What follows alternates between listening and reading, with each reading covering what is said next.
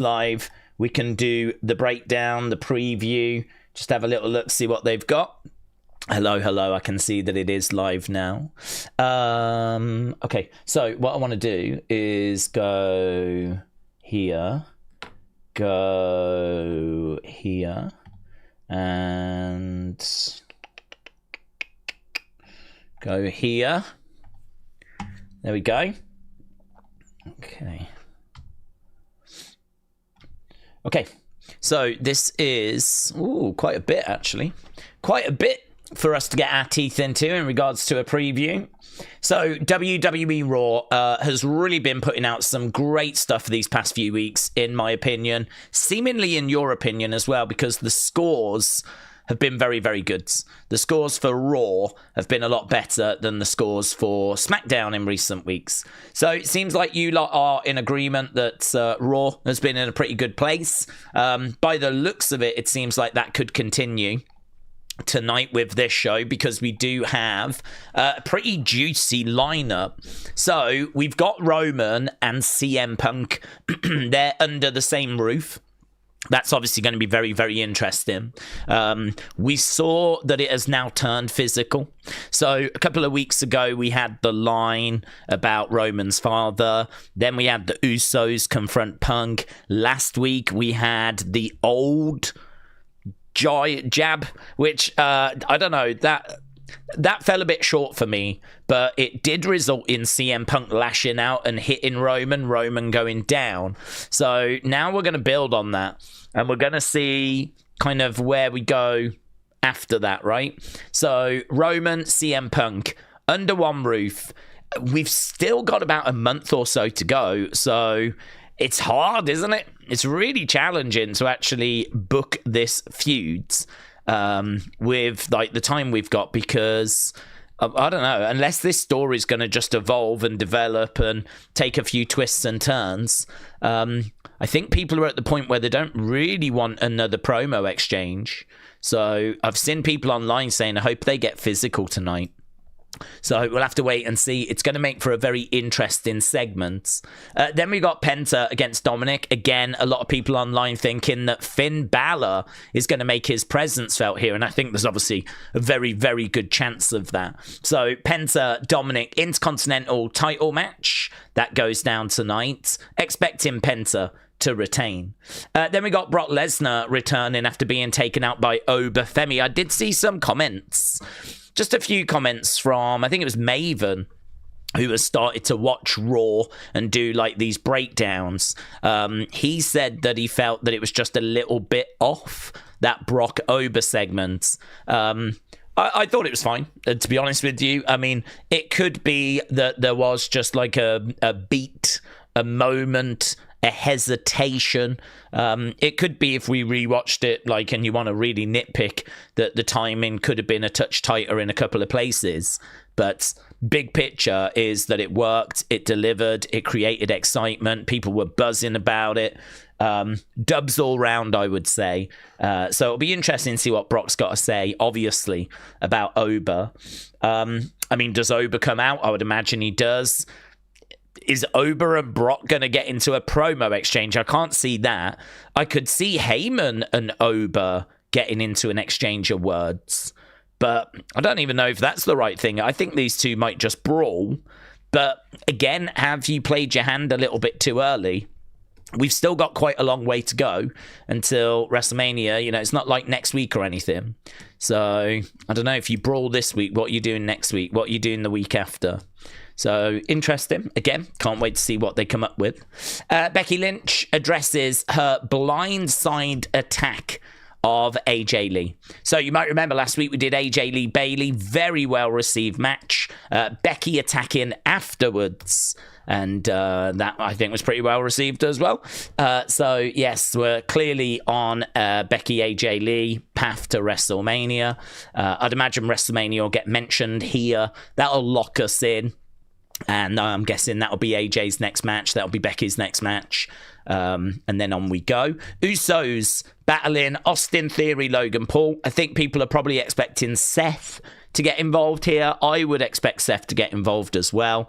Usos against Theory, Logan Paul. There is some chatter from WrestleVotes. I was listening to their show earlier, and they just pondered, they hadn't heard anything, but they just wondered, did that segment with LA Knight and the Usos backstage, which was a bit of a nothing segment, it was just LA Knight saying, look, we're on the same page, but if you're going to get close to Roman and reform the bloodline, you know, I can't stand by that.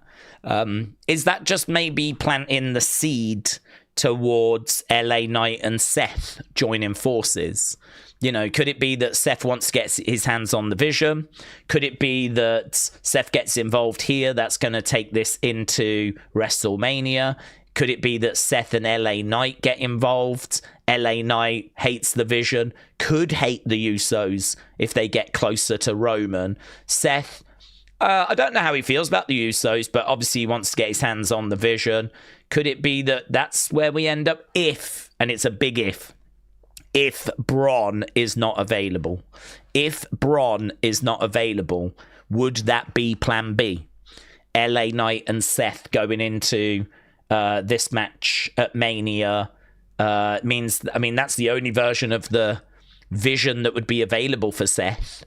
Clearly not going to go into a match with Brock now. Brock's going after Ober.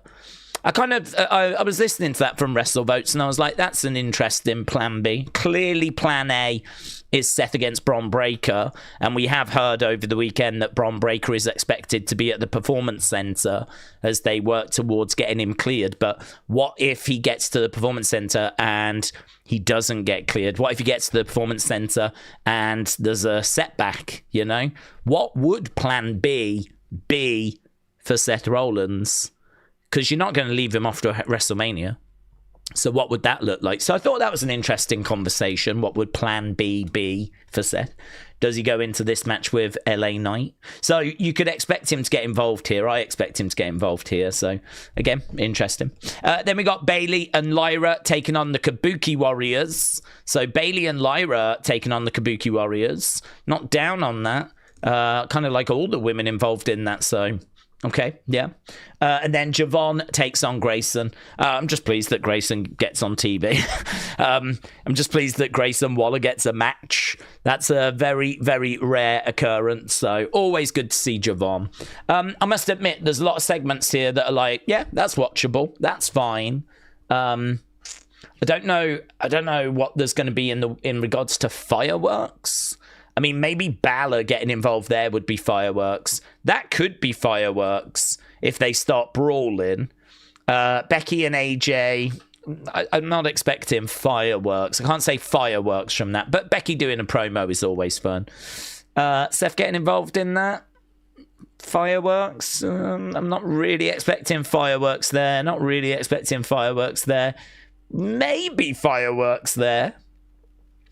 Don't know. The problem that this Raw has got is that we've kind of played our hand with a lot of the direction as to where we're going. So we know we're going to get Brock Ober. We know that we're going to get Roman, CM Punk. We know that Becky and AJ are on a collision course, right? They've just got to announce the match, but we know where that's going. So we know, as we said, Brock Ober as well. We don't know about Finn Dom totally yet, so that's an interesting one.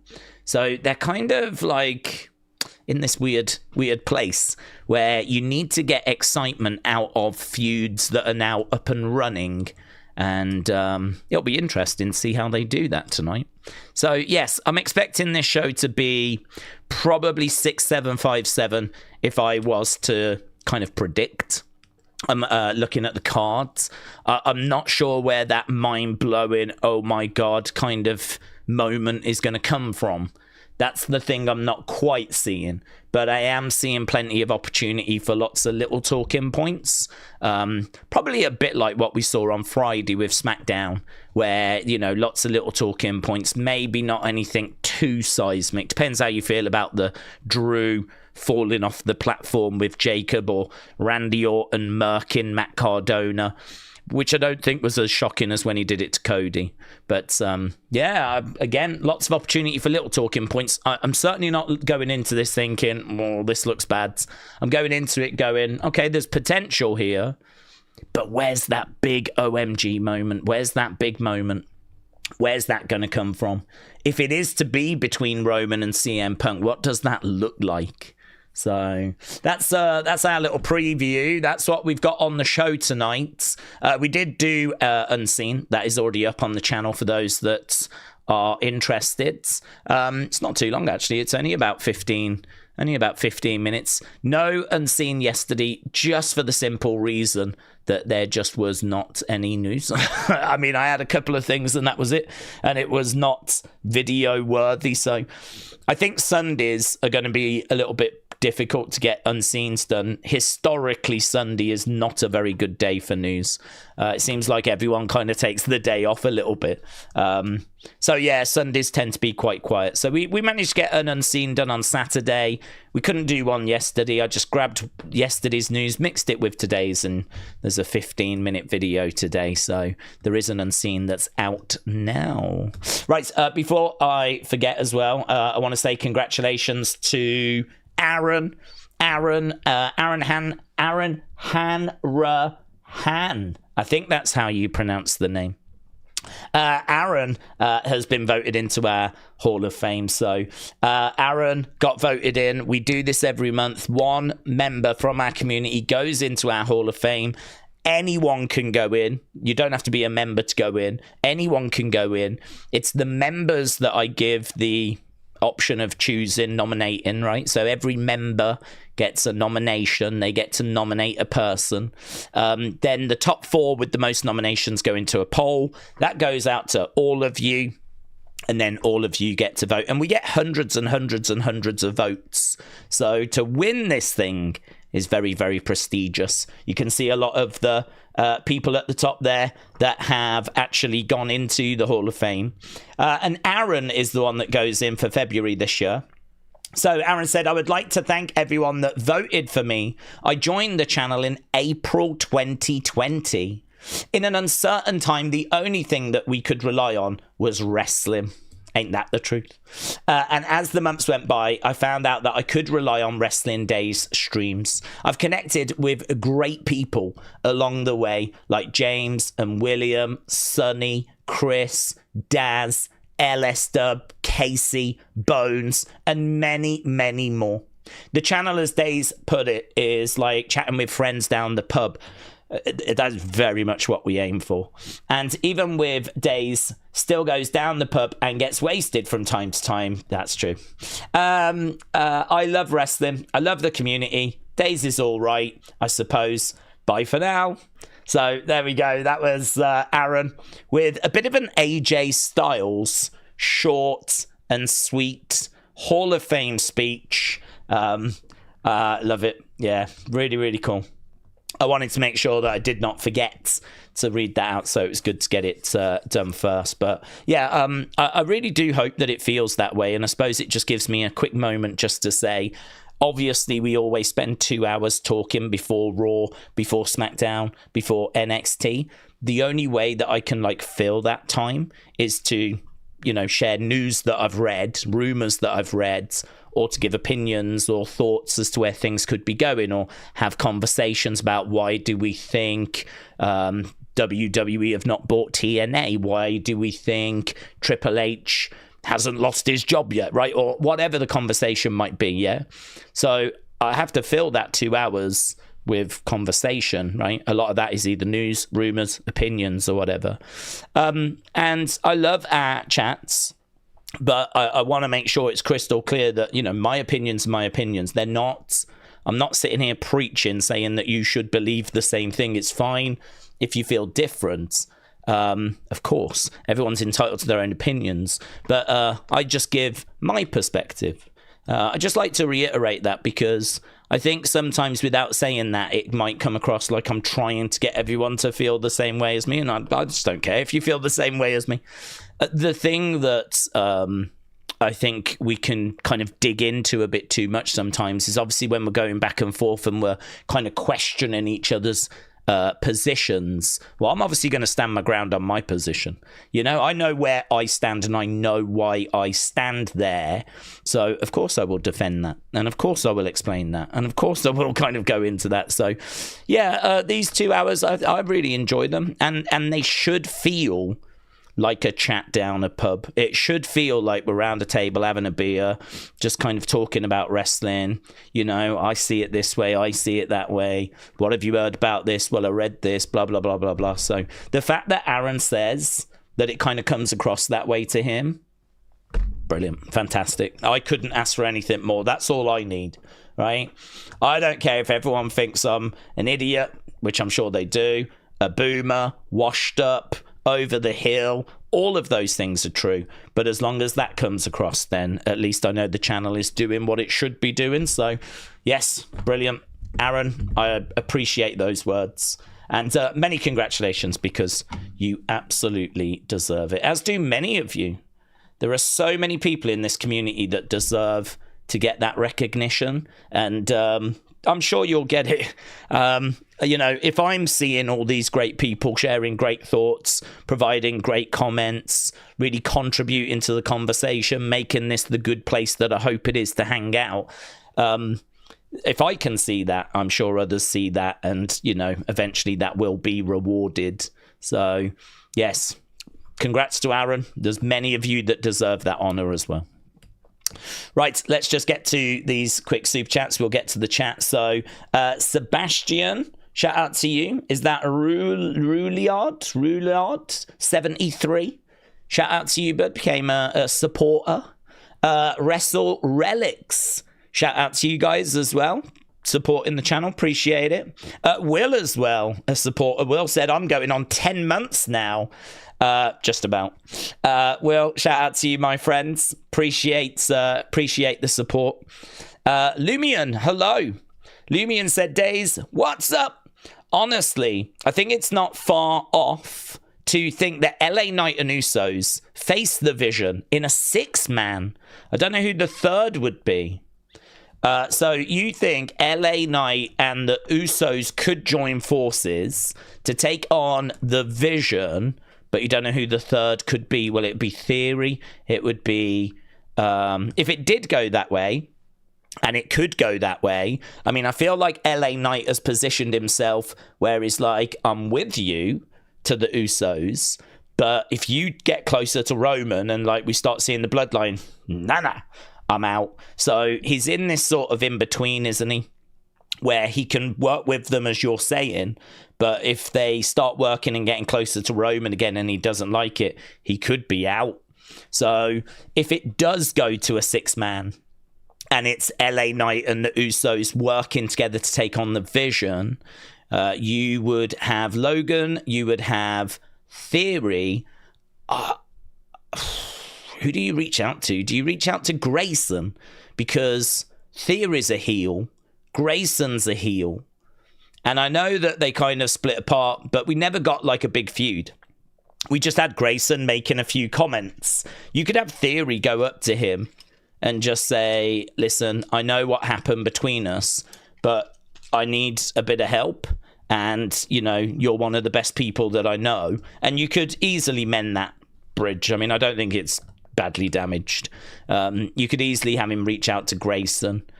Ooh, that would be like an obvious person for Theory to go and get, wouldn't it? Or you could have Logan potentially bring in Jake Paul. That is not what I would be looking for. But again, if we look at who they are closest to, Logan, I don't think, has got too many friends. So, but he could go and get Jake. Don't know where Jake is in his recovery to his chin, of course. Don't know that he would be cleared. Might be that it's just not possible for him to get physical. Grayson would feel more likely. Of course, Heyman could always go off and get someone completely random, like an Ethan Page or someone like that. But yeah, it could go that way. It could be a 6-man. As we said, LA Knight is just kind of caught between, you know, am I with the Usos? Am I not with the Usos? In retrospect, it was actually quite an interesting little backstage conversation that he had with them. I think it was last week. It was just a very throwaway, very quick thing, but definitely hinted towards something. And we don't know his plans, do we? LA Knight's plans.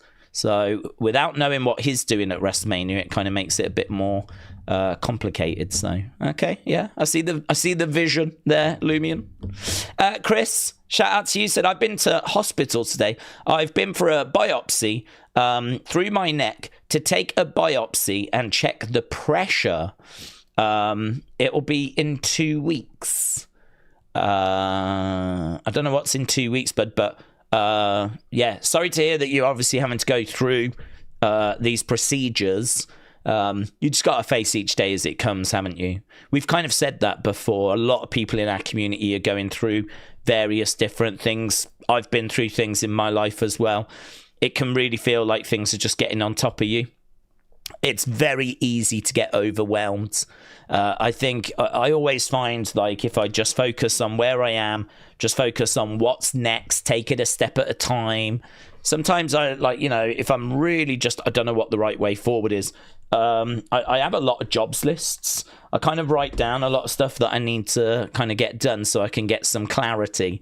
So I've always got like a book next to me where I've got like jobs lists and bits in that I know that I'm kind of helps focus me. So I think just anything that you can do to, you know, kind of find a way through the day, take it a day at the time, all good stuff. So yeah, hope it all goes well. 2 weeks till the biopsy.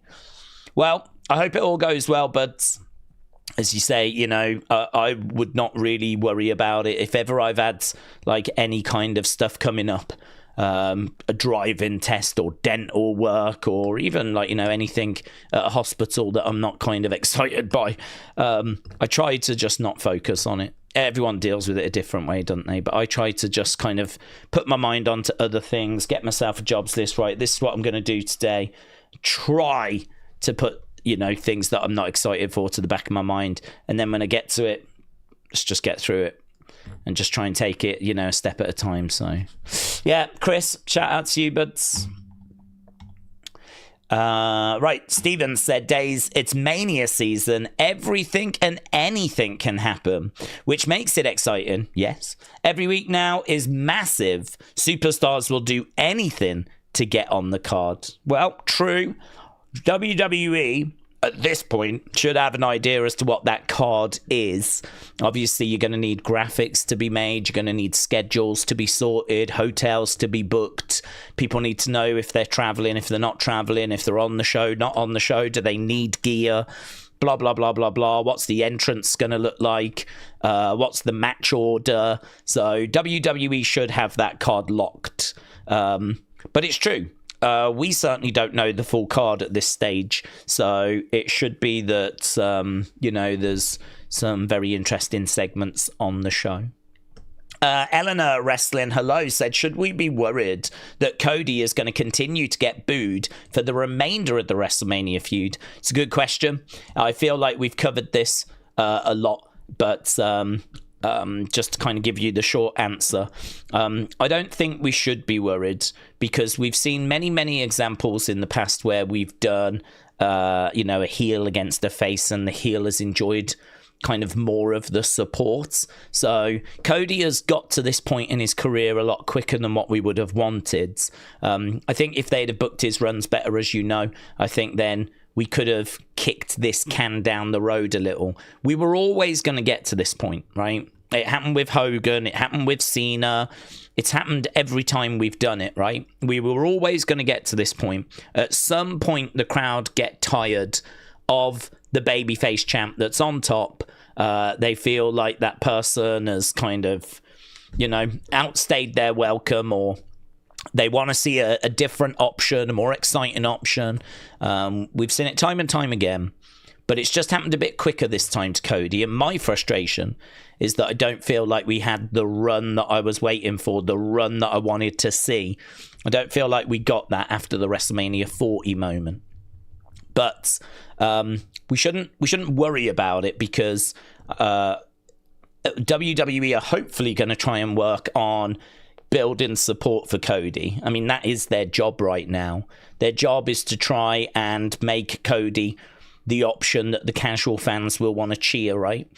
If you've got to choose between Randy and Cody, trying to make Cody the option that you want to support is going to be very challenging and difficult, but I firmly stand by it's not impossible, right? I just don't think we've tried anything yet. And we were looking on Friday to see what they did on Friday to see how they were going to achieve it. And what they ended up doing, I thought, was very underwhelming. Felt like a babyface promo followed by him beating up Matt Cardona. And I don't think beating up Matt Cardona is going to get you heat. And the fans were chanting one more time. You know, the fans were asking for him to stomp on that chair again.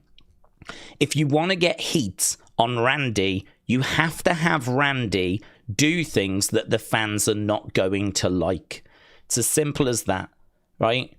The fans aren't going to care if he beats up on Matt Cardona, right? It's not going to have an effect, or it's not going to have the effect they thought it was going to have.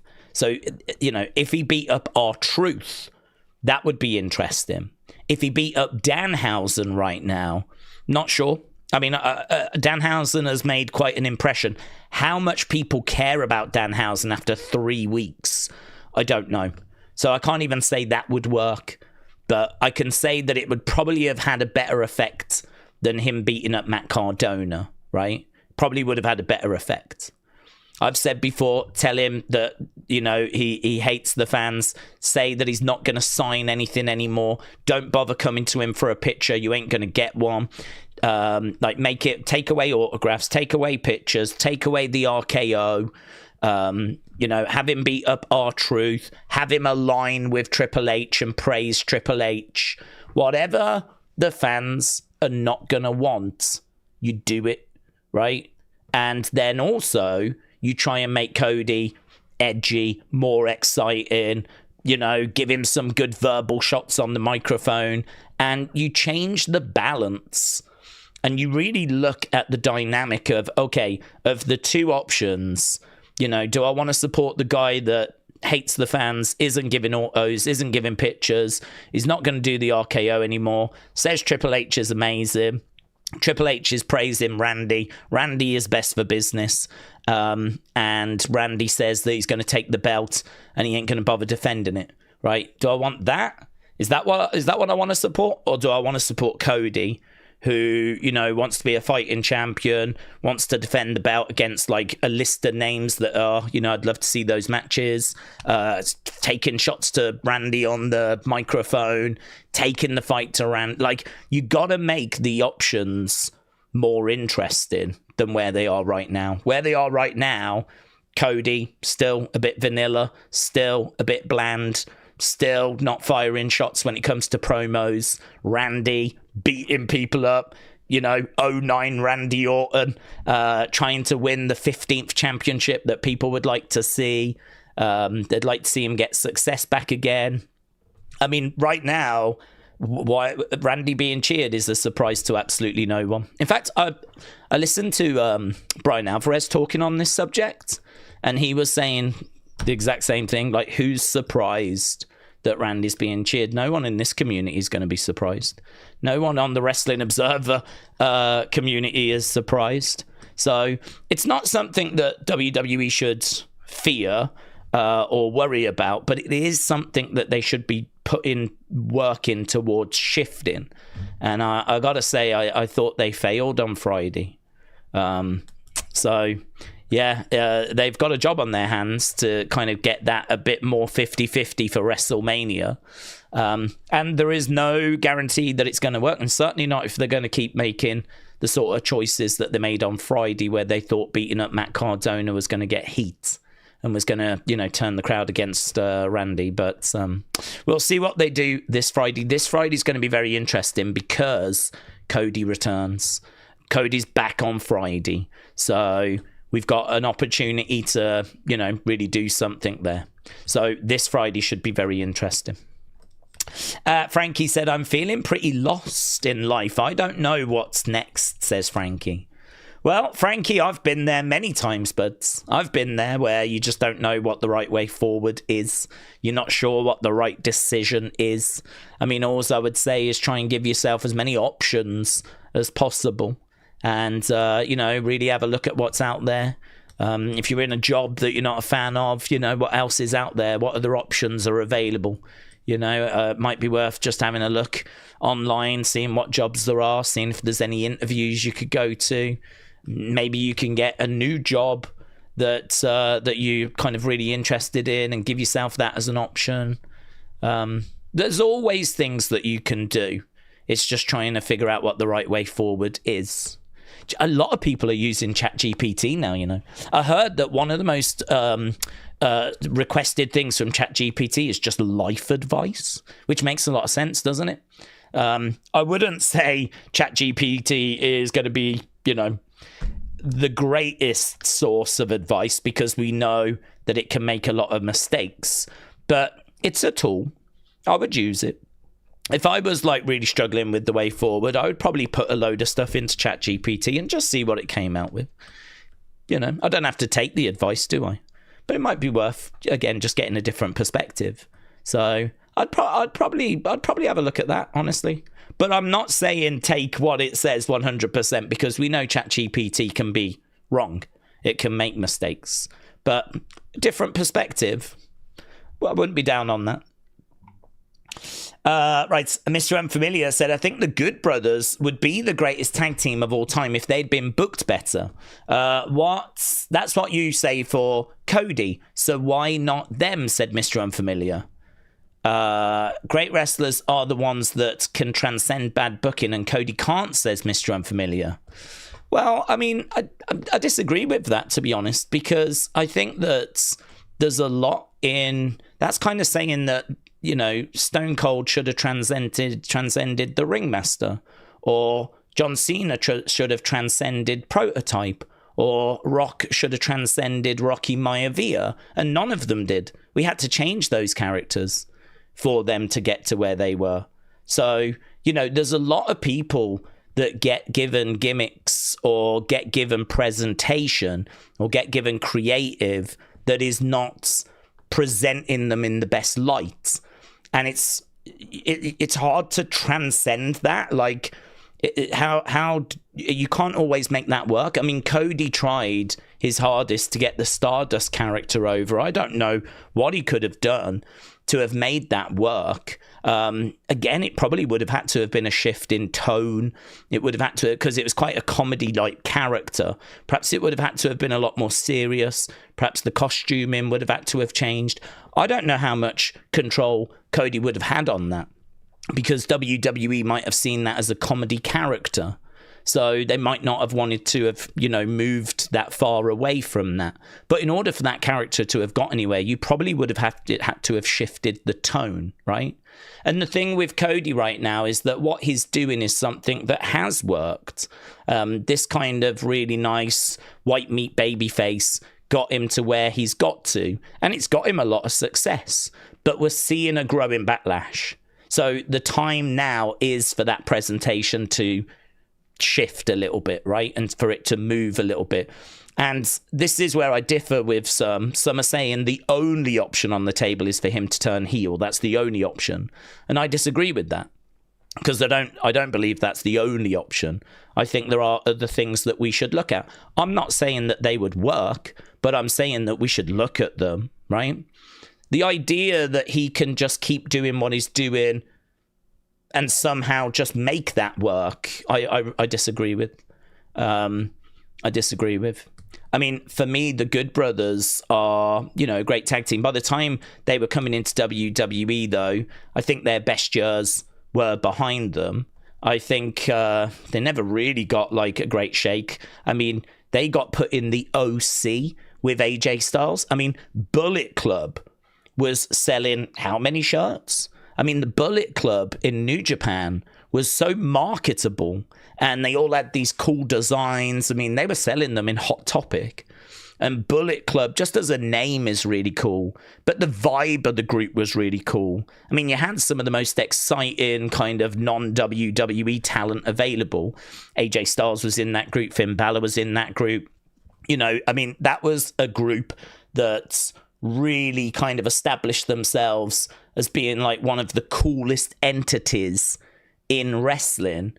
And, you know, Gallows, Anderson were connected with that. But Bullet Club was something very special that really was marketable and shifted much. The WWE version of that was the OC, which, I don't know about you, but straight away I think about a teen drama, right? That's not cool. The original club is nowhere near as interesting as Bullet Club. The idea that they should have been able to have just made it work, the idea that you can be given a bad gimmick and it's on you to make it work, and if you don't, it's your fault. I can't agree with that. And I think there's a lot of wrestlers that would disagree with that as well. Ask Terry Taylor about the Red Rooster gimmick.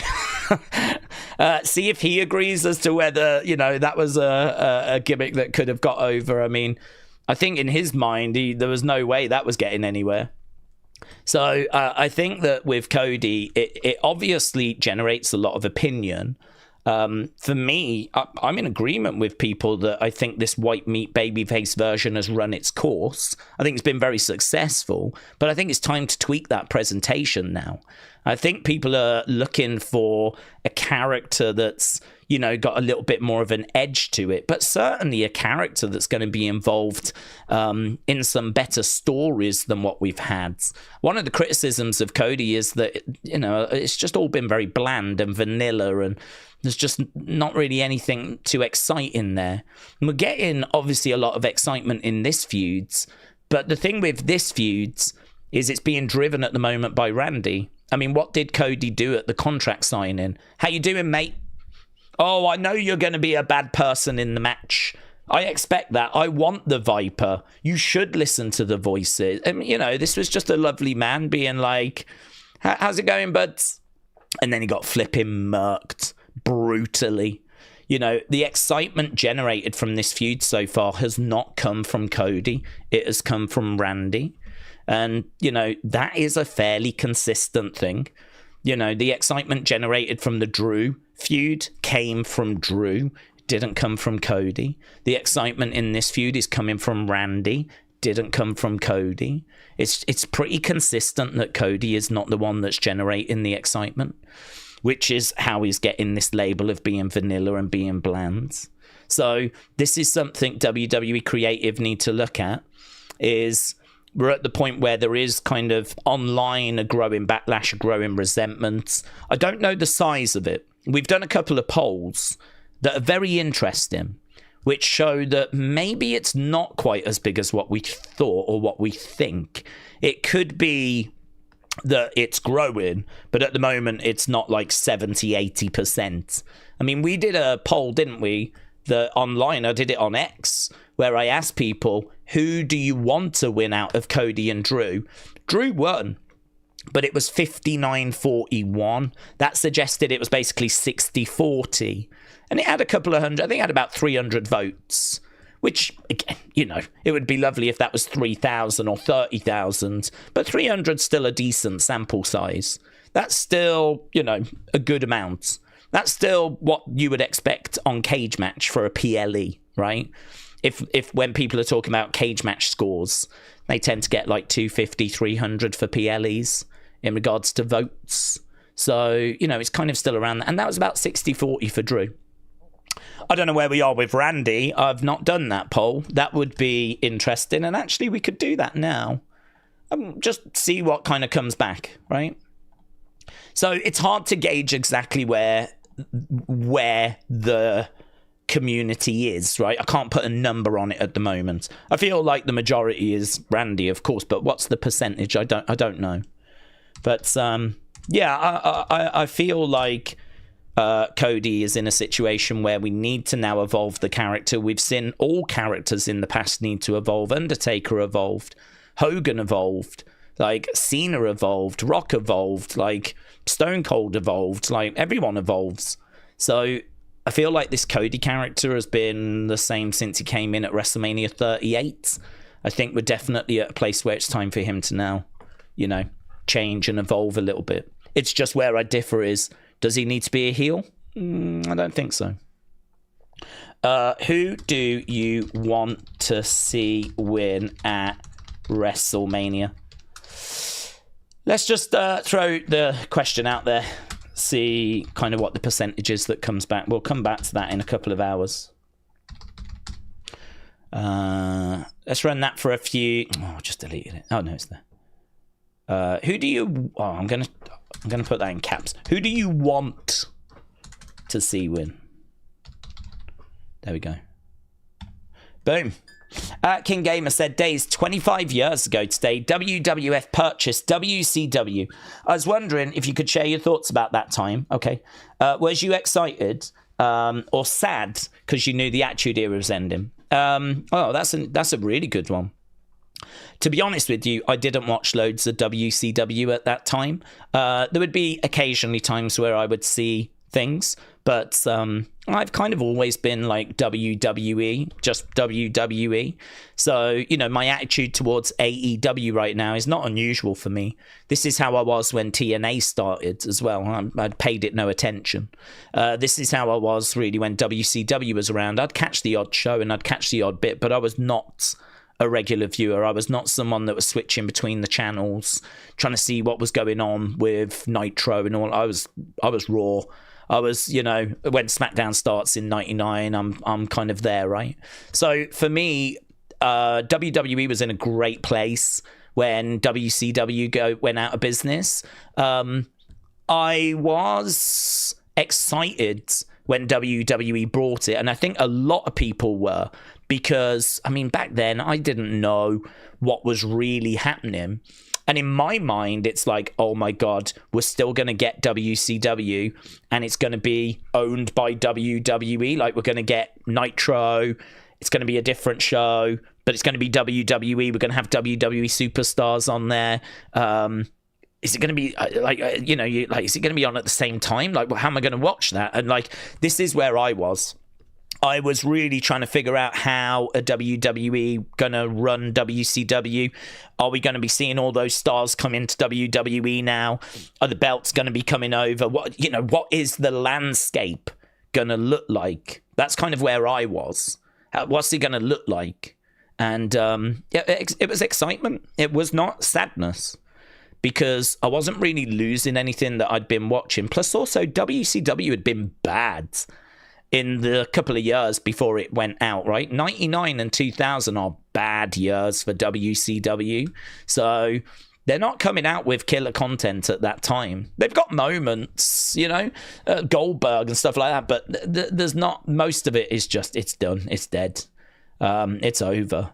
So for me, it was excitement as to where we were going and what was the landscape going to look like. And again, I'm not chatting to anyone with that. It's just watching and thinking and maybe speaking to the odd friend at college, whatever. But yeah, I'm excited. It's excitement. Obviously, it doesn't work the way that we wanted. I don't think they really bought it to carry WCW on. They obviously bought it for $2.5 million. They bought it for the tape library. That tape library has obviously paid back that $2.5 million. They've done DVDs. The content was, you know, a big lot of content to put onto the network. And now they've got the YouTube channels. I mean, God only knows what they've made from WCW content just on YouTube alone. Ever since YouTube has been around, WCW as content has been owned by WWE. They bought it in '01, which was years before YouTube existed. So I don't even know how much they've made just from it being on YouTube, right? And then, of course, it featured as part of the network. How many people bought the network just to watch WCW? Probably not a large number, but it probably was a number. And so they made money there. They made loads of money from WCW DVD sets. But then equally, they've been able to use matches on other people's stuff. Like, you know, whenever you've done like a Stone Cold DVD set, you can show off his WCW days, right? In Hollywood Blondes and all of that. So when he was stunning Steve. So yeah, it's more than paid for itself. But I don't know that they really had a plan for the show. They did try a couple of like WCW matches on Raw, but it just didn't seem to translate very well. The WWE audience just wasn't really didn't really seem to care too much for it. And you can sort of understand that, really, because a lot of the talent that came over from WCW was not the higher end talent. This was the problem with the invasion, wasn't it? Was that we couldn't get the big names. Turns out those big names were actually not signed to like WCW. They were signed, I think, to the TV network. So they were being paid, but from a different pot of money. So that means when you bought WCW, you didn't actually get a lot of the big names. You didn't get Sting's contracts. You didn't get Hogan's contracts. You didn't get Kevin Nash or Scott Hall, right? You didn't get those contracts. So actually, a lot of the talent they picked up was just mid-card talent, low-end talent. It's kind of talent that weren't really going to move a needle, which is why when you try to do an invasion angle, you kind of, imagine if we bought AEW right now and we just had a lot of their kind of mid-cards, Jack Perry, maybe. You're not getting the top end of the card. You're not getting the big names that people are really excited by. You're just getting, mid-cards type level. And it was hard to do an invasion angle on that. It was hard to so this is why we had the likes of Stone Cold going over, and there was a ECW that got brought in to try and boost it. And it didn't work. I feel really sorry for him because some people have said, how could you have booked it better? But it's like, I don't know, because you didn't have the names that you needed to really move the needle. You would get them eventually, but not until further down the road. Like NWO don't come in till 2002. So, you can't use them in 01. So how can you make an invasion angle interesting when you don't have the big names?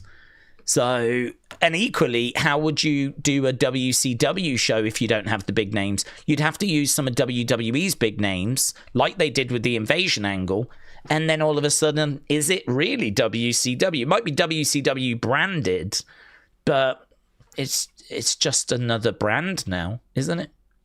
So I think, and the other problem you've got is like, if you're branding it WCW, can you brand it WWF as well? I mean, if you call it WWF Nitro, then you're not using the WCW brand. And I don't think you could call it WWF WCW Nitro. So how much do you want to use the WCW name if the WCW name has been dragged through the dirt for a few years and actually isn't as strong as it used to be? You kind of want to use the WWF name. But if you use the WWF name, then you're kind of taking away the one thing that makes it interesting, which is WCW. So you're kind of like, oh my God, what a mess. So the whole invasion angle just is a missed opportunity, but I don't know really what they could have done apart from delay it and just wait for those bigger names to be free and available. Because apparently those bigger names just sat at home. A lot of those bigger names just got paid. Their contracts kept going, even though there was no show, and they just kept picking up a check, even though there was nothing for them to do. They were still being paid, I think, by Time Warner, by the TV network. They were still just getting paid, but there was no show. So they were just sat at home. And you can sort of understand, can't you? Do you want to go to WWF and be paid, but you're going to work? Or do you want to sit at home and be paid and you don't have to work? I mean, you can kind of understand why a lot of wrestlers just went, well, I'll just stay at home and get paid. And that's what happened. So yeah, the whole thing was a mess. It didn't work. It is a real shame that we couldn't have had a much better conclusion to the end of the Monday Night War. If anything, it sort of fizzled out. WWE bought what was left, tried to make the most of it. For obvious reasons, couldn't really make it work. The invasion angle is seen as a dud in retrospect now. And that was it. That was the end of the Monday Night Wars. But when they first bought them, it was one of excitement. And the way that they did it with, Shane being over on Nitro and Vince being on Raw and the simulcast, like the way they did that was so good. I mean, it was such a great, like, oh my God, Shane is running WCW. Like it was done so well. And don't get me wrong, there's moments during that where, you know, it's fun. But, yeah, in retrospect, people look back now and go, it's not quite what we were hoping for, you know. Daze, Rhea Ripley just got added to WWE World, said Word Life Cena fan. Thanks, Word Life Cena fan. To be honest, I don't really worry about that because in my mind, I think a lot of superstars are going to get added. I mean, if you're a superstar that's going to be at WrestleMania, why wouldn't you be at WWE Worlds? I do find that a bit strange that they kind of announce it this way. I think it's just so, like, if you want to meet Rhea, her tickets are available now. So really, it's just that. But yeah, I mean, everyone's going to get added to WWE Worlds. Anyone that's around that weekend, they're going to be made available for meet and greets, aren't they? Right, Connor said, did we hear that WWE is in discussions with Tom Brady regarding a potential appearance at WrestleMania 32? Yes, I did. The only thing that surprised me there was the fact that there's rumors that we're working on a collaboration merch-wise. So, you know, there's rumors of that. But now there's rumors that we're in negotiations. Perhaps there's, like, already some work that's been done on some cross-merch. But now we're actually in talks for a match. Not sure.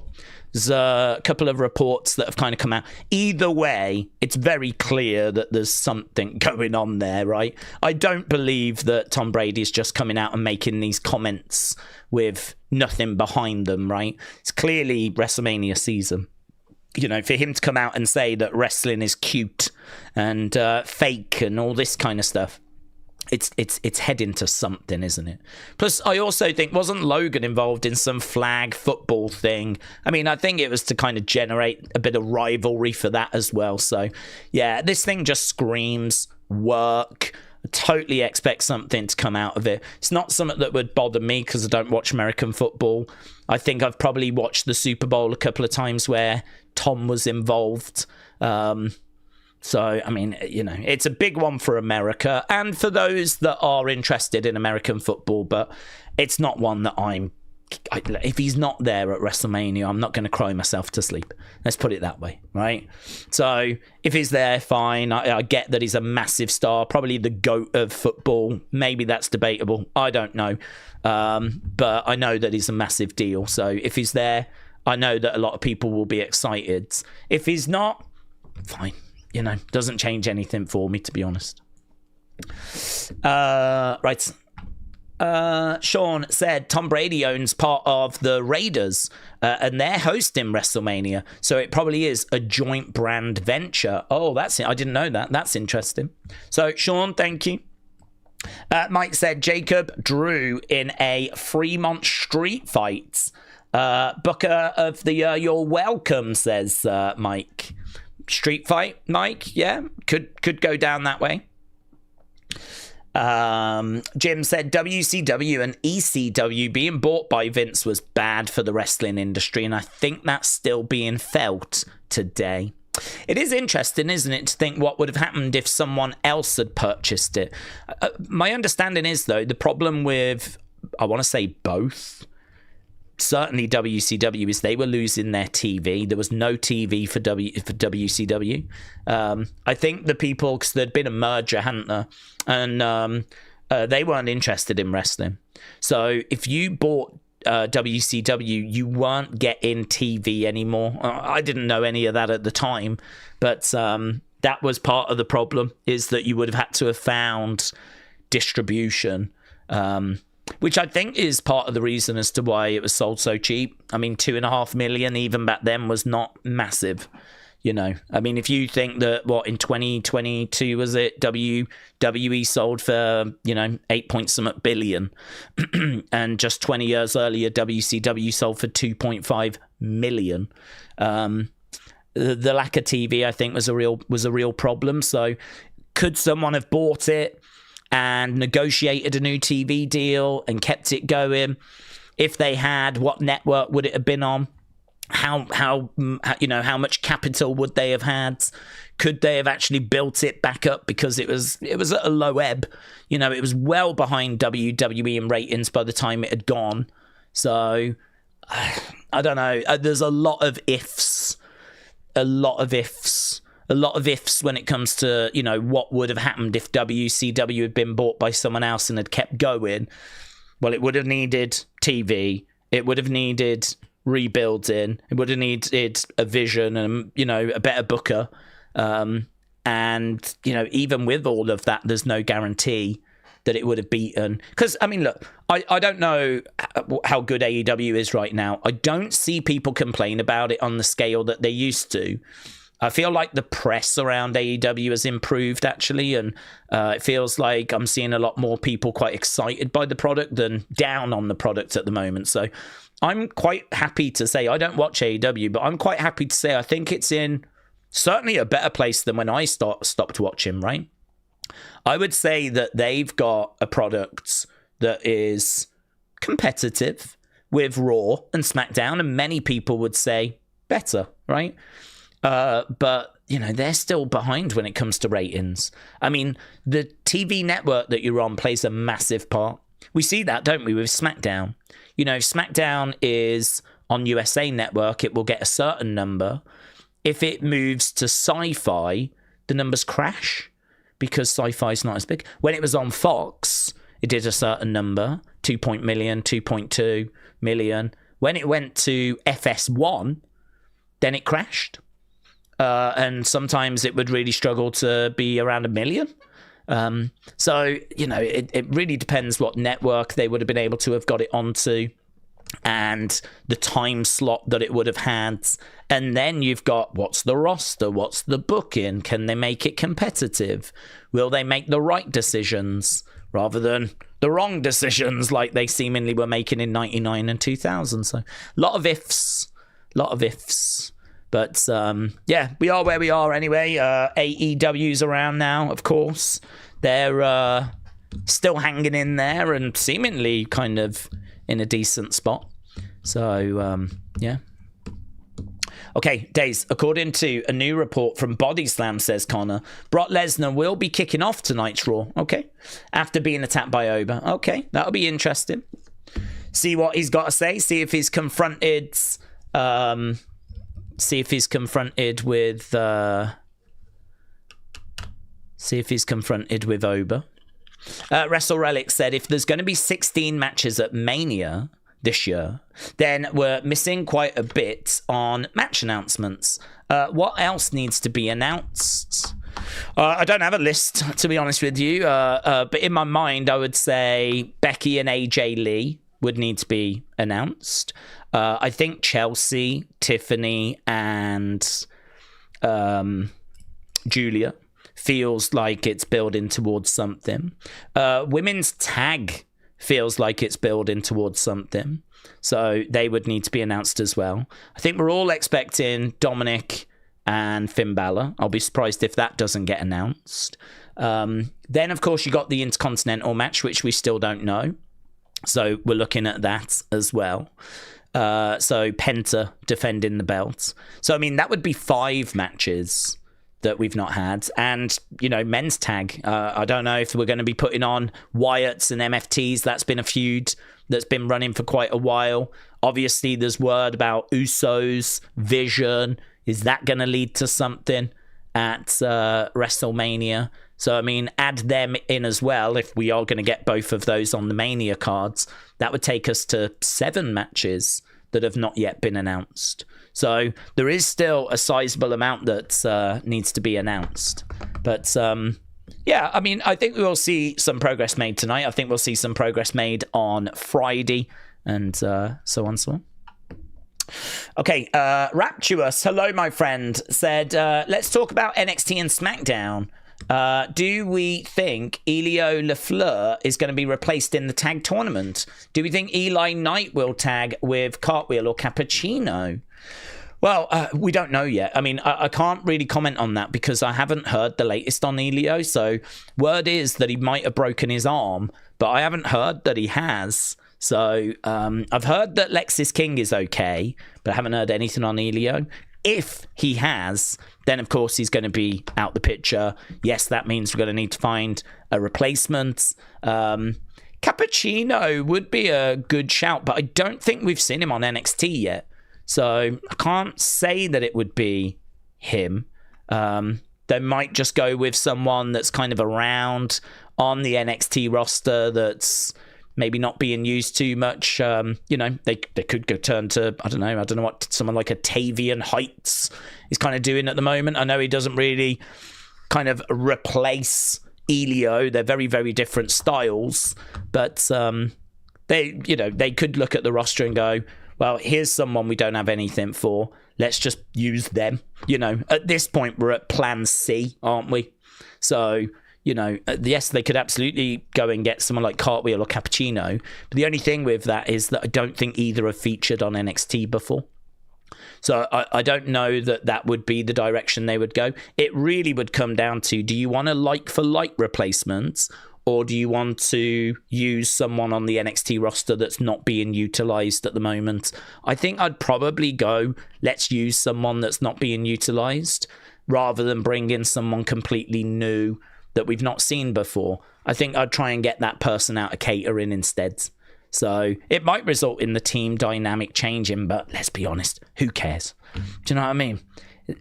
Does anyone really care about that team? It's not a team that I'm got any interest in. It all feels a bit thrown together anyway. And it's clearly not a team that's got any long-term future. As we said, we're already at plan C. So, yeah, it just depends which way they want to go. Big time Daze, what are we looking for with Roman and Punk segment? I feel like the promo exchanges have run a little bit dry after the recent promo. Perhaps a cinematic segment like Rock and Cody, says Big Time. Oh, that would be interesting. I like that. Well, actually, I was thinking when you said cinematic, I suppose you could class the whipping in the rain as being cinematic, but yeah, when you said cinematic, I was thinking more, do you remember Roman and Cody when they met on that football field? And we had all those cars arrive and they got out and it was like a pre-taped sort of segment. I wouldn't hate something like that. That would be different as well. I think what I'm looking for, I suppose, is I'm looking for something that is going to be a bit different to the Randy and Cody one. I feel like the Randy and Cody one is very physical. It's actually covering a lot of bases because you've got the phone call as well, which is also providing a bit of mystery, right? There's obviously a lot of history between them, so we haven't really dug into that yet, but I'm sure we will. I don't see how we don't. So really that Cody and Randy one is very all-encompassing. It's hitting a lot of bases. So to try and present Roman and Punk as being something different is challenging because I feel like the Randy and the Cody one is giving us a lot of stuff. What it hasn't given us is a cinematic kind of segment in that regards, like the one that we got with Roman and Cody in the build to WrestleMania. I think it was 40. They obviously met twice. I can't remember if it was 39 or 40, but I think it was on the road to 40. But it could have been on the road to 39 when they pulled up at that football field. So I wouldn't be down on seeing a segment like that. But I do think the live fans tonight are going to be hoping to see Roman and Punk in the arena. So that's where, if you present like a pre-recorded segment, that's where you're going to get a bit of a pushback maybe from the live crowd. But, well, you can't please everyone. But that's something we haven't had on the other side, so that could be interesting. All of a sudden you start thinking about, where would you film that? What would that actually look like? Could it be kind of Punk going round to the Anoa'i family home? Could it be Punk going around Roman's house? Could it be Roman going around Punk's house? Could it be something different? I don't know. That could be interesting. Again, just a point of difference, something we've not done with Randy Cody. And that's a criticism that I do see online. If you do a cinematic beatdown on this show, how is it going to feel different to the beatdown that we saw just the other week between Randy and Cody? Because that felt to me very similar to the Rock segment. Cody being whipped in the rain. I know the one was outside and the one was inside, but apart from that, it was a brutal attack with bloods. And, you know, Randy looking absolutely dominant, just beating up on Cody. Cody absolutely lifeless. I mean, shades of The Rock whipping Cody in the rain, outside his bus. One was outside, one was inside. I feel like that box has been ticked.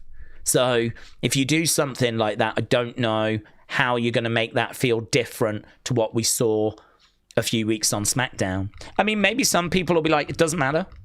You know, this feud has got to the point where it needs to get physical now.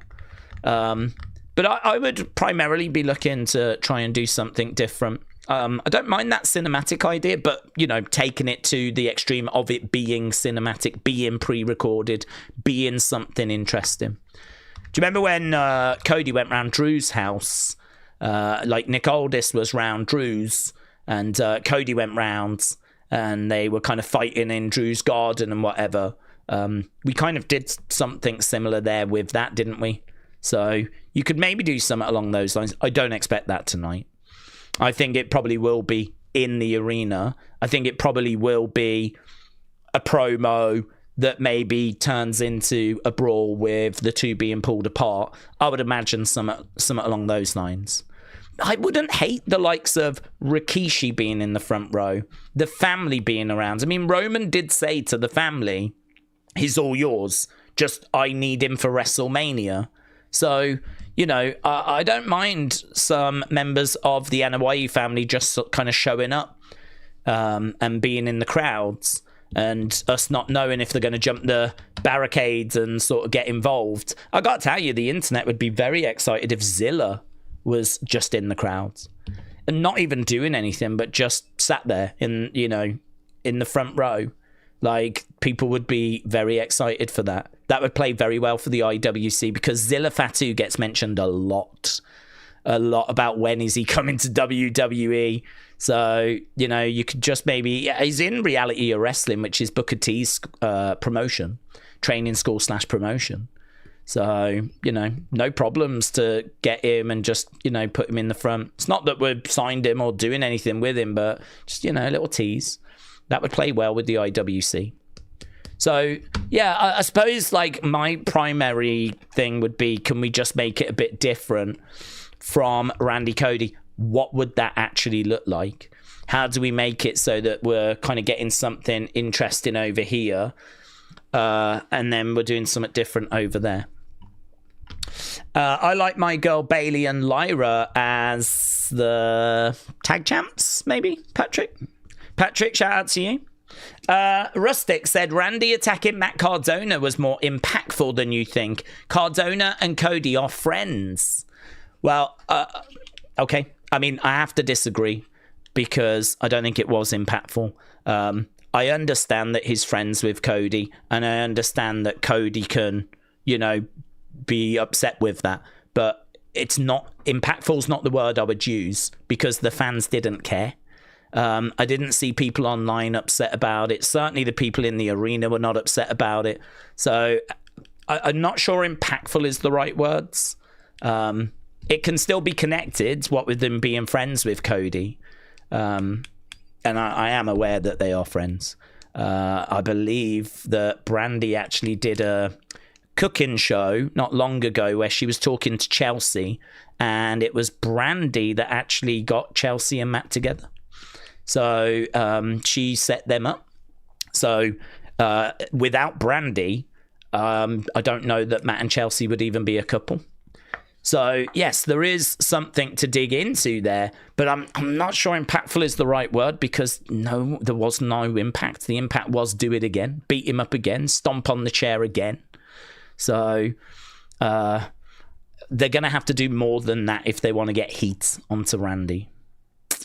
Connor said, do we think that Randy could either try and attack Cody's family, or do we think that Randy could invade Cody's home? Which one would you prefer? I would prefer going after Brandy. I would prefer that. I think going into homes and things along those lines, I would try and save that stuff for Roman and Punk. Again, I don't think anyone wants these two feuds to feel the same. I don't think you want to be watching some on a Monday and then watching some on a Friday, that feels very similar, but just with different people. So, you know, this is where, if you're Triple H, you should be trying to present two different feuds with two different stories and really trying to, you know, highlight the differences. So I think bringing Brandy in, we haven't got too long to go. I mean, it's one of those where for CM Punk and Roman, it might be a bit too long because we've already had weeks and weeks of builds. And they've already said pretty much, you know, 2 promo segments where they can say whatever they want to each other. So with like 3 weeks to go, you can look at it and go, what else is there to do apart from get physical? So it's funny because with that feud, it feels like there's too much time left. But with Randy and Cody, we haven't even done our first promo of them saying something to each other. Because last time they spoke, Cody was under the impression they were good mates and everything was great. And now, very different. So, I mean, it was, 3 weeks ago that we had the line about, I'm going to bury you next to your father from Roman, right? I would say we are probably there now with Randy and Cody. But that's this week. That's going to be the first time they have that kind of conversation on Friday. So both are at a different point, actually. Both are in a very different place. So the one feels like it's ready to go. I think a lot of people are kind of ready with Roman and CM Punk. It'll be interesting to see what we do tonight, as we said, to kind of further that as we're still like 3 weeks out. But on the other side, that one, I'd say Randy Cody feels in a better place. That one feels like 3 weeks to go. And there's so much to dig into as well. We haven't even started going into their history. You know, we haven't even started doing that. So the one feels like there's too much time. The other feels like there's not enough time. But, yeah, it's... I would try and separate them. Maybe have home invasions on the one side and, you know, Brandy kind of getting involved on the other side. The other thing, though, is that I do think Cody Randy goes after WrestleMania. I don't think it finishes at Mania. I think it will go past Mania. So a lot of the stuff we're like, what about Ted DiBiase? Who's on the phone? Are you going to bring Brandy in? Like a lot of these elements, it's not like we got to get all that done in 3 weeks because I think there is so much meat on the bone. You can go back to it after Mania. I mean, I'll be surprised if it's all just done at Mania. Wrestle Relic said, give me Zilla. Yeah, a lot of people would like Zilla. It's not one that would play to the casuals because casuals won't know who Zilla is. But there is a lot in the IWC. You've seen it a lot in our community, people talking about Zilla, when's Zilla going to come in. There's a lot of excitement around Zilla. So, you know, you could absolutely just bring him in and use him as part of this build. And we've done that before. I mean, we had Lance and Hawaii have a match. I think, wasn't it? God, who was it? Was it Shane McMahon? Said that he was going to beat a member of the Anoa'i family. He was going to, you know, beat someone up from Roman's family, and they brought down Lance, who is not the biggest, right? So they brought Lance down, and he got murked. And that was just on a, you know, a Raw or a SmackDown. It's just like, you know, they just brought him down to the ring, did a quick match, ended up beating him. But he wasn't signed to any long-term deal. Someone like Zilla kind of coming in and being a part of this build, that could be kind of interesting. I mean, he's desperate to get to WWE. I don't think there's any concerns he's going to go to AEW. He wants to be with his family. And his family's all in WWE, so it's not like WWE are going to showcase him and then lose him to AEW. So, yeah, I wouldn't hate him being a part in some capacity. I would just really try to play expectations down. I don't think he'd be getting signed to Raw or anything like that. I think he'd just be making, you know, an appearance, mean mugging in the front row, maybe sat next to Rikishi. But even just an appearance of Zilla would get the IWC very excited. Tony K said, how about this for an idea? A celebrity battle royal with ISHO Speed, Grim, KSI, Bernie, Jake Paul, Gronk. We could have Tom Brady win that. I don't hate that idea, honestly. I'd be fine with that. I think that celebrities at WrestleMania are a positive, because they are a great way of getting eyes on the product, and they're a great way of making the show feel bigger than a normal show. So yeah, celebrities being involved, no issue with it whatsoever, apart from when they step in the ring to have a match, right? And they try to go toe-to-toe with the wrestlers. That's where I struggle, because they're not wrestlers, right? So actually, if you put all the celebrities into the same match, so it's just celebrities against celebrities, I don't have anything to complain about, because they're not trying to compete with highly trained wrestlers. It'd be a little bit like if you put celebrities into UFC, you know, rather than them going up against UFC fighters, you do celebrity versus celebrity. No complaints, because, okay, the quality might be rubbish, right? I mean, as a fight, it might suck, but at least I'm not meant to believe they can go toe-to-toe with a UFC fighter. So a celebrity battle royal, I wouldn't do it every year, but as a one-off, just bring down some celebrities and just have them battling away in a short little segment to crown the first ever celebrity champion. We could have a celebrity championship, all the celebrities just trying to dump each other out.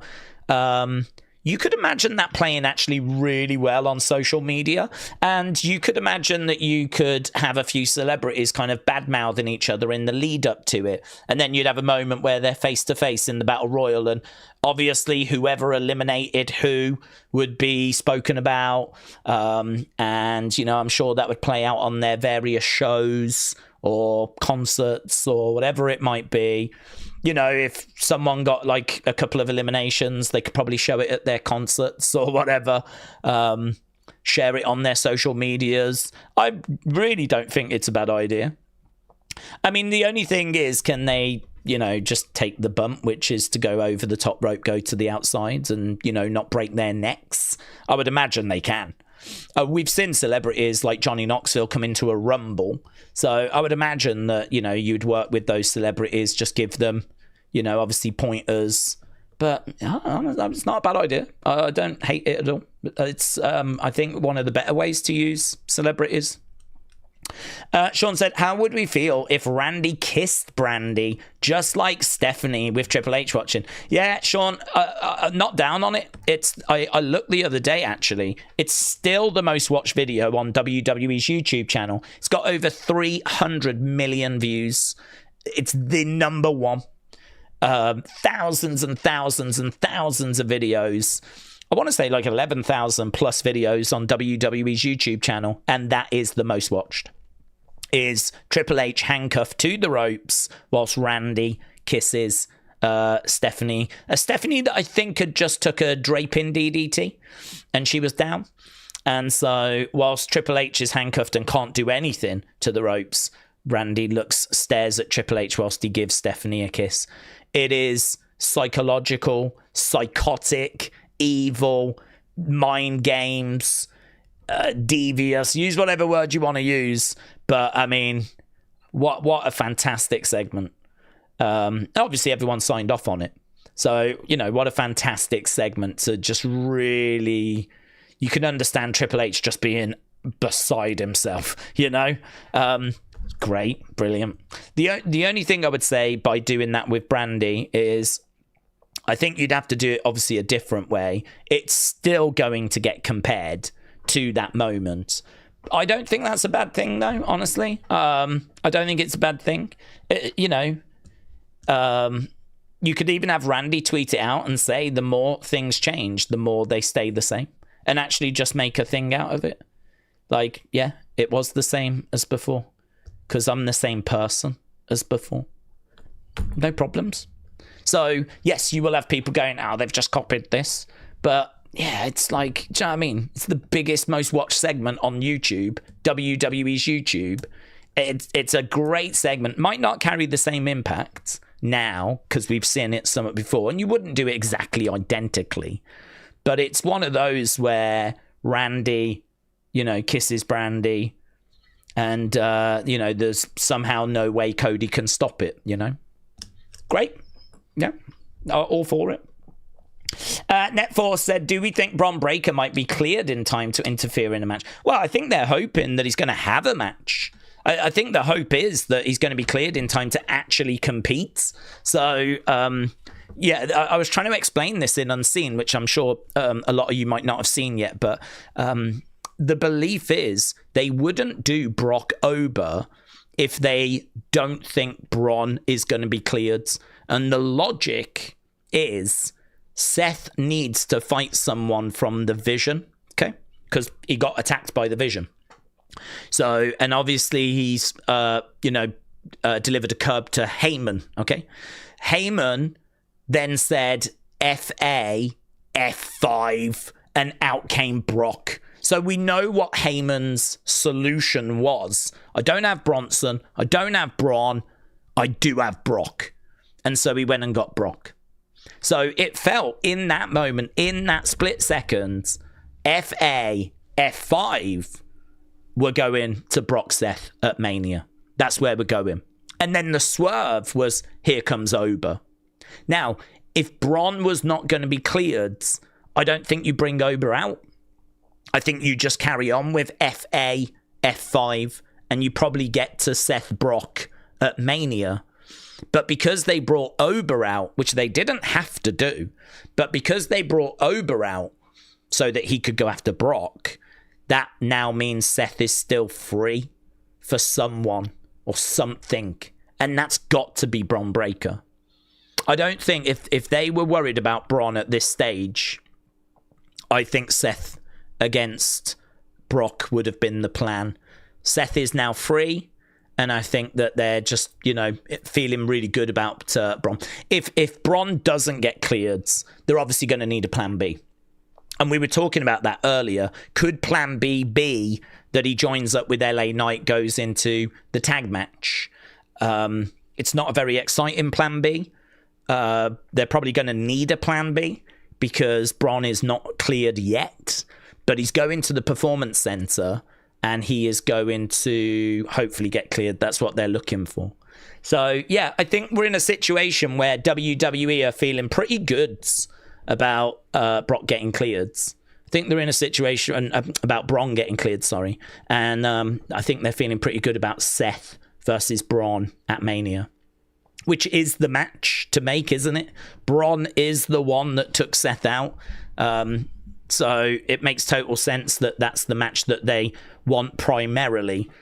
So I think they're really, really hoping they can get that over the line. So Liam, shout out to you, said, I know we said no to houses, but I think it would be cool if Cody calls out Randy to the ring. Randy is on the Titantron and he is in Cody's front room playing with his kids and Brandy is tied. Well, I only said no because I really want the Punk Roman feud to feel different. So, if you keep giving everything to that, how do you give anything else to Roman and Punk? That obviously becomes harder and harder and harder. Maybe for a lot of people out there, they'd be like, I don't care if the two feuds feel the same. Like, it's fine. I'm not bothered. Fine. Yeah. It's not that I'm against it. It's just that would be my consideration, would be that I would be trying to present the two differently so that you feel like you're getting something a little bit different on a Friday compared to what you're getting on a Monday. So that was my only point. So yeah, if you want to do that, yeah, no problems. So Liam, shout out to you. Poppy Croc said, I think Seth and Usos against the Vision, they'll want to protect Seth, and Braun it's a way to get them all onto the card. So you think that it could still end up being a six-man? So, Braun comes back. Yeah, that's a good shout, though. It's a good shout. Maybe rather than a singles match, put them into that. That way, Seth can still get his hands on all of the Vision. Usos are on the card. Seth's on the card. Braun's a bit more protected. Yeah, it's a good shout, Poppy Crocs. Yeah, I see what you're saying. Mummy Cake says, important question. Won't Seth be the one in the team that has the Usos and LA Knights? Won't Seth be the one in the team that has the Usos and LA Knight? I don't know what we're saying there. all the reports we're reading is they want to do Seth Braun, but I hear what Poppy Crocs just said, and I think it might be the point that Mommy Cake Maker is making as well, which is potentially about putting Seth in and the rest of the division in and doing it as a 6-man, which I'm not down on. I'm not down on them going that way. Don't think we've seen anything with Seth and the Seth and the Usos at this stage, so we would need a little something there. Plus, also, I don't know where LA Knight would fit in, but I do see what people are saying. You know, that way it gets them all on the card. Seth's only just coming back from injury. He would be a bit protected by working with the Usos. Braun's literally, you know, touch and go if he makes it back, so he would be a bit protected. He wouldn't have to be in the ring all the time. I see the point. I see what people are saying. Nick said, Carrion is fighting Zilla in Vegas. Do we think we see Zilla show up in the Roman Punk match? No. I don't expect Zilla in the Roman Punk match. I do wonder if they could just use him in the builds. But no, I don't think they've got... Certainly there's no word that they've got any plan to sign Zilla at this stage. And Zilla has been on their radar for years and years and years. I mean, we were bringing in every Anoa'i family member we could find, and we didn't bring in Zilla. And, you know, Zilla's seemingly had his falling outs with Booker because he was legitimately out of reality of wrestling for a time. And then a few years ago came back. And, you know, it seemed like fences had been mended, bridges had been rebuilt. I think genuinely there was a concern around his attitudes, his mentality. I think there was an immaturity that was there with Zilla. I think there were some problems with Zilla. I'd heard some reports of him missing indie dates and things like this as well. So reliability questions. And again, I don't want to paint a picture that is incorrect, but I think I've seen even Zilla saying that, you know, he's in a better place now than where he was. So I think WWE are more than aware of him. They've had ample opportunity to bring him in, and they've never taken that opportunity. So I don't think it's wrong to say they're taking a very cautious approach with Zilla. I think they like him. I think there are concerns, there are reasons as to why we've not used him yet. So it's just hard to believe they're going to bring him in and just put him in the main event of WrestleMania and kind of drop him into that. I think that's what a lot of Zilla fans want, but I can't say that evidence has kind of suggested that's what we're going to be doing. So I don't see a reason why you can't just have him featured at ringside on Raw, kind of sat there with Rikishi or something like this, you know. He can definitely feature on a show, but I'm not seeing him getting involved at Mania and being like this next big addition, this kind of next big person that's coming in, you know, the next Solo or whatever. Although saying that, even Solo went to NXT first. So, I mean, even if we bring Zilla in, do we have him go through NXT? I know Jacob didn't. Tama and Tongaloa didn't, but they had competed in New Japan. Jacob had competed in MLW for a good period of time as well. And MLW is a pretty big promotion. You know, Zilla's not got that experience. He's just in reality of wrestling. He's done other indies as well, of course. So, to my knowledge... I don't know. I don't know that I could see him going straight to the main roster. So I don't see him getting involved at Mania. But I do think he comes into WWE eventually. I do think he comes in because there is a buzz around him. He is part of the Anoa'i family. He's got a really good look. He's working hard, training hard, working with Booker. Progress is being made. I think he has appeared on TNA as well. I mean, he might have appeared a few times. I've seen him once, but he might have appeared a few times. But he's not a regular there. So, yeah, I think there's a bright future for him. Let's put it that way. I can see him coming to WWE in some capacity in the future. Kind of said, what I'm saying is, do we think there's a chance that Randy could be revealing The Rock to be his ally? Yeah, he could. WrestleVotes were talking about the mystery caller, and they don't know who it is. In fact, I was jotting down some notes from the WrestleVotes chat they do like a weekly video, but they didn't have any information really. It was a lot of speculation, a lot of I think it could be going this way, or this is what I would do and stuff like that. So they not anything that I heard that was kind of concrete, you know. In regards to the mystery caller, The Rock got mentioned. The one that they said they would like to see is Triple H. They said Triple H is one they would like to see because they think that Triple H being aligned with Randy and, you know, digging into the history of Evolution, that would be really interesting. Obviously, Triple H has had a backlash on his booking, so, you know, that would get some heat. It would also downplay the Cody being the chosen one type stuff because Triple H will be presenting Randy as being the chosen one. This is my guy. He's always been my guy. So it kind of ticks a few boxes, it being Triple H. But I don't know. I don't know that it's going to be that. I think there's still a lot of very good options on the table, and The Rock is one of them, yes. Daryl said, if Braun and Steph's happening at Mania, then the plan for Braun to be dressed up as one of the masked men and spear Steph out of nowhere. Oh, that would be interesting. So Seth thinks that he's protected, but actually one of the masked men is Braun. He hits him with a spear, masks, and yeah. Oh, yeah, that's very good, Daryl. Yeah. What if Brandy was on the phone with Randy and she turns against Cody? Oof. Well, that's going to make living together quite hard. So, I don't know. What turns out she's been having an affair?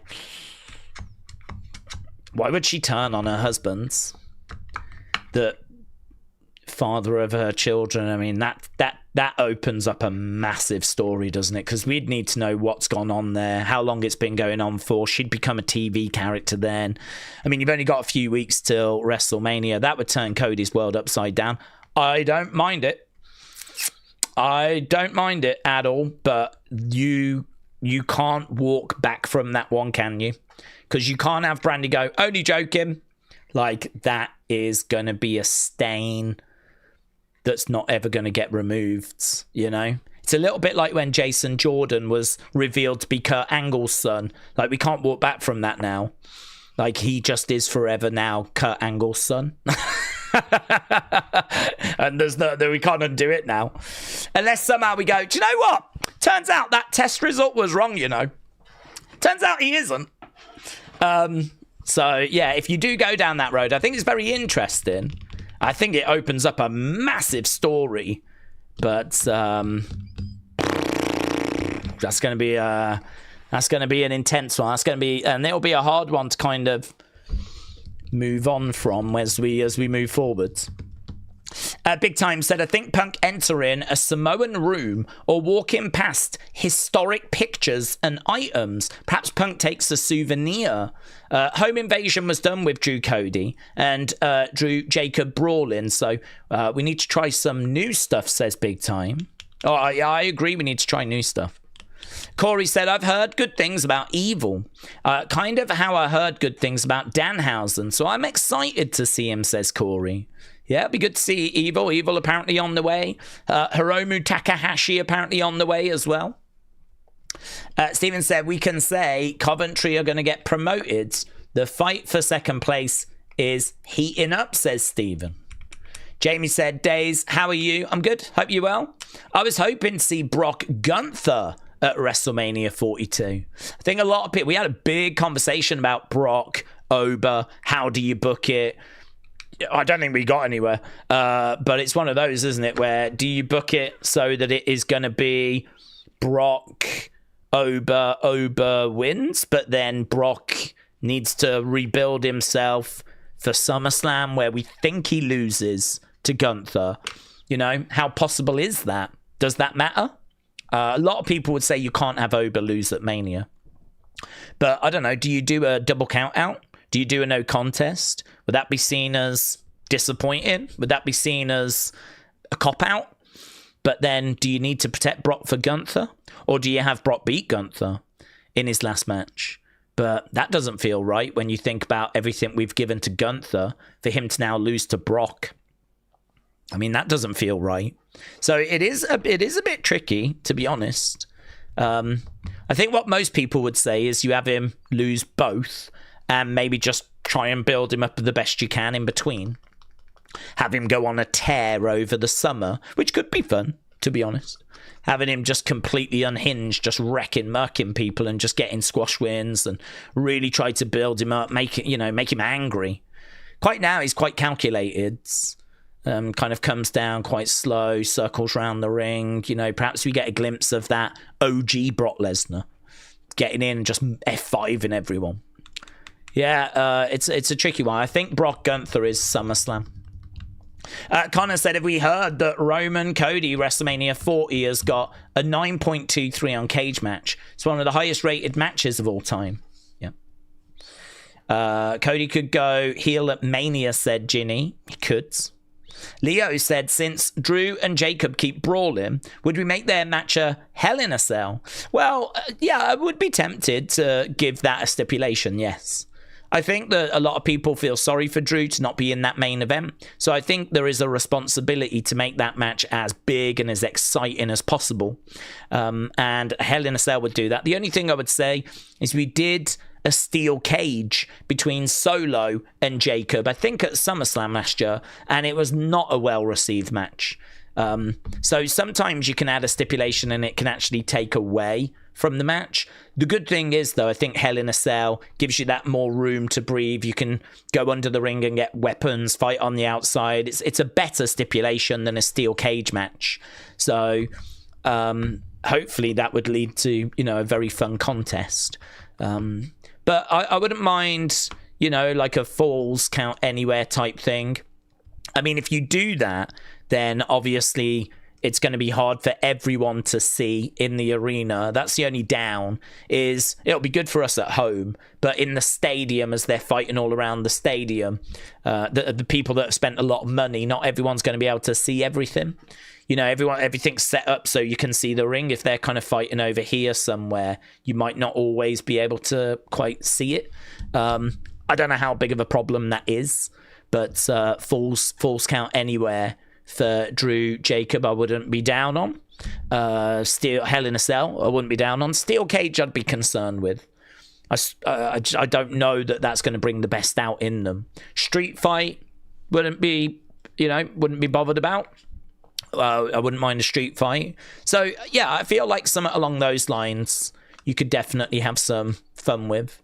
But or an unsanctioned match or whatever, you could have some fun with. I definitely feel like there's a lot of Drew fans that feel he's been cheated, and so they've got to make that match OMG. Yeah, so yeah, I'd be down for that, Leo. Matteo, shout out to you, said, Daze, we've got a huge show tonight. Who do we think's going to win every match? What do we think's going to happen in all the promos? Well, I don't think we can preview everything to that degree of detail, but in regards to Penta Dominik, I think Penta's going to win.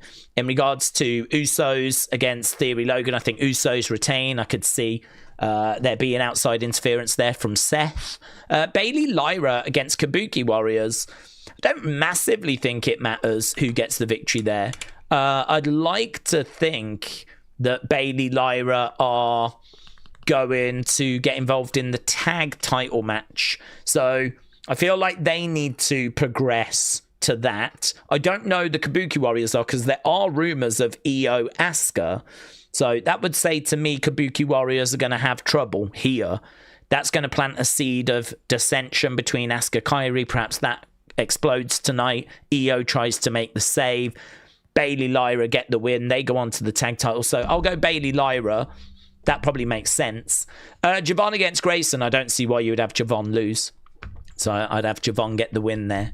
The big interesting one for me is, what do you do with Roman Punk? What do you do this week? We've seen 2 promo exchanges. Are we going to get another one? Is there going to be a brawl? Like, what can you do this week that's going to be different? So yeah, looking forward to finding out. I agree, big show tonight. Connor said there's a video on Twitter of I Show Speed arriving at Raw. Right, interesting. Haven't heard that he's doing anything at WrestleMania, but well, it could be a case that he's doing something tonight. Or perhaps it is going to lead to some at Mania. The Wyatt 6 and MFT feuds has gone 5 months, and there's no attempt to tap into the characters, said Big Time. Imagine MFTs entering a funhouse or brawling in a boiler room, Sister Abigail's home, Solo cutting Husky's head. There's so many ideas, says Big Time. I agree. Word Live Cena fan said, is it true that Bianca could lose her finger? No, not seen that. Not seen that news. Last I saw, she was actually doing the physiotherapy, and she seemed to have better control over it. The thing that she did say, though, is that after she does like that work, it kind of is quite sore afterwards, and it feels like the next day she has to sort of start over again. So I think it's a process, isn't it? I mean, it's going to be nearly 12 months that she's missed of her career because of a finger, which is it's crazy. You wouldn't think that a finger injury would keep someone out the ring, but I mean, she messed that up on a scale that is kind of borderline unbelievable. Like she couldn't bend it, and she has had like so many issues. So wishing her a very, very speedy recovery. But I've certainly, up to the point where I started this stream, I've not heard anything that she's on the verge of losing a finger now. Again, where you get your news from, always look to see where they say they've got it from, right? So if you're on Facebook, if you're on TikTok, if you're on Instagram, they should, whoever's talking about the news, they should tell you where they got it from. So as per Fightful, as per PW Insider, as per Dave Meltzer, as per whoever, right? They should say where they got it from. And I really would recommend then going to that source and reading the original story, or trying to find the original story, because there is thousands and thousands, and I'm not saying this is one, it feels like it could be one, but there's thousands of people out there that are just making stuff up, that are literally just typing stuff and then going, yeah, Fightful said this. Sean Ross Sapp calls it out a lot, actually. It's like, I never said this. And it will be people going, as per Fightful. And he's like, nope, this does not come from me. I have not reported this. So there is a lot of people putting stuff out there not saying where it came from. There's a lot of people putting stuff out there saying they got it from this place, but they really didn't. Honestly, it is an absolute dumpster fire, right? It's really, really bad. It's really bad. There are, I've said before, there's people on Facebook that are making up stories of wrestlers dying and wrestlers having like serious illnesses. And they're like, if you want to read about the story, click the link below. And when you click the link below, it takes you to Sportskeeda, and it's a completely different article. Completely different. And they get paid every time that link is clicked. It's only a little bit of money. It's not much, but it adds up. So they just want you to click the link. So they get paid. So they'll make some up, so you click the link. That's the kind of stuff that's going on when it comes to, well, I'd imagine not just wrestling news, all kinds of news. But it's bad. It's bad. So yeah, try and do that extra bit of work if you get time, if you get chance. I try to do that work, which is why, you know, I'm pretty happy with like everything that's in Unseen, because I try to do that work. I only get my stuff from sources that I feel comfortable with, so or people that have got stuff right historically. You know, your big names, your Sean Ross Sapps, your WrestleVotes, Dave Meltzer, and a lot of the things that I talk about in Unseen have been reported by multiple people, or I'll be able to find the original story, or find the original interview, you know. So no, I've not seen anything on that. Dean said, half the vision is hurt. Yes. Could we see Brock become a de facto leader or muscle? The group needs help. I don't think he'll be sort of a permanent member. because I think Braun's very close to coming back. So I don't think he'll be a permanent member. But it's clear that Heyman can call on Brock whenever needed. So, you know, if they need some help for War Games, they can hit him up. If they've got a Seth problem and, you know, there's no one around to deal with it, they can hit him up. So, yeah, you know, he's there to help. He's there in that regard. You know, he can be summoned by Heyman, but I don't expect him to be the leader. No, I don't expect that. I don't expect him really to be aligned with the group on like a permanent basis, like standing in the ring with them. There may be a moment, or we could build to a match where he's, you know, a member that kind of comes in for a multi-person match at Backlash or whatever. But him being like a permanent, coming out to the ring with them on a permanent basis, no. I don't see that happening. I think this is a group that's got a lot of emerging talent like Braun, Bronson, Theory. You could say Logan as well. And I think they're trying to put the spotlight onto those. So Brock as well is like an attraction. He's not around all the time. He just comes in time to time. So there's a few reasons why I don't think it would necessarily go that way. But I think Braun's pretty close to a return soon anyway. Ronnie said, Daze, I know our opinions bump heads. You're part of my family at this point. You're great. I would like to share with you. I had my daughter on March 22nd. She's the news. Ronnie, congrats. Congrats. Yeah, I don't mind bumping heads with opinions. I said earlier, like, my opinion is not the de facto correct opinion. So, yeah, for me, like, no issues, no drama, no problems. I don't mind. I like hearing people's opinions. The only thing I would say is I know, like I said earlier, where I stand and why I stand there, you know? A lot when we're having conversations, like, it's not something that I've not given thought to. So that's why, you know, I will kind of stand my ground on it, because I will feel that there is a counterpoint to be made. I know why I stand where I stand, so that's all it is. But if you know why you stand where you stand on something, then yeah, you should stand your ground as well, because you believe in what you believe in. So yeah, no drama this end, Ronnie. No problems this end. So many congratulations for the birth of your daughter on the 22nd. So that was just yesterday. Big weekend for Ronnie. So welcome to the world, Nina. Very, very cool. So Ronnie, congrats. Very, very cool.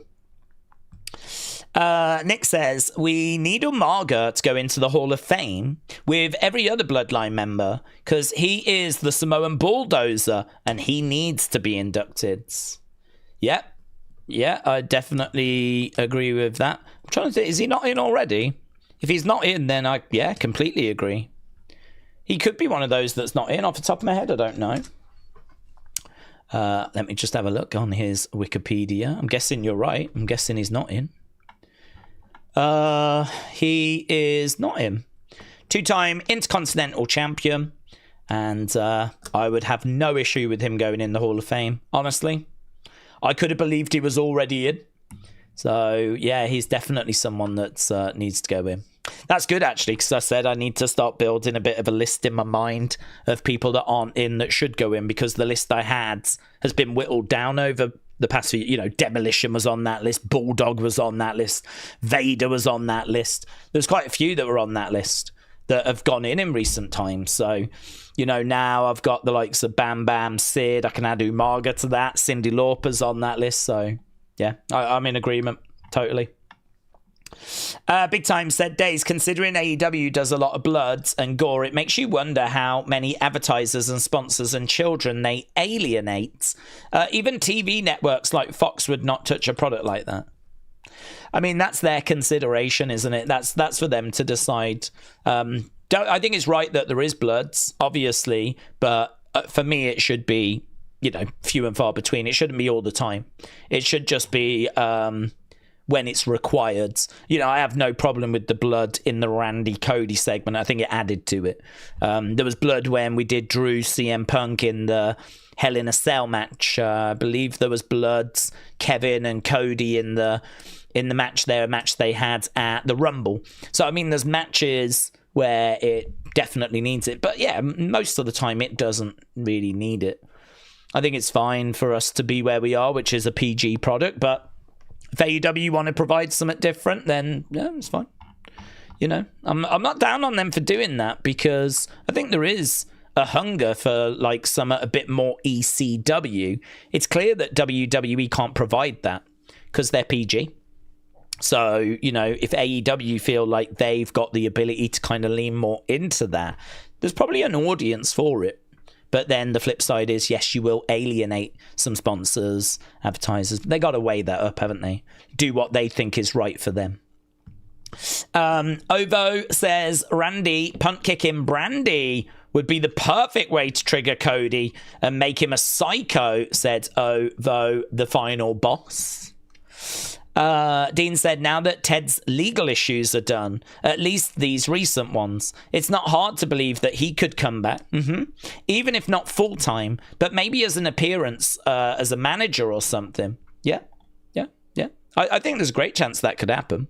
The only thing I've not pushed back on, but just questioned, is I don't think he's on the phone, because the phone call started before he was found innocent, and I don't think you would start this story with someone you don't know if they're about to go to prison or not, right?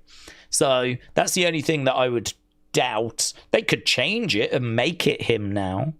I mean, maybe it started and originally it was Randy talking to himself. Maybe now they think it being Ted DiBiase would be more exciting for it to be Ted DiBiase Jr. I don't know. I don't know where their head's at. I don't even know who it's meant to be at this stage. So, yeah, we could see that kind of change. But for me, I think this close to WrestleMania, I probably wouldn't look to rush him into the story. I don't think the story needs him that badly, where we've got to rush him into the story. I feel pretty good that this thing's going to carry on post-Mania anyway. So I'd probably look to get him involved then, post-Mania, and really dig into legacy, you know. Sean said, I love the Pub Days community. Cheers. Sean, shout out to you. Yeah, man. Love it. Daz said, I've got some news, Days. I've got a mic that's going to be coming in about 3 weeks. Well, Daz, awesome. Any mic that you've got is obviously going to improve your audio. You can always use mics on like Apple earbuds or the mic that's built into your phone or computer or whatever, but it's always going to be better if you've got a dedicated one. So good. Daz, shout out to you. David said Bayley is going to reunite with Asuka and Kairi tonight. And maybe Snitsky will kick the Randy. Do you mean Brandy? Snitsky's going to come back and boot Brandy the same way he did the baby. I mean, I'd watch it. It'd be a hell of a segment. So I'd certainly be here for it. So David, shout out to you. Frankie said, I also think he was talking to himself. I do think they were the voices that were in his head. Jim said, this is why the call on the other end was not named, so that it can be just anyone. Yeah, it's true. We found out as well that they called him. So he didn't call them. Because he said in his last segment, he said, I'm glad I picked up. It doesn't really change anything, but he's not reaching out to them. They're reaching out to him. So that is interesting. They're advising him. He's answering. He's taking the advice. But I did hear a WrestleVote saying if it is like phones, if it is voices, then why does he need the phone? And I think there is an answer for that. And the answer, of course, is because he believes that the voices are coming from. He believes the phone's calling. He believes he's talking on the phone, but he's actually talking to the voices. And the reason why he believes that because he's gone, right? He's lost it. So that would be the story there, right? He has got voices in his head, These ones seem to be manifesting from the phone. The reason why you would do it that in booking is to create this story, to create this mystery. That's why you would book it this way, because we're all speculating. Is it Jericho? Is it Triple H? Is it Shane McMahon? Blah, blah, blah. So that's why you would book it this way. And of course, the reveal of it being the voices is a reveal, right? You might go, oh, that's a bit flat. But I think it would show how far gone he actually is. I mean, what we're starting to learn now is this isn't the Randy that we knew a couple of weeks ago. This seems to be a Randy now that is hearing the voices again. And this seems to be a Randy that can be lovely to Jelly Roll, but then absolutely destroy Matt Cardona and, you know, can destroy Cody. You know, seemingly can be great with Cody, but then put him through a table, absolutely smash him, blood everywhere, blah, blah, blah, right? This is a Randy that you just don't know where you're standing with him at the moment. If it turns out he thinks genuinely he's speaking to someone on the phone and he never has been, that's, you know, that's like a horror movie twist, isn't it? I mean, it'd be like someone, you know, talking, you know, in a hotel, they're on reception, they keep talking to someone in a back room and you don't see who it is. And then it turns out there never was anyone there. That's kind of like a horror movie twist, because all of a sudden you start looking at that person in a different light. So if it is the voices, I think we would start looking at Randy in a different light again, because it would show just how mentally deteriorated he was. And he's in a much, you know, worse place than we thought. So I think there are reasons why you would go that way, storyline reasons. I think it'd be good. I wouldn't be down on that being the reveal. I think it'd be good. Joe, shout out to you. Said, what's cooking? Good looking. Joe, hope you're well, buds. Welcome, welcome. And Moose Thorpe, shout out to you, becoming a supporter of the channel. Appreciate it, my friends. And Defcon said, over or under 70%. Moana Rock gets robbed tonight. Defcon, hope you are. Did you see the Moana thing? Did you see the trailer? It looked a little strange to me. It looked a little strange. I've never seen the actual cartoon, but I don't know. I didn't feel like he looked like the character looked. It looked a little different to the cartoon. I mean, it's going to, isn't he? Because, I mean, it's live action, so it's going to be really hard to make him look absolutely identical to the animated version. But yeah, it was definitely surprising when we saw what he looked like in that trailer. Right, let's get this up. We've got a minute to go, and then we will be underway. The pictures are in Unseen for those that haven't seen them. There's a whole trailer that's out now of the new Moana thing. Kendall, hello, said it's 44 trips around the sun for me today. Kendall, happy birthday. Happy birthday. 44. Spring chicken. So, I hope you're having a great day, Kendall. I hope the day has been treating you well. Hope you've been spoiling yourself. And I hope you get a very enjoyable episode of Raw as well. I hope we all do, as we are about to go over to the show. So yeah, Kendall, happy birthday. Okay, we're starting up. Let's get over to the chat. The event is about to start. Peter, hello. Shout out to you. LFG, it's Rawhausen, said Word Live Cena fan. Bit of Rawhausen. Yes, yes, yes. Okay. Yes, let's go. So, word on the street is that Brock's going to open the show. Well, I mean, they've been having some banger opens, haven't they? They've been having some really great opens, so I would imagine this is probably going to be the same with a really big open. Nick says, absolutely best YouTube community. Nick, shout out to you, dudes. Really appreciate that. And as we said, everything we've been talking about, hope people have been putting their thoughts into the chat, chatting away. I love seeing the community chatting amongst themselves as well. I know there's conversations that I don't get to, but, you know, we try to get to as many as we can. Okay, we're just seeing people arrive. Here's Dom, here's Liv, here's Raquel, here's JD. Dom is going to try and get that Intercontinental Championship back tonight. There is Bayley and Lyra. They're going to be in action against the Kabuki Warriors. They're just in a corridor at the moment.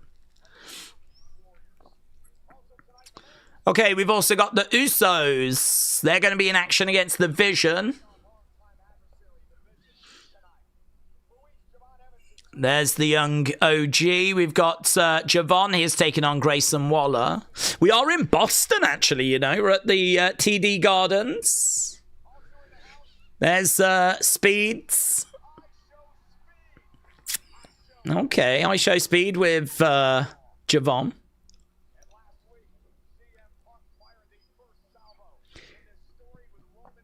Last week, CM Punk knocking down Roman. I don't think people are crazy about the old thing, which I can understand. You know, is that really something that's going to bother CM Punk? Is that really something that's going to upset him? I can understand that criticism. We know originally it was apparently going to be a line about Larry, and that's why he was going to react the way that he reacted. Okay, are we opening up with Jay at the Usos? Because we are in the concession area. I don't mind seeing these shots because it's fun for me to see what it looks like inside the TD Garden. But no, it was just a shot of the crowd. We're actually going back to last week's segment. There was Heyman looking all disheveled. So just a recap of last week. Okay, it was a bit weak by Roman. Hopefully it'll be a bit better today, said Let Him In. The old thing was ridiculous, said Replica City. Should have said something worse. Corey said, this is weird. I can normally pause and unpause, but I can't today. It's just putting me live. Ooh, okay. Can I pause? I think I can pause. Have you tried refreshing it? I've got a pause option at them still.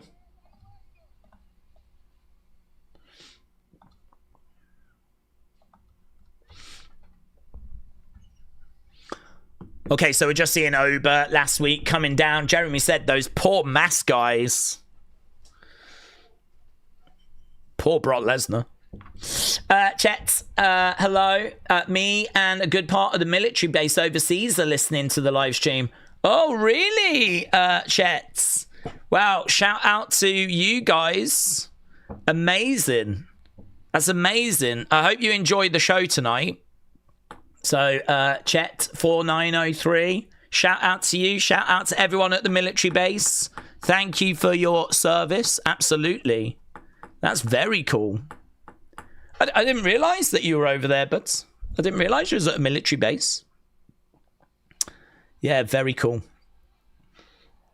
It's a dull video pack, says, we're just opening the show that way, aren't we, at the moment? I mean, it was a big, exciting moment last week, so you can understand them wanting to kind of just catch everyone up that maybe didn't see it. The question is, though, how are we going to start the show this week? Rumours of it being Brock.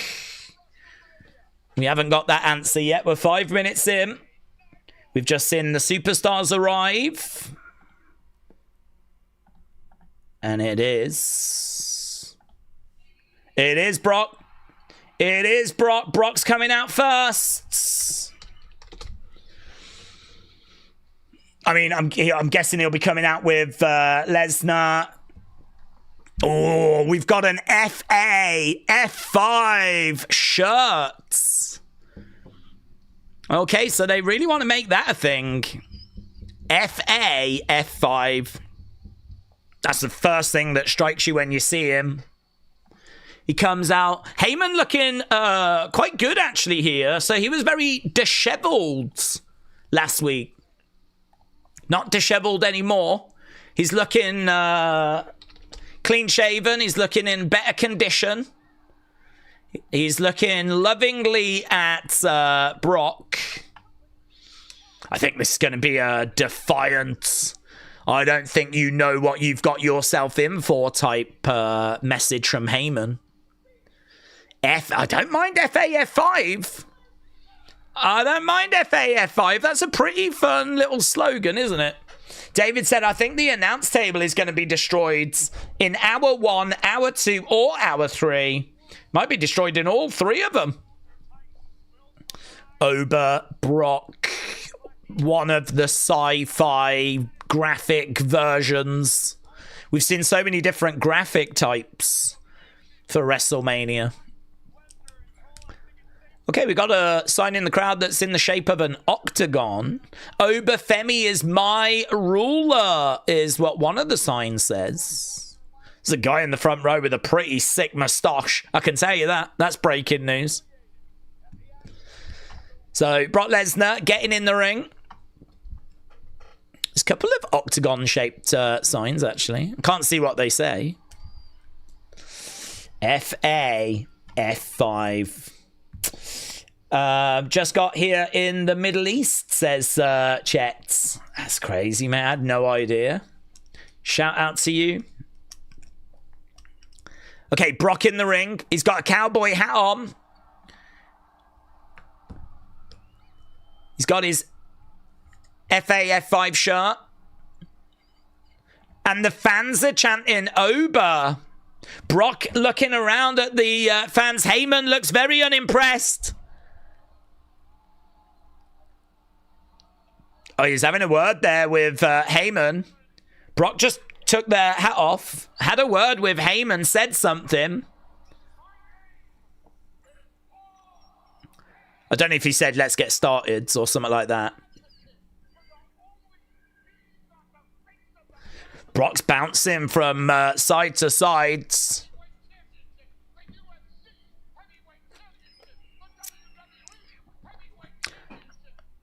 Yeah, this is a real dialed in Brock Lesnar.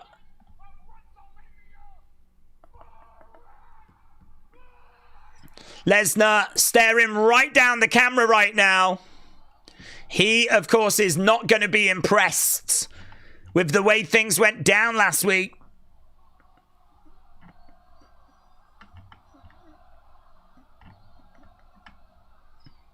More Ober chants, man. This is crazy, isn't it? Crazy how over he's got in such a short space of time. You're peeing off Brock Lesnar. I'm not sure these fans care.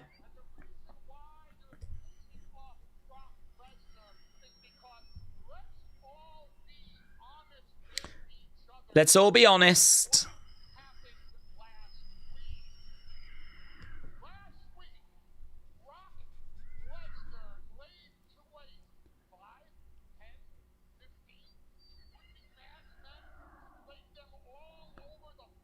Okay, so Brock laid out a load of masked men last week.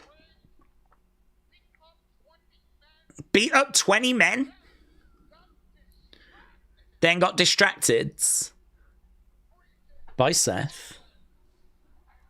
So that's what they're blaming it on. He murked 20 guys, got distracted.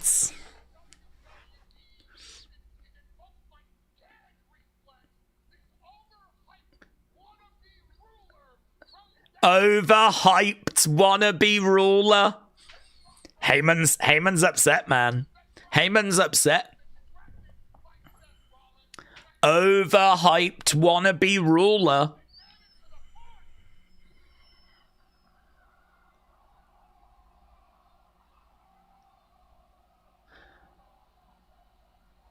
Okay, loud boos for Brock.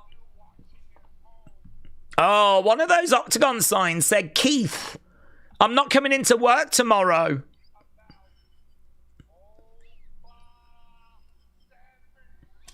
Keith, if you are watching this, someone at the show's not coming into work tomorrow. This is the saddest part. How many times...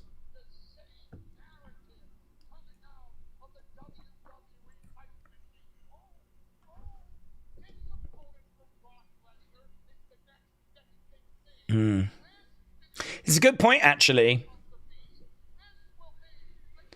How many times have we overhyped people in the past? I thought he might start listing them. I did wonder if to create a buzz, he might start naming names.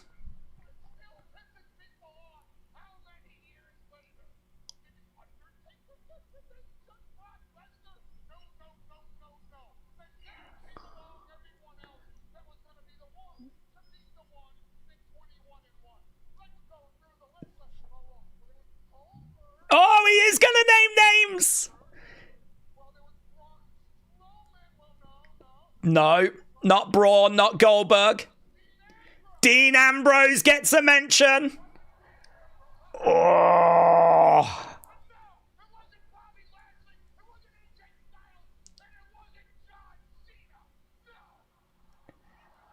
So Heyman making out, they were all overhyped, and making out Oba is just the next one.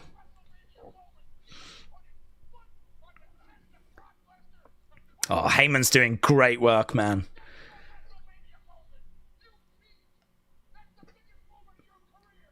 That's true.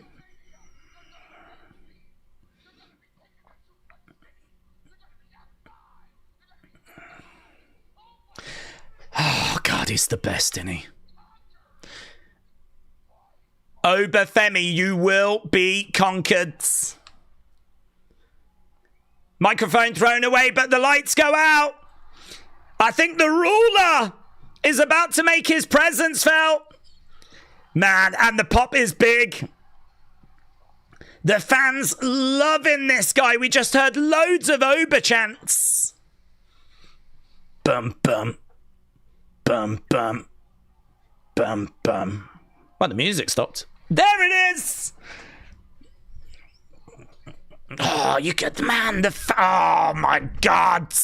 Give him all the belts. Give him all the belts. Look at the size of him.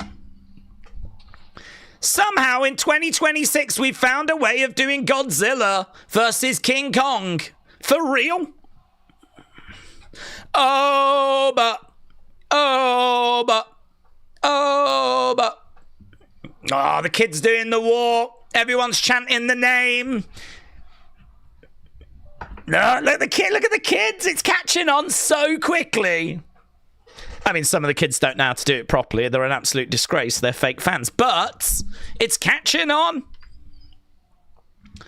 Brock in the ring. Even that adult doesn't know how to do it. Jesus Christ. We need to get an instruction video out for people.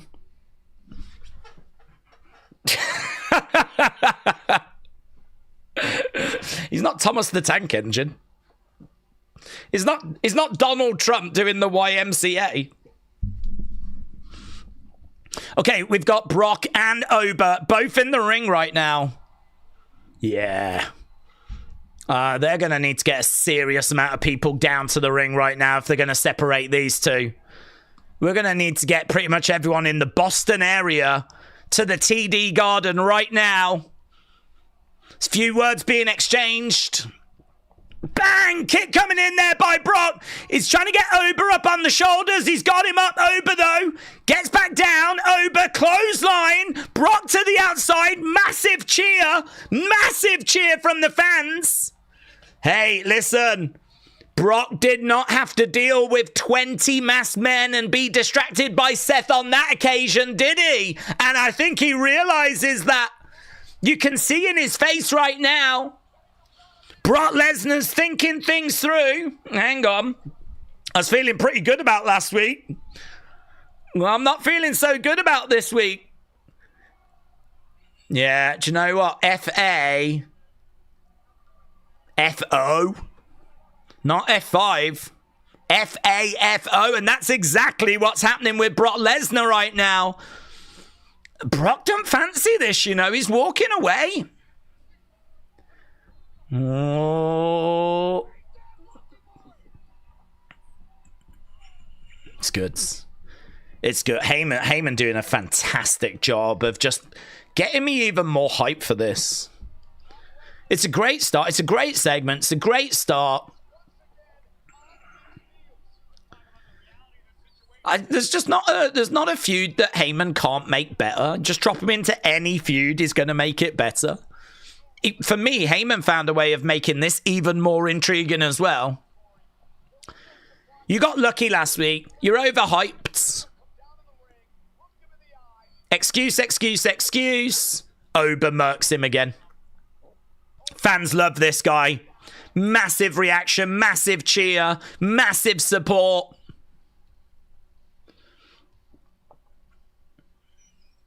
He's the man, isn't he? Is the man. This is the man. Oh, so good. So good. Niall said Heyman is just the GOAT, isn't he? When it comes to psychology, talking, promotion, all of that, absolutely. Yeah. I don't think there's ever been better. I mean, I think there has to be a serious conversation about who is the best non-wrestling persona in WWE history. I think a lot would still say Bobby the Brain Heenan. Some might say Jim Ross, JR, of course. But I mean, Heyman's absolutely like in that class, and he might be number one for the amount of amazing segments that he's delivered over the years.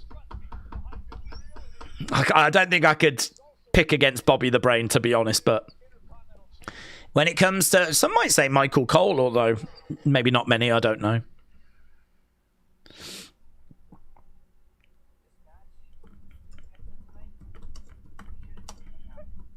Okay, we're just looking now at Dominik and him talking about Penta.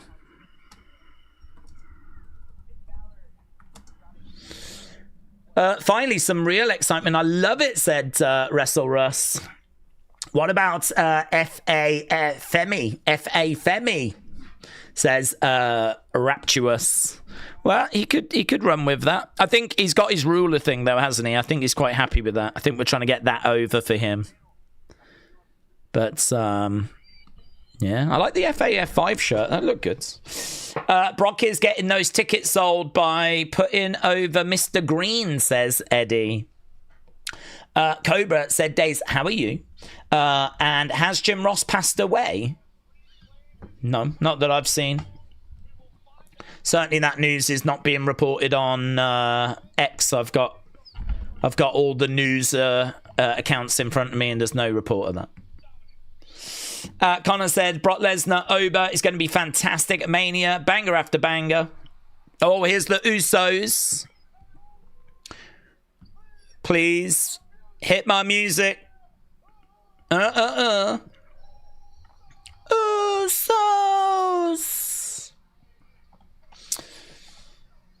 Now in your city, me Us. Day one-ish. Okay, Usos coming out. It's going to be Usos against the Vision, and that seemingly is going to be starting off the night. Hey.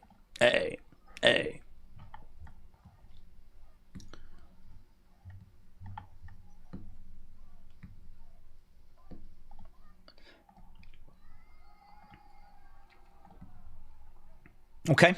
Usos in the stands. Tyler said, Daze, I'm back. My mum wasn't doing well, but okay now. Tyler, shout out to you. I did wonder where you'd gone, Tyler. I'm pleased to hear that your mum's doing well again, buds. Yeah, good to see you around. Welcome back. That's definitely a distraction you don't need. But a distraction that we all needed and was very welcome was that opening segment. Absolutely delivered, in my opinion. I think in many of your opinions as well. In fact, we should probably do a poll for that segment, just to get a vibe. Segment score. What did you think about it? All-time, great, good, okay, and bad. Let's get a segment score. I think that always makes the breakdown more interesting. Brock segments.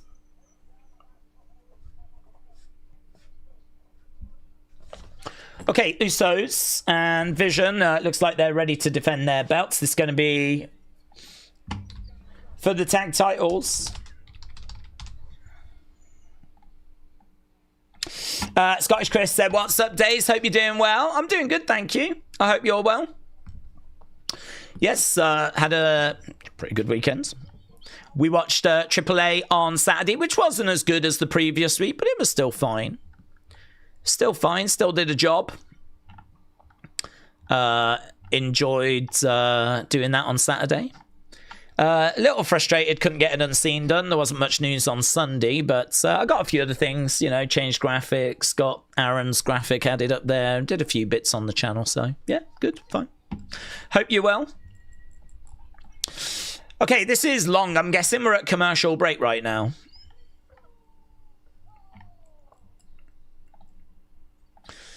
So this entrance is going on and on. Let's just have a little look. Yeah, we are. See, it's not all good if you don't go to commercials. A lot of you are like, oh, I wish I didn't go to commercials. Do you really want to watch all of the Usos entrance? Because that's what I'm suffering right now. The whole shebang. There's thoughts on Uso's music being changed. I feel like Jimmy is in a major shadow, says Poetic. Yeah, I agree. I mean, I think that they love the energy of this. I mean, they probably should tweak it so it represents the both of them.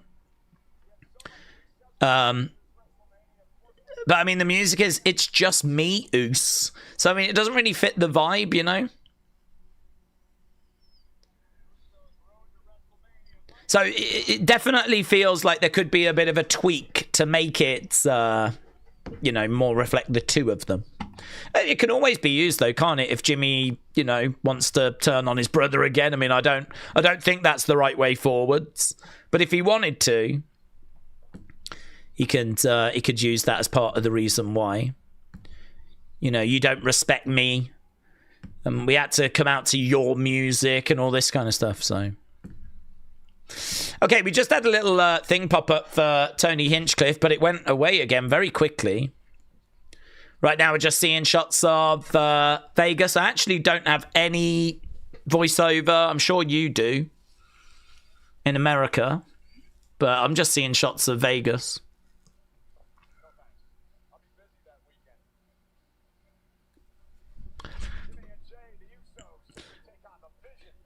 We just went back after that.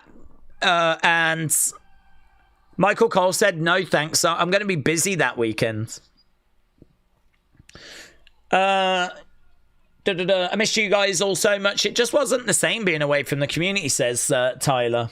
Well, you're back, buds. I mean, that's the great thing about wrestling is it just keeps moving forwards. So, I mean, we'll be here on a Monday, on a Tuesday, on a Friday. We're ever reliable like that. So, yeah, good to see you back around. Let him in said, would we want the Usos back to being with Roman regularly if he was shown more continue as they are, said Let him in. I don't know. I'm not... I feel like we've done the Bloodline. I think if we were to have like a real interesting story, I could get with it. But I can't say that I'm like desperate to go back to that. But equally, what we're doing with the Usos right now doesn't feel anywhere near as good, you know.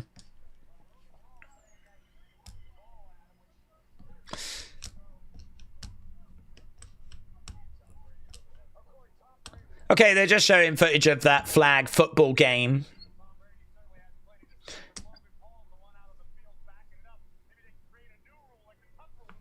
Okay, do we agree with Cole when he said that Lesnar is indeed the underdog? Do I agree with Cole when he says Lesnar's the underdog? No, I wouldn't present it that way. I mean, it shouldn't be that if Oba wins, we're not surprised. You know, if Oba can get a win over a veteran, a legend like Brock Lesnar, I think it's very strange to present Lesnar as being the underdog in this. Is that what he said? I didn't catch that. Is that what he said? Okay, we are underway then. Usos and the Vision.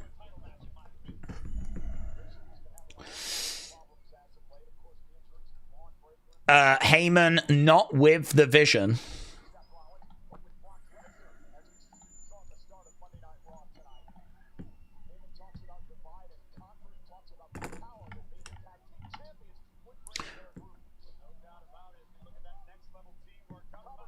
Okay, going for the cover.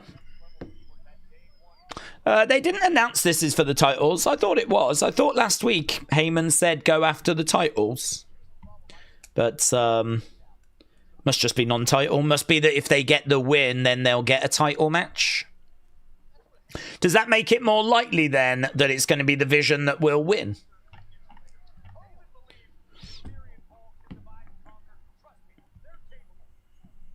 Yeah, I think there's a bit of confusion around this because Fadeaway Media is asking that question as well. New tag team champs.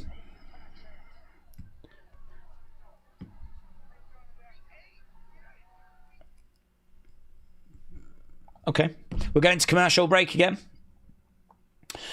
Daze, I got a question. What do we think they're going to do with Gunther, said Bishop. Well, we heard that the plan was it was going to be him and Ray, and then Ray got injured.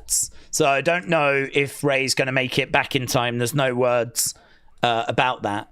I don't know if we would pivot to like someone like Elia. I mean, I would not be down on them doing that. You've got to get him on the card somehow.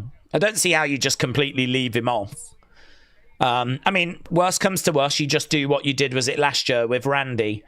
It was meant to be Randy against Kevin. And Kevin obviously was injured and was not able to appear. So we ended up doing an open challenge and Joe Hendry came down. I mean, you could always just repeat that and do it with Gunther this year.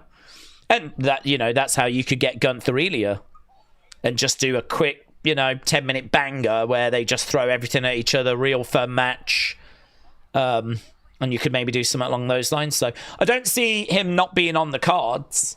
But, yeah, at the moment, we don't particularly have like a big feud or something because Streets were saying it was meant to be Rey Mysterio.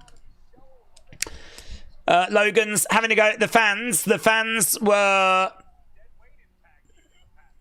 chanting, Logan sucks.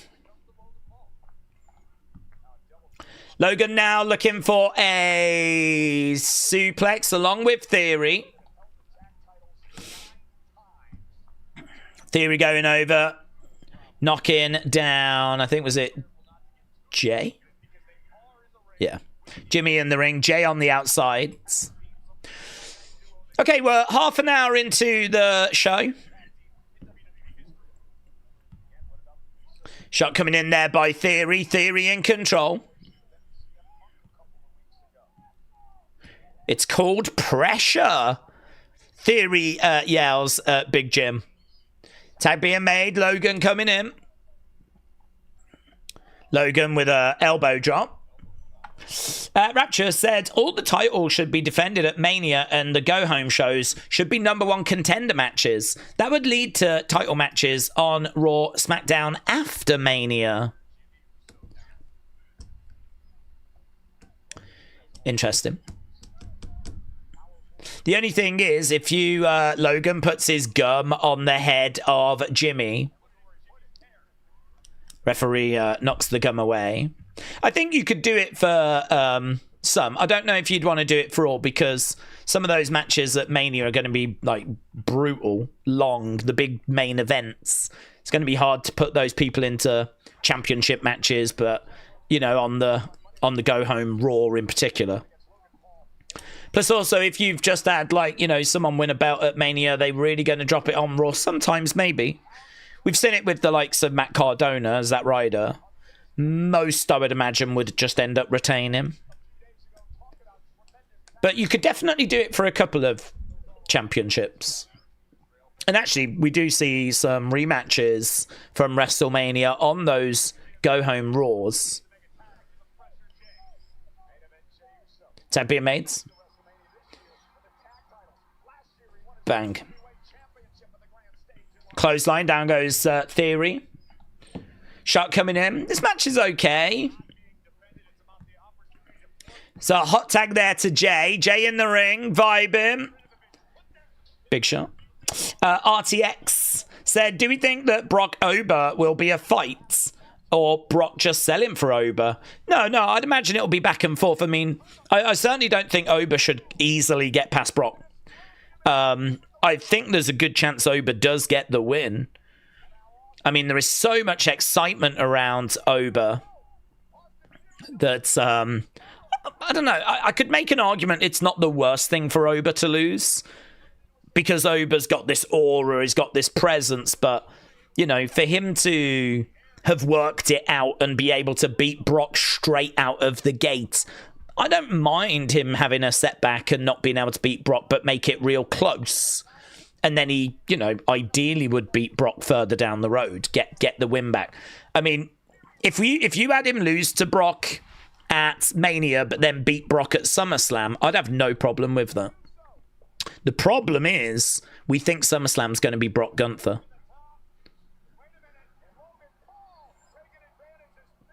Logan on the outside.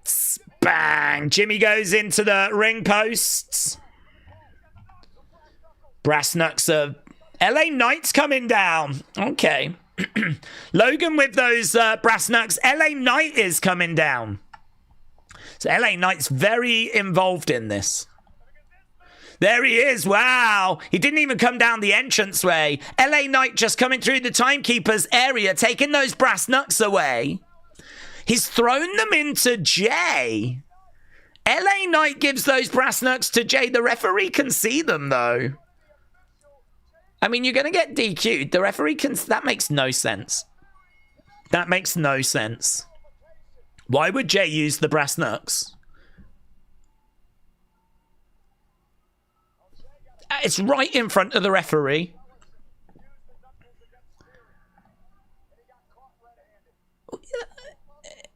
It's not even like the referee.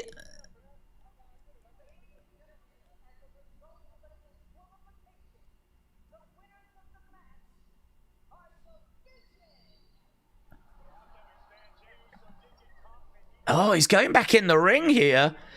Bang! Oh my God, he just nails Logan. Jay just nailed Logan with those brass knucks.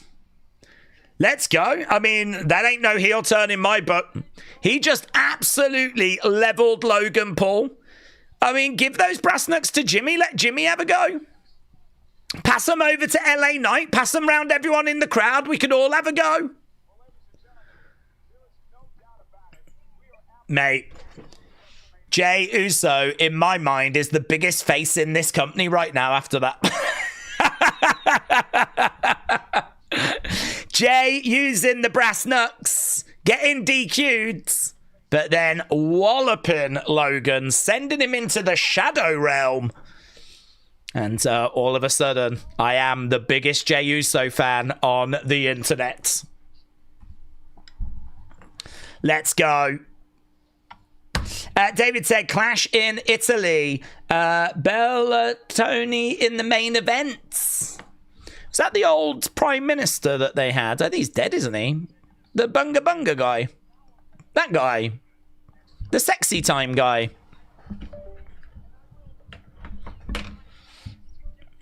I think he's dead. So yeah, RTX, I think it'll be back and forth. I think they'll give Ober the win. I think Brock does lose. But it should be close. He should not be getting a very easy, comfortable win over someone like Brock Lesnar. Okay, we're just looking at what went down last week.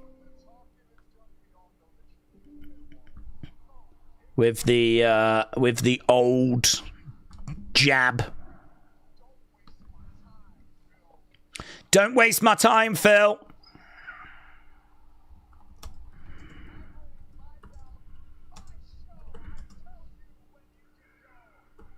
A lot of people didn't like that moment. Didn't like that moment when he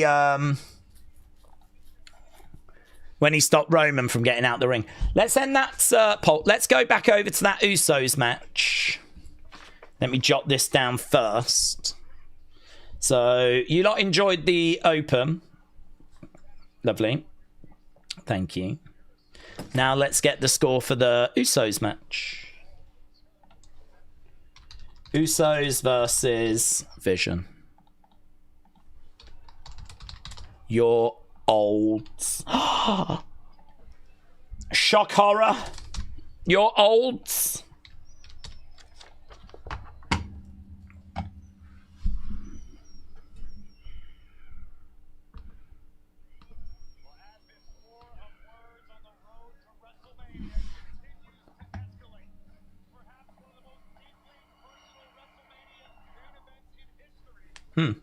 The Vision doesn't have a vision, said AB.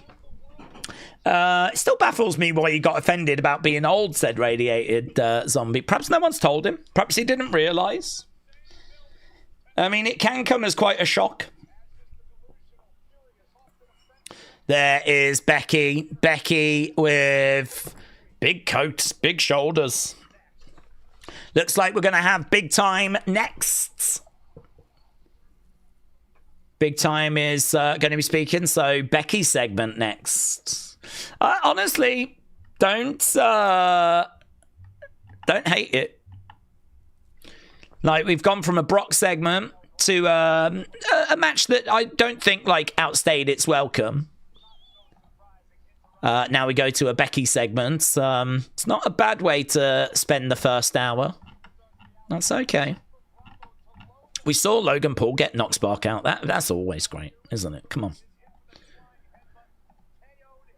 We're looking at last Monday when we did Americano. And then AAA, the Raider Reyes. We were watching that at the weekends.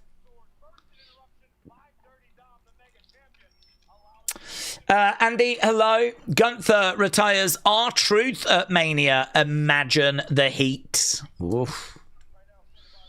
Good shout. Good shout. Okay, we've just got a Byron Saxton interview with Los Americanos, El Grande.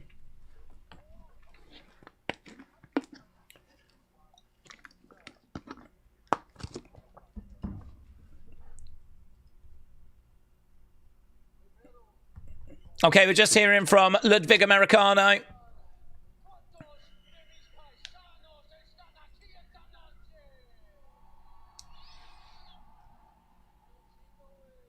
Okay, there's a few cheers here.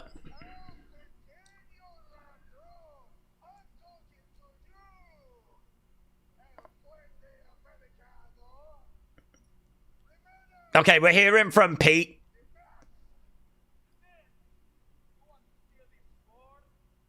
Pete and Tyler trying to put on, like, fake Spanish accents. Mexican accents.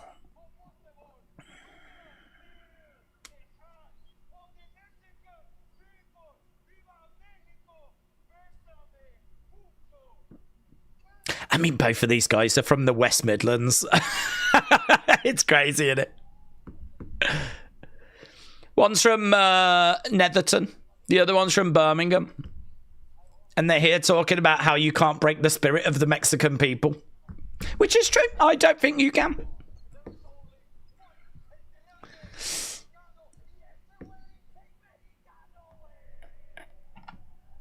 Okay, there's cheers here. And I think this version of El Grande is kind of getting over.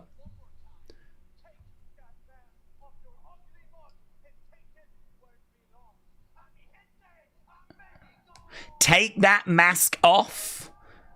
That's the message. So, are we getting closer to mask versus mask? WWE World then being advertised. We're at commercial, said Wrestle Rants. Big Time said there was no Roman or Punk entering the building. Perhaps we will get a pre-recorded segment or a cinematic angle. Okay, yeah. I'd imagine the fans will obviously be hoping to see them. But maybe. Okay, here we go. Here's Big Time. Chedley said, I'm loving this. Pete's voice is too deep, said Alex. Maybe they're from the West Midlands of Mexico, said Rob. Maybe. Perhaps I've just been confused all this time. Okay, Becky's looking very serious. She's not looking in a very fun mood here. She has been seething. There's a young girl there that was talking to Becky. Becky just stopped and stared at her. Couldn't see what was on her poster. Looks like there is a little clip of Oba here. I would play it, but I'm guessing his music's in the background. I think he says, the conqueror of conquerors is here. The real ruler is here. The one that beats the one is here. So I believe that's what he says in that little clip. There he is. The one that beats the one is here. It's nice. It's nice. I like that. It's nice.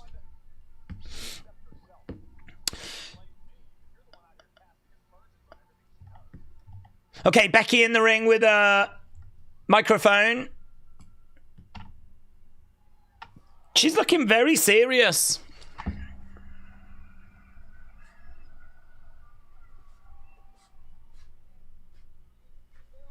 You boo me.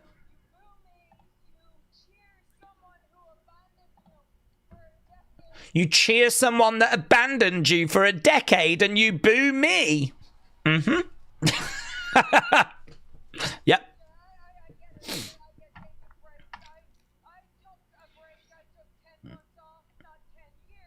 I took 10 months off, not 10 years, says Becky.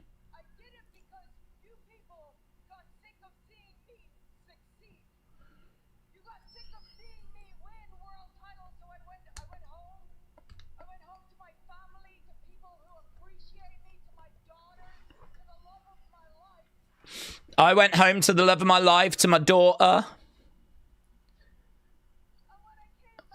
And when I came back, I didn't go for world titles, no, I went for the Intercontinental title. And I turned that title into the most important, most interesting, most represented women. So Becky said, you lot were sick of me going after world titles. So when I came back, I went after the Intercontinental title.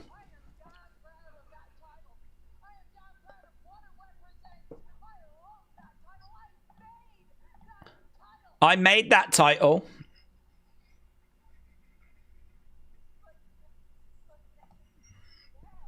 But now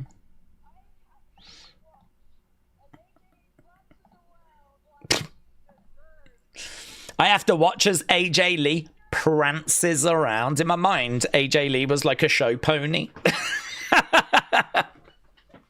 Prancing around.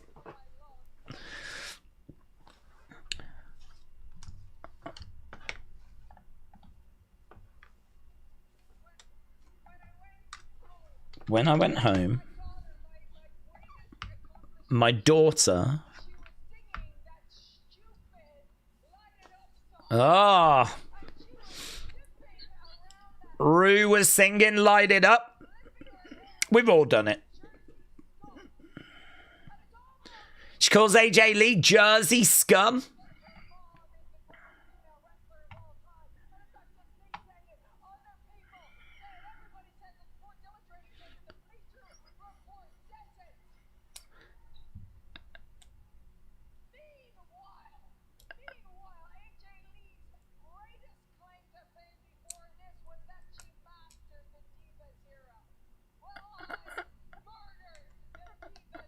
Oh, that's a great line. She mastered the Divas era, but I murdered the Divas era.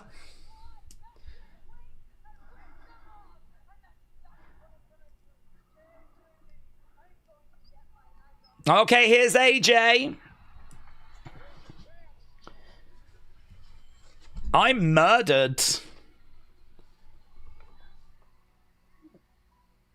the Divas era. Okay, AJ comes running down to the ring.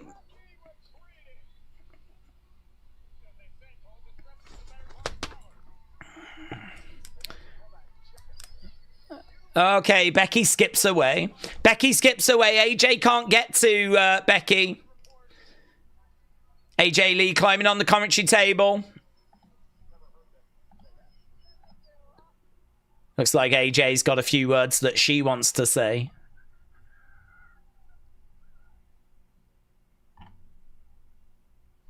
Oh, the microphone wasn't on.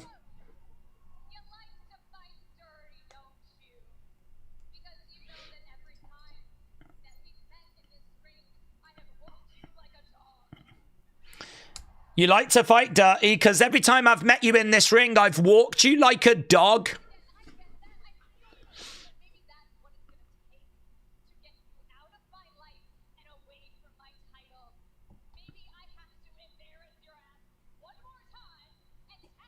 Here we go. Oh, maybe I've got to tap you out on the biggest stage of them all. So the challenge is about to be made. Yeah.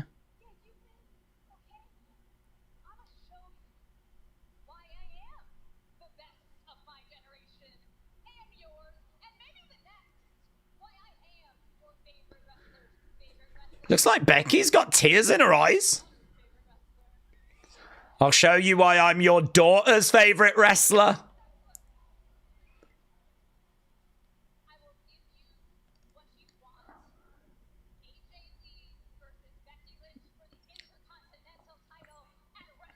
Let's go. Let's go. Giving AJ just even a little crumb to work with is so good.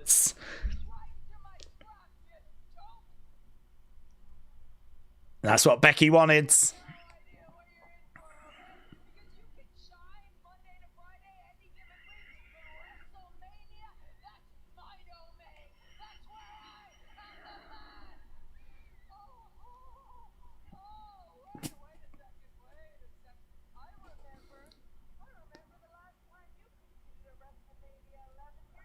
Yeah.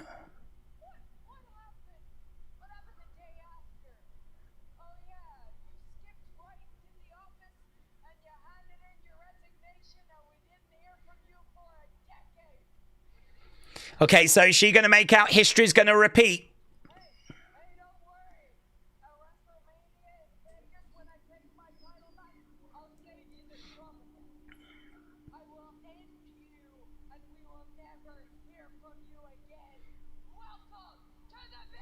It's good.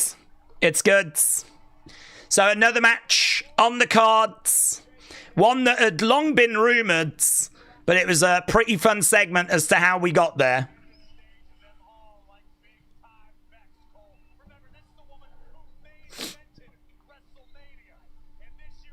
AJ Lee looking up at that WrestleMania sign. Yeah. I'm not a hater of that. Okay, we are backstage with the Usos.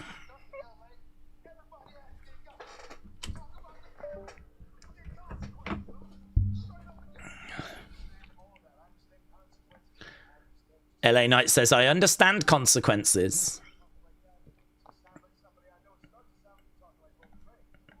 Starting to sound like you're talking like Roman Reigns. Funny, it might not be by design, but we've got The Rock and we've got Tama and Tonga all on the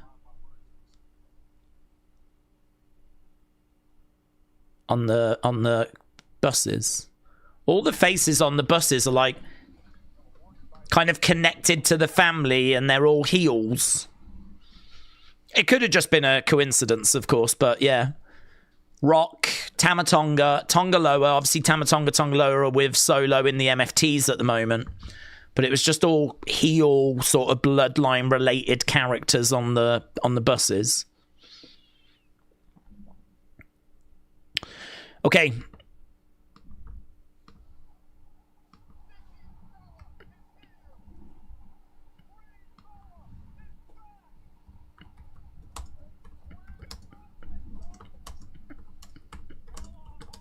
Right, I think we're at commercial break. We're just seeing the Bellas. Primo. Yes. Yes. I didn't get that thing done, did I? Segment score. What did you think about the Becky segment? All time. Great. It's going by really quickly. I mean, we're 50 odd minutes into this show. I think it's going by really quick.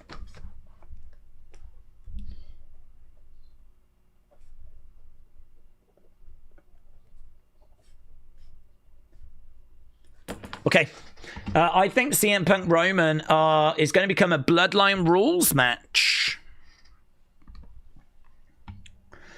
Danhausen took a picture in front of that Rock trailer earlier and it was funny, says Sean. Daze, did we hear LA Knight just mention Roman? I did. Jay Uso did not appreciate that. Daze, how are you? Hello, Sonny. How do we get more people interested in the community discords? I just need to really advertise it and talk about what's going on there. So just need to, you know, have like some good conversations going, some interesting rooms. Just, you know, if you're doing a movie night, just sort of advertising that.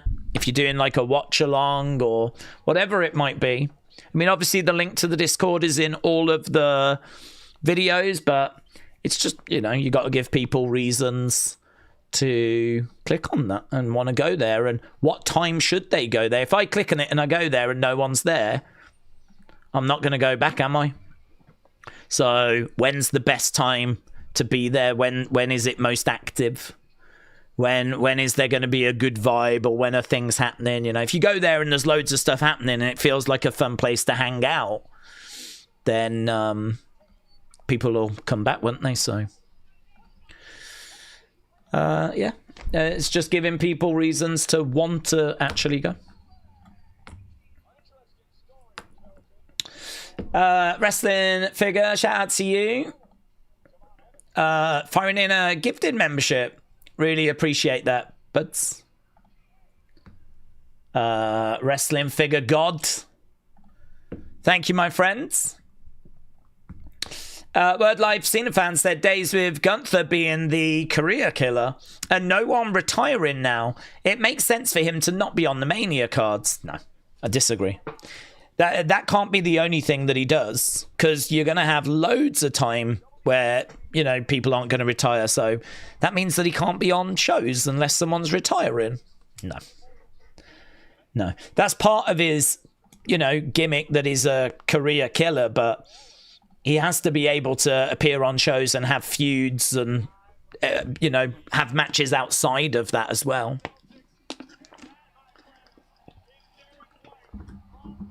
Okay, Derek White, big cheer for him.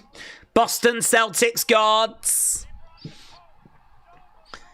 He brought Joe Mazzulla, who is the Boston Celtics head coach. They're getting into it. They're fighting. Oh, that's no way to treat your players, is it? Your boy is bouncy. Here we go. Your boy is bouncy.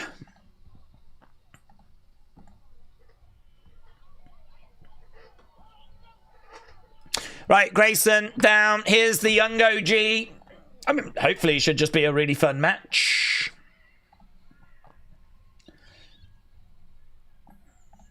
It's certainly going to have some fun moments. Are we going to see I Show Speed in this match? I Show Speed was backstage with Javon earlier. We know that I Show Speed's at this show.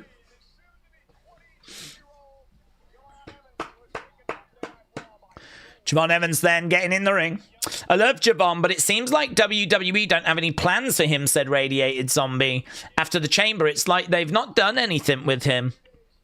LS Dub, hello. How do they have someone keep finding lamer and lamer opponents for Javon Evans? Sonny said Sundays are our movie nights, depending on if the person who is streaming is available. We've been watching Harry Potter movies. Well, the only problem you'll have there is I don't know how many people are going to be interested in those. How many people have, you know, that are interested might have already seen those films. I would think like wrestling watch-alongs would be a good way forward, you know. I mean, that's obviously what's brought everyone together, isn't it? Wrestling. So different wrestling matches and conversations about those matches. Maybe some old Bray stuff and, you know, that kind of stuff. Maybe something that creates emojis for the different community members. Something that makes them feel more involved. Maybe like, you know, a predictions game. I mean, you could do a predictions game that kind of gets run in the Discords. Oh my God! Suicide dive there by Javon, and he lands on his flipping head, but he's back on his feet and he's okay. Woo. That was pretty brutal. But the young OG, okay. Jessica Carr, the corrupt referee, is the referee for this one. Big cross, my God!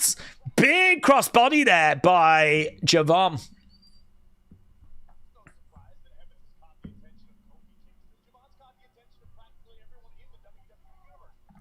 Okay, Grayson. Elbows coming into the back of the head there of Javon. Defcon says, Sonny, I might do like a prototype, like movie night thing on Wednesday. Ooh. Well, I think that's a great idea as well, like saying to the community, what do you want? And, you know, is there anything that you would like to bring or anything that you think would be fun? Yeah, just making it like a really cool place to hang. Grayson just said to Kofi, are you going to help? Are you going to help? And Kofi's like, what, do you want me to get you DQ'd?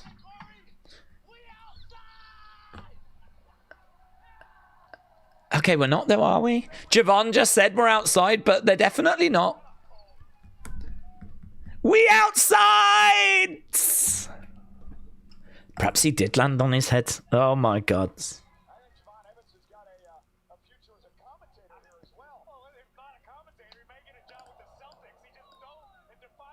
Yeah, I think he did crash and burn on his head there. We outside! Guys, we need a concussion check.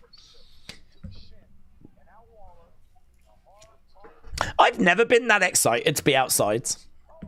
And he's not even outside. Grayson Waller over against the ropes over the other sides.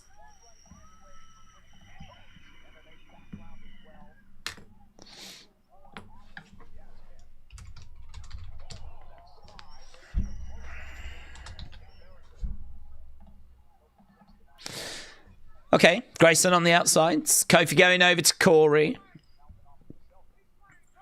Oh, he's mouthing off and going off on... Oh.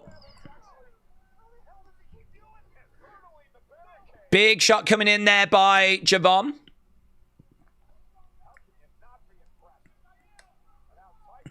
Whoa, look at that. Comes down onto Grayson. Just jumping off that barricades.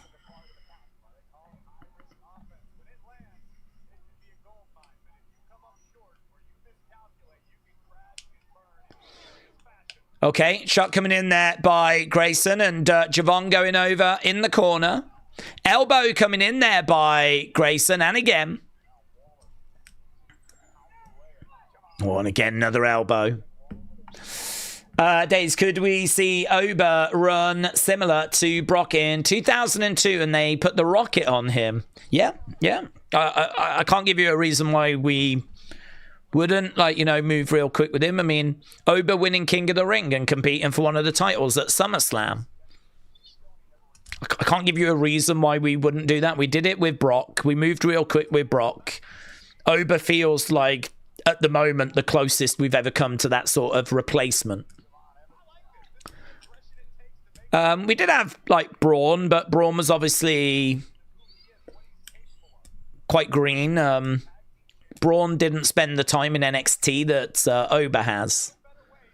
Braun had to do a lot more kind of learning on the main roster. So I feel a lot better about Oba than I do Braun. Plus, I think Oba just kind of feels like he is getting it a bit more. I'm really excited about where he is, considering he has only literally just arrived. The aura, the connection with the fans, it's all in such a good place.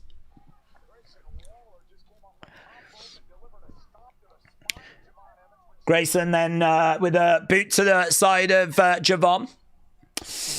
Daze, what do we think about Javon and Speed against New Day at WrestleMania? Well, it's obviously not something I would be looking for, but, you know, they may do it. I think it'd be well received, and certainly if, like, Javon's going to do the bulk of the work. Kick coming in to the outsides, going up, and a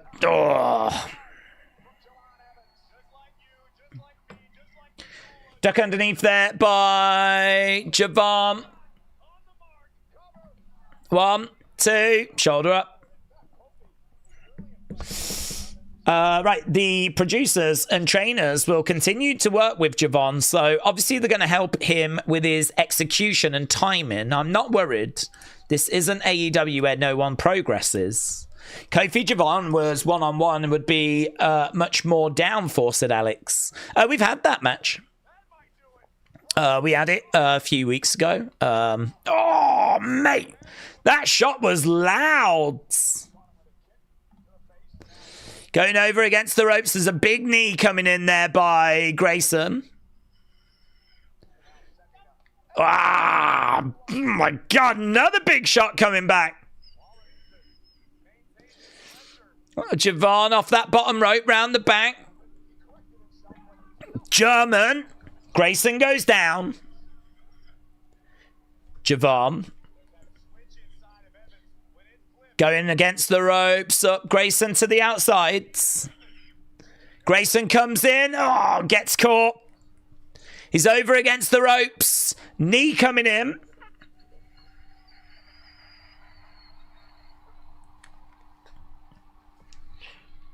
Javon going to the outsides. Oh, against the ropes goes Grayson, and Javon goes down.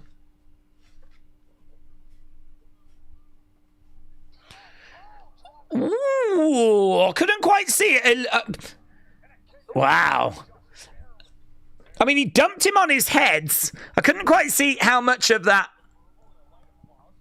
he took and how much he sort of took with his arms, but it looked moody from that angle. Some of the screenshots from this match are absolutely insane. Look at this one right here. Look at the height. Sportskeeda, who I don't rate, but they are right. Crazy height. Some of the screen grabs from this thing are very impressive. Grayson in the corner. Javon throwing in a right hand. Javon going up. Javon flips over, rolls back. Grayson is up top. Spanish fly in position. No, reversed. Hurricanrana. Hurricanrana there by the young OG off the top. Ah, the OG cutter connects. I mean, that's him done, isn't it? Hurricanrana off the one corner, an OG cutter from the other. The young OG picks up the victory. And the crowds, live crowd, are into it.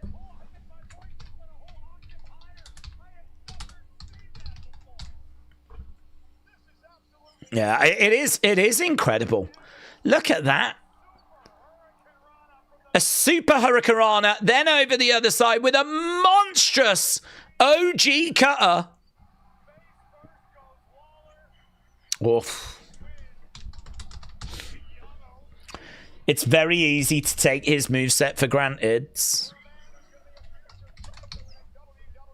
Yeah, Grayson's like... Grayson just didn't have any answer for it.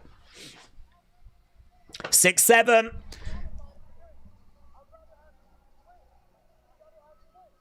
Kofi said, I'd rather have you win than get you disqualified. So there's a bit of arguing. You've got to stay focused. That's what he's saying. Okay, we're outside a doctor's trainer's room. Here is Heyman.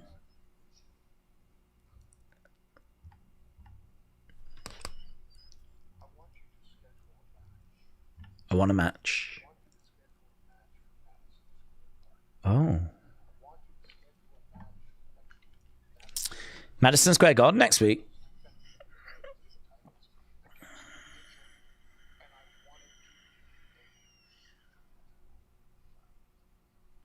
Heyman wants a match. Usos Vision street fight.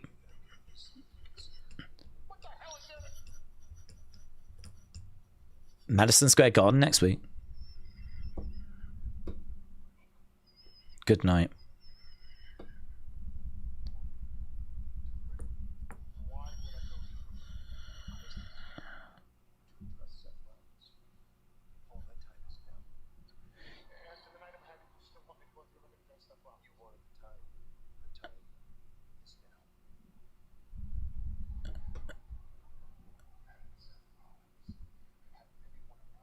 Okay, this is good.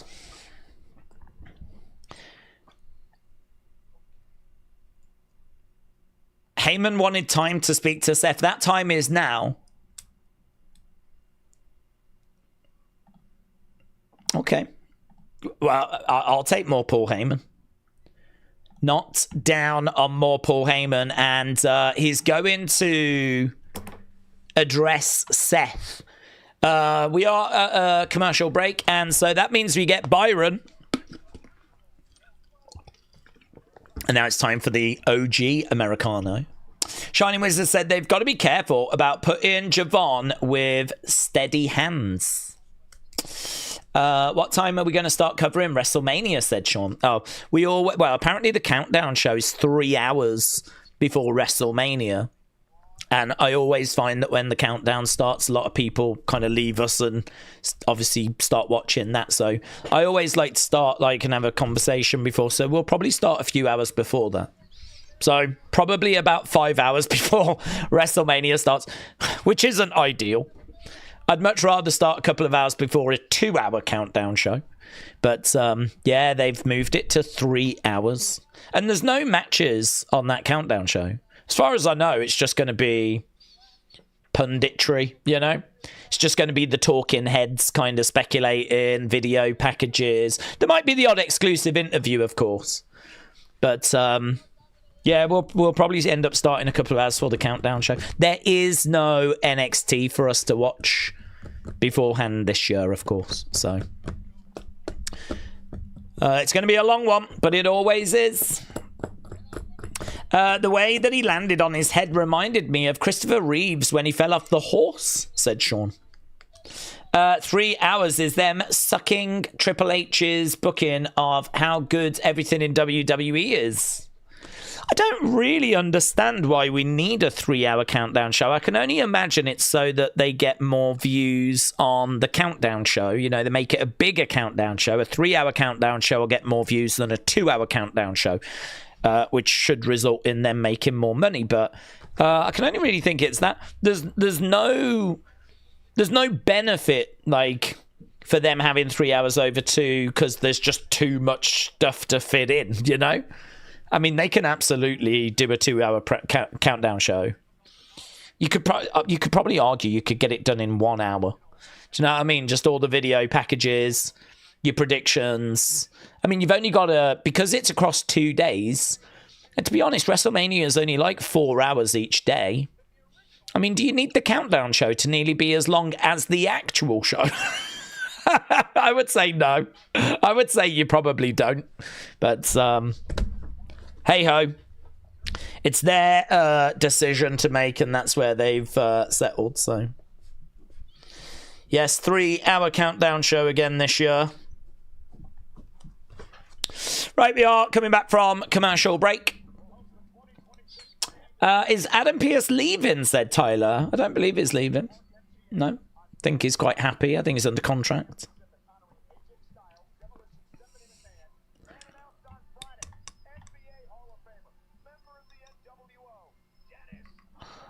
Okay, so the OG Americano just said, make no mistake about it, there is no room in this town for the two of us. So very much feels like they are on a collision course. Okay, we are back from commercial break, and we are kind of at the halfway point in this show.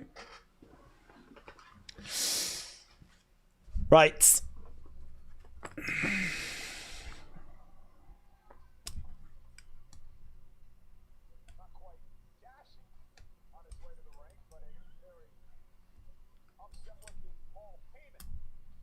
Heyman coming out. David said they should have had IRS in a TurboTax ads. We don't get those. Okay, Heyman back in the ring. How's this segment going to go, though? I mean, I've got to think that Seth's going to come out. Okay, so Heyman's back in the ring.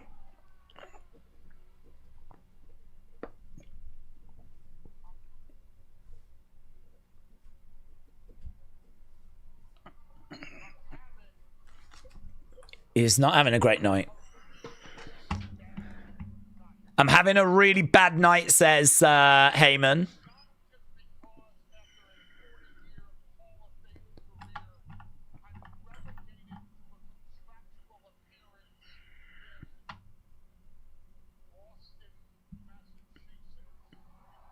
Okay, so Cheap Heat, as he kind of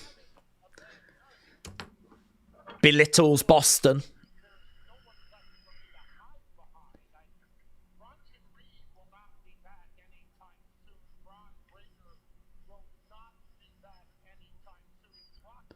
Bron Breakker will not be back anytime soon.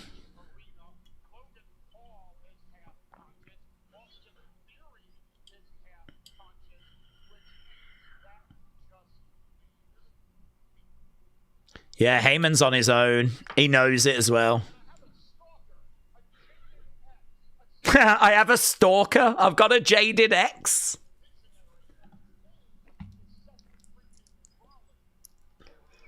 Yeah, he is having a really bad night.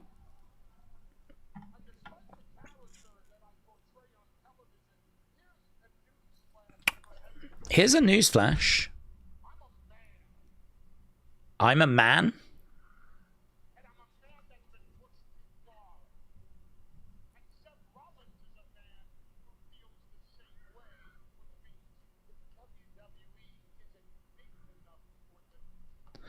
WWE isn't big enough for the two of us. Okay, here we go. Seth Rollins against Paul Heyman at WrestleMania. Oh, he said he wouldn't stand a chance.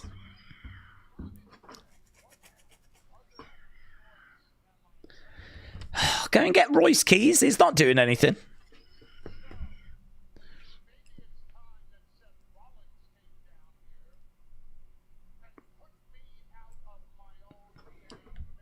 Maybe Seth should come down and just put me out of my misery, says Heyman.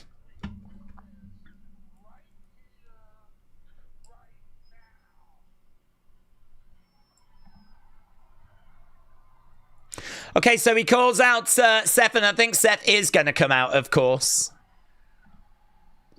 He's looking around. The fans are cheering. I don't know if they've spotted... Yeah, okay, we do have someone in a hoods making their way to the ring. We don't know if it's him or not, of course. Could be a fake. Could be a phony.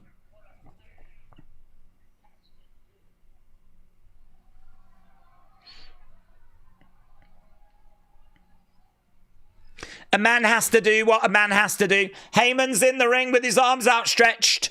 That mystery person jumps up onto the commentary table.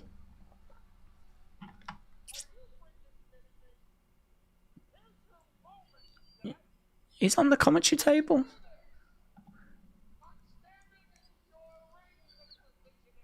Standing in your ring. Okay, it was Seth. It actually was Seth that was under that mask. We've got some police. Okay, Heyman spots him. Okay, so this is a pretty big segment, isn't it? Because, I mean, everyone's gone. Ain't really, Heyman's laughing, what, just because he's got police? He's got the cops. I mean, I definitely know you can't go laying them out. It's one thing to lay out security.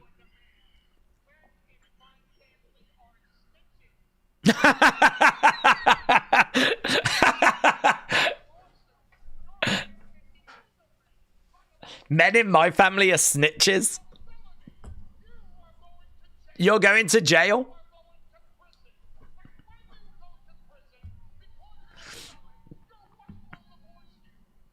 Your wife is going to divorce you?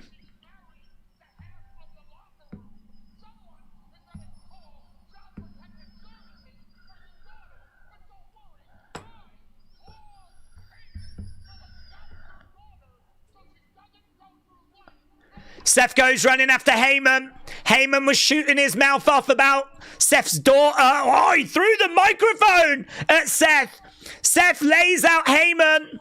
The cops are in there. So this is not security. These are cops, and Seth right now is getting arrested. I do like that, though. Heyman said, I'm going to deal with you like a man, and then revealed men in my family are snitches. You're getting arrested. You're going to be a felon. Your wife's going to leave you. And he started talking about his daughter, and that's when Seth snapped. I can't tell. Oh, he's laughing. I wondered if he was crying in the corner, but Heyman in the corner laughing. I think Heyman's quite happy with how this has played.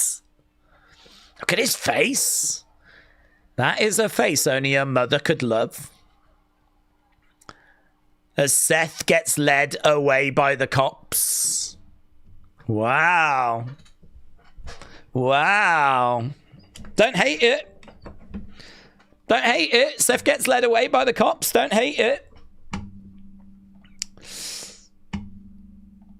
I'd kind of like an update seeing Seth go to the station. We saw that with the Mountie where his picture was taken and his fingerprints were taken and everything.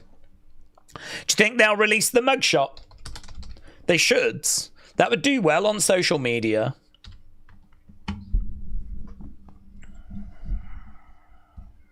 Good. Boston PD is corrupt, said Poppy Crocs.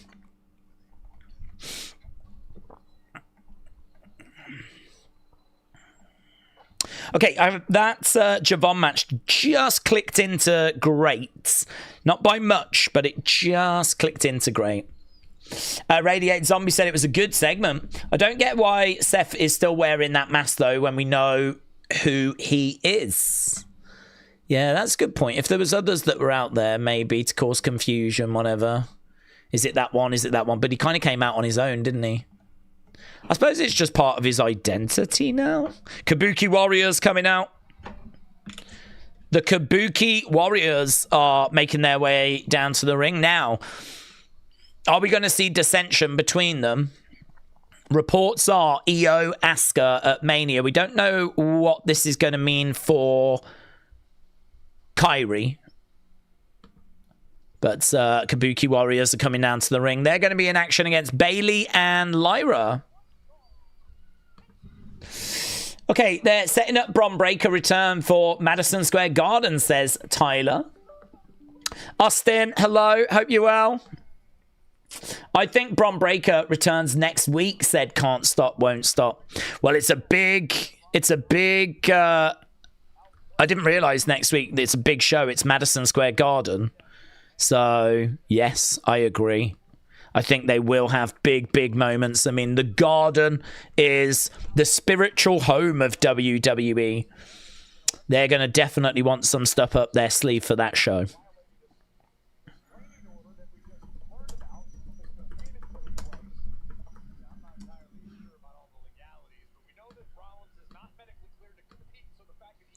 Corey Graves said, I don't know about the legality of it, but we know that Seth is not medically cleared to compete. He's going to go to the local law enforcement agency instead of the local medical facility, said Nita Nitro. He is. He is.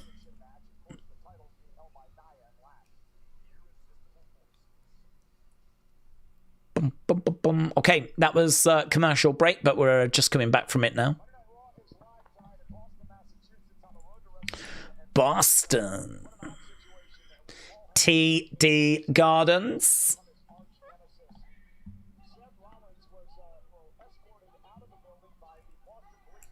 It was, do you know what? The comments about Becky were one thing, but it was the daughter that did it. It was the daughter that did it.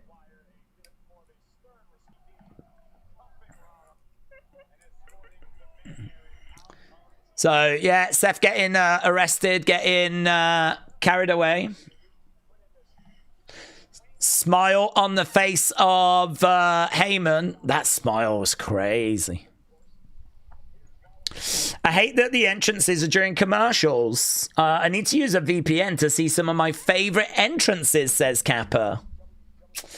Yeah, I can understand that being a frustration if you're a fan of certain people.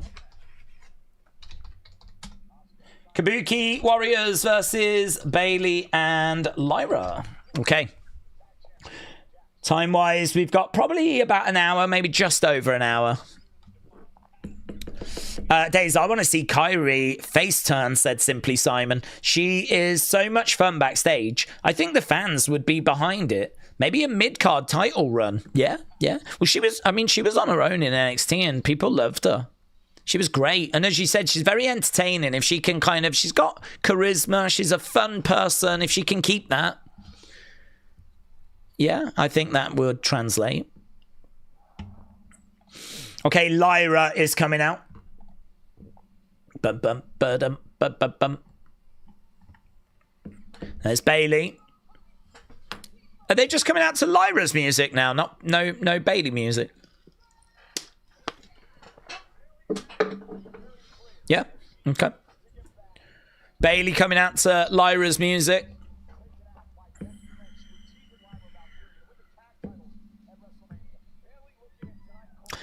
There's a patch on Bayley's top, which I don't think I've seen before. Is that like an elbow drop? Yeah.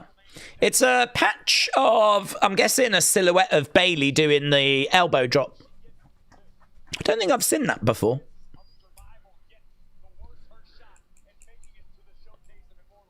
Bayley looks down at Asuka.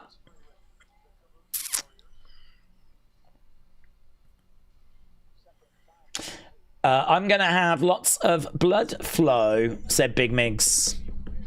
Oh, what? A lot of your favourites in this, buds.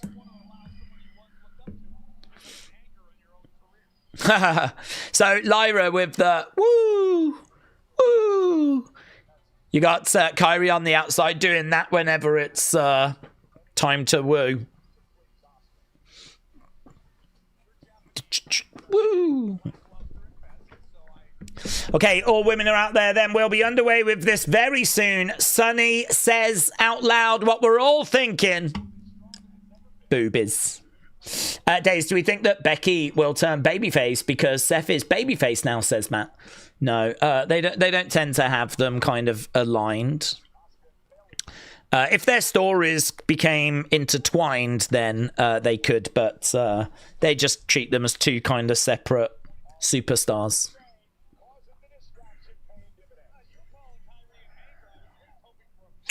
Okay, that Heyman segment was very close between good and great. 44% good, 41% great. So that has come out as good 93%. So it was passable. It was acceptable.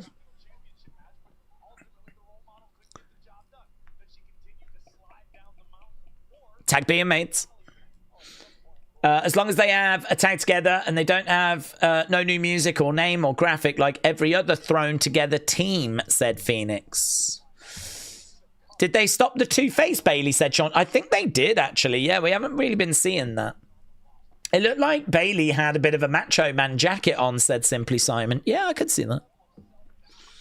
With the tassels, and it said role model on the back.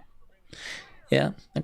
Knee there by Asuka as Lyra comes round, goes after... Oh, spinning back fist there by Kyrie, who then runs away. Tag being made. In comes Kyrie. Over in the corner goes Bayley. Kick coming in. Oh, lovely. Great work. Asuka going over to the corner. Over to the rope. So does Kyrie.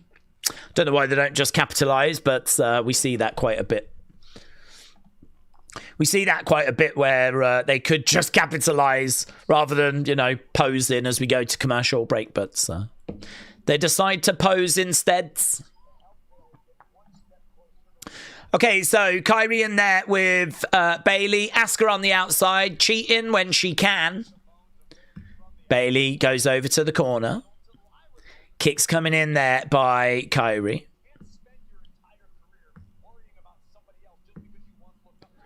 Shot coming in there by Kyrie. Daze, do we think that Finn Balor will more or likely interfere in the Penta versus Dominik match? Finn could cost Dominik. Yeah, I think there's a chance for that, Connor. Yeah. Is Speed going to be in a segment tonight, or is he just there, said Alfie? It's a good question. I'd imagine he will have some sort of involvement somewhere, even if it's just backstage. If I'm a betting man, maybe something to do with Danhausen, because we haven't seen Danhausen yet. So it kind of felt like it might have been the Javon match, but it wasn't. But I think they like having him there, because I'm sure he's vlogging all of this. So, of course, it gets them onto his channel.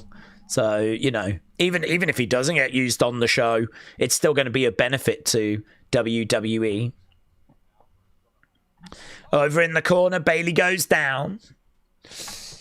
Porous words don't hit as hard with Becky being a heel, said 107 Carnage. Are we at we're at commercial still, are we? Yeah. We're at commercial. I can tell you that Kyrie on the outside with her arms outstretched. Kabuki Warriors are in control. So, as we said, we got about an hour or so to go at the moment. Bayley needs those tube men again. That was fun, said Michael. Okay, Kyrie off the top. Down goes Bayley. Do we think that there could possibly be some stipulations for Roman CM Punk match? There could be. It's not a match that I think needs a stipulation. I think like seeing Roman CM Punk in a one-on-one match, we haven't seen that. So, or not since he returns. We got it last year in a triple threat.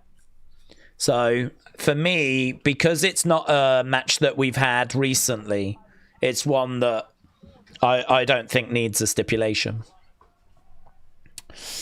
Can we marry half the locker room? I think that's not legal. Yeah, that was a bit strange, wasn't it? When he said about her getting with half the locker room. I don't know. I think he was just throwing stuff out there just to try and get to Seth.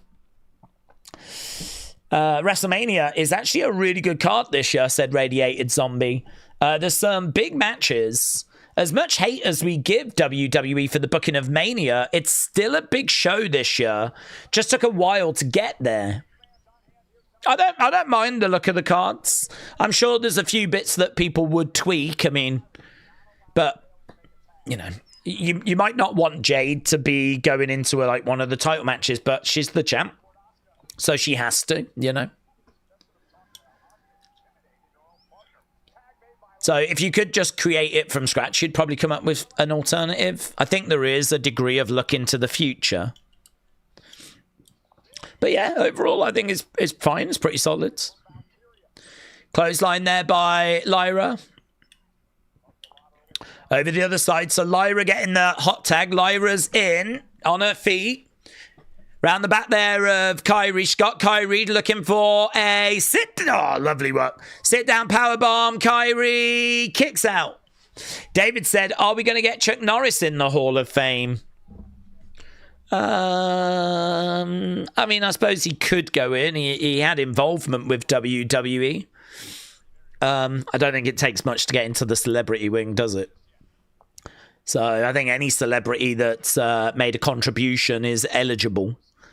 So, yeah, I mean, he could do. I think that it's Dennis Rodman, though, that's going into the celebrity part this year. But they didn't really announce it as the celebrity wing, so I don't know if they're still doing the celebrity wing. But Rodman would be this year's. But yeah, getting into that celebrity wing, I don't think it takes much.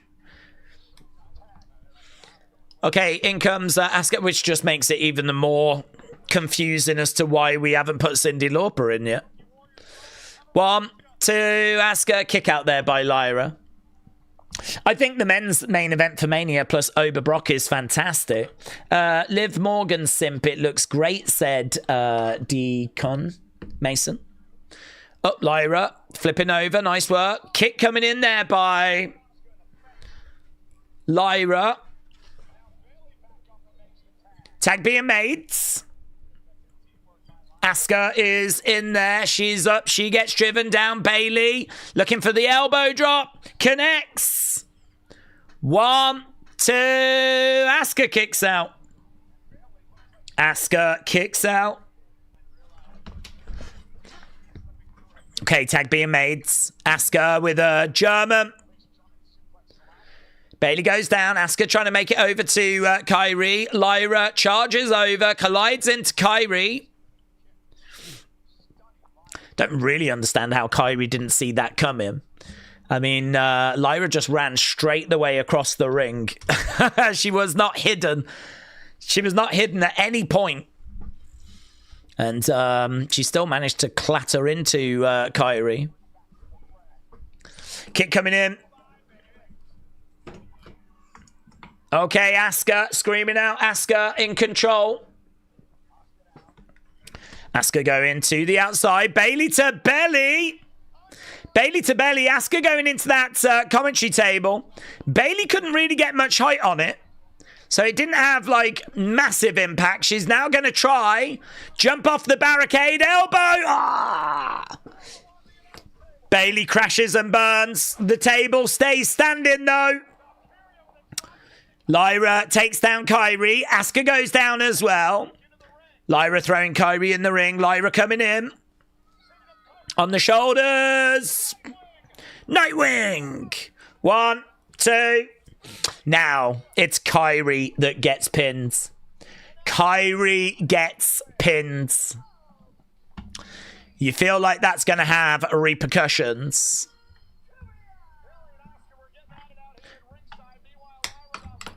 Okay, Kyrie down in the ring. Lyra, Bayley pick up the victory.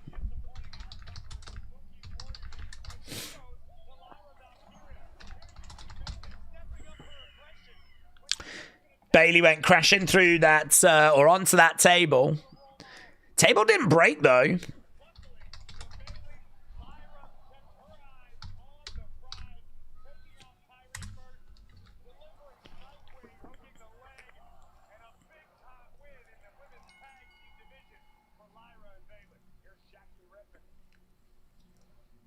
Okay, we're in the ring with Bayley and Lyra. Jackie Redmond's in there as well.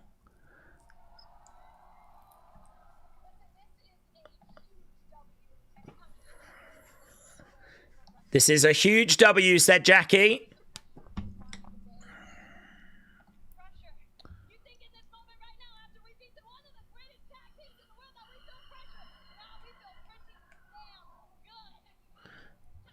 We feel pretty damn good, says Bayley.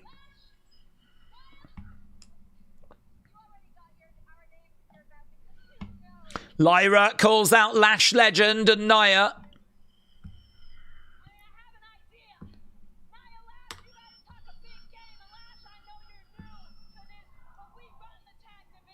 We run the tag division. Oh, you got one win. Calm down. We run this division.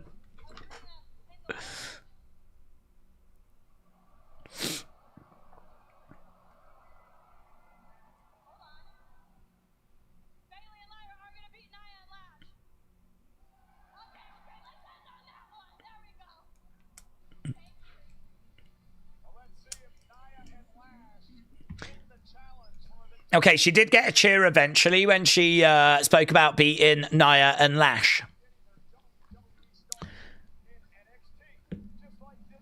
So they want them at Madison Square Garden. That didn't seem to play too well in Boston, which you can imagine. Okay, NXT. I like these NXT origins. We did one on Damien. I think we've done one on Finn. And now we've got one on Tiffany.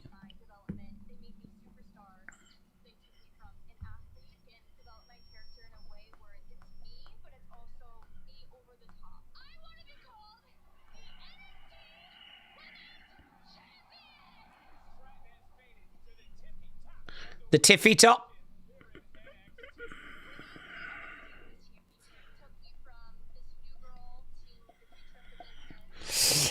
Could Bayley join Nia and Lash, said Davids. Well, she could. I'm not sure that she will.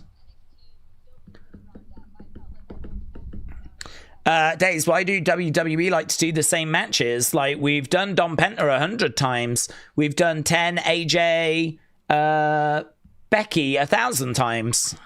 Drew, Cody 100 times. Don't they feel it's repetitive? Well, I mean, they're in feuds, aren't they?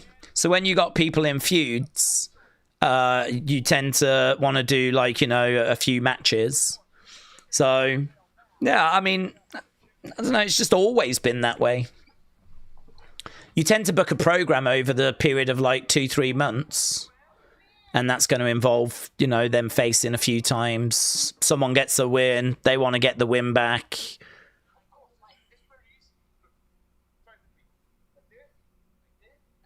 Okay, we got iShow Speeds with Penta.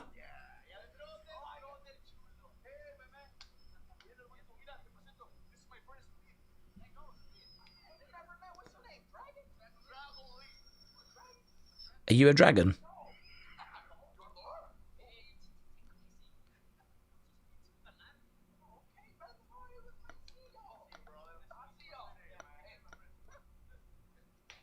Okay. We had Penta, Dragon Lee, meeting Speeds.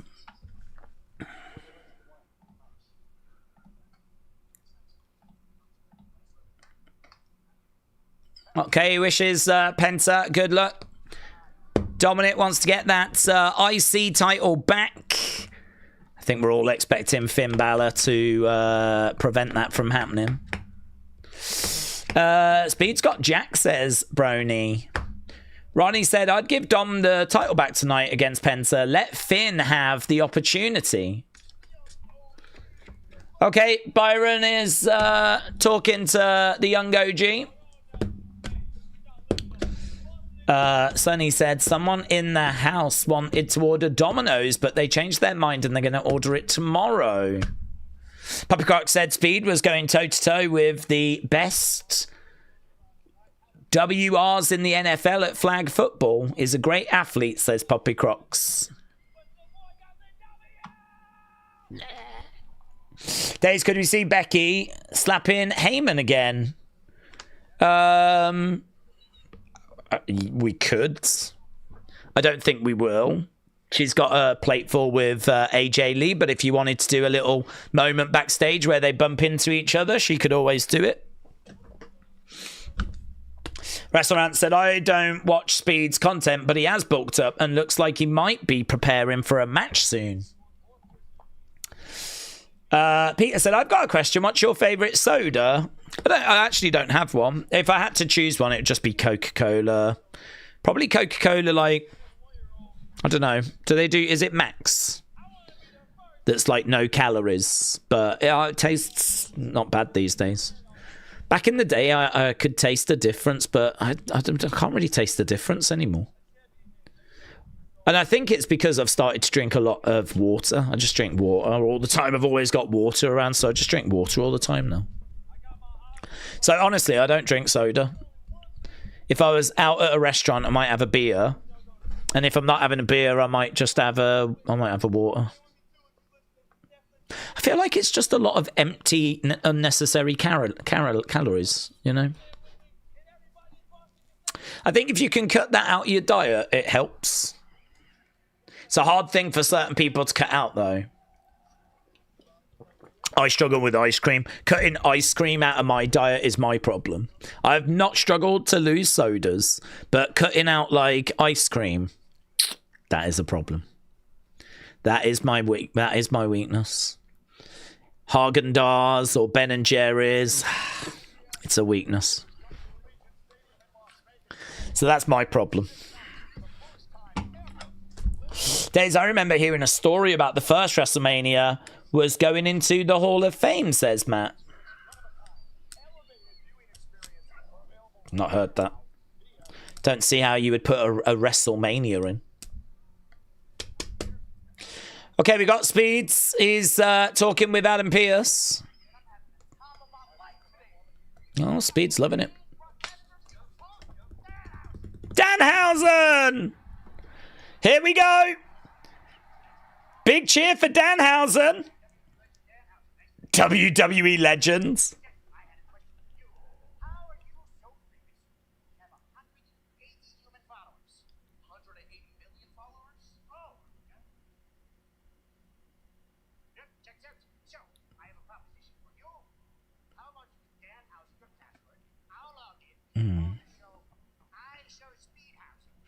Okay. I showed Speedhausen we can split the profits.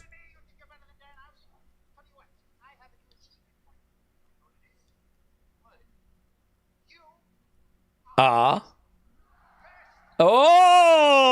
he just cursed him.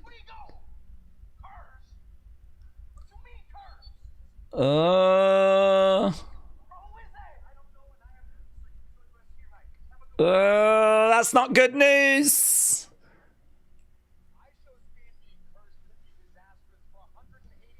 That's not good news.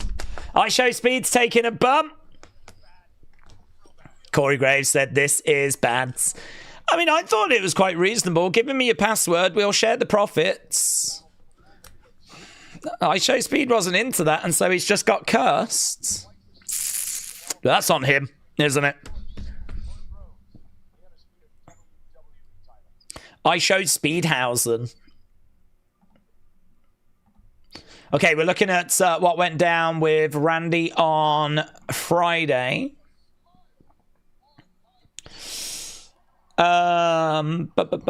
Survived now, not getting cursed in Africa, only to get cursed in WWE, said Semper. Yeah, I wonder how that's going to show itself. How long we got left? We got about 45 minutes.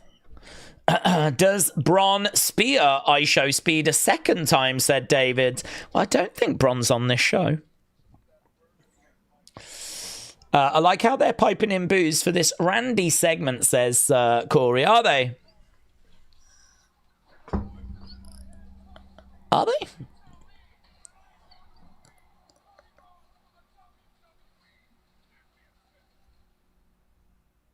I can't hear any booze.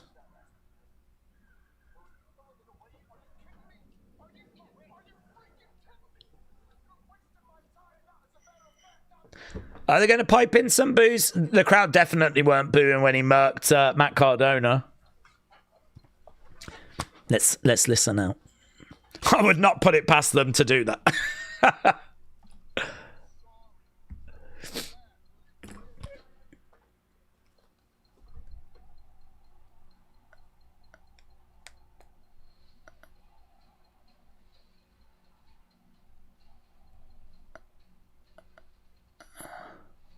Yeah, I think they have put some booze in for this.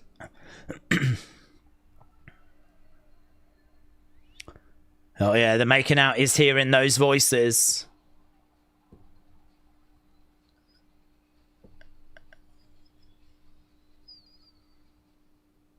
Yeah, you can hear booze more so than people going, one more time, one more time.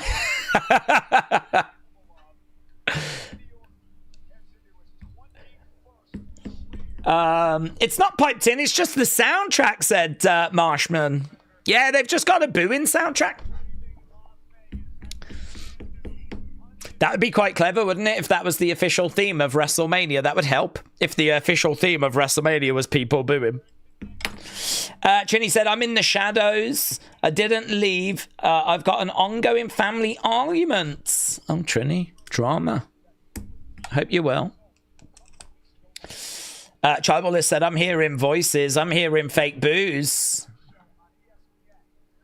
Okay, Cody is going to speak for the first time on Pat's show on Wednesday.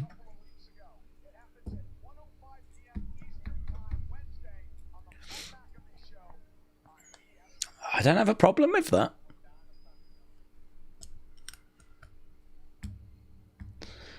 Oh, okay, we got Asuka. She's going off on Kyrie here.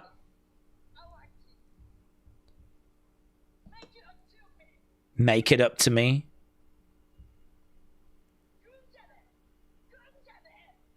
Oh, Asuka walks away. Here's Io.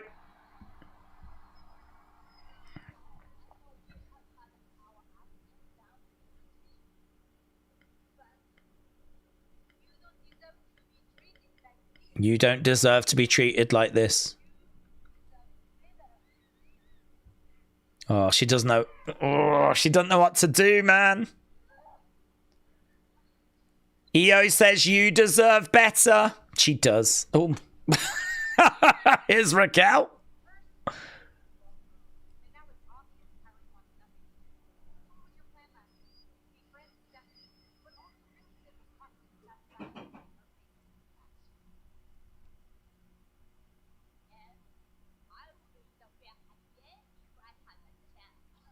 I love the arrogance from Io.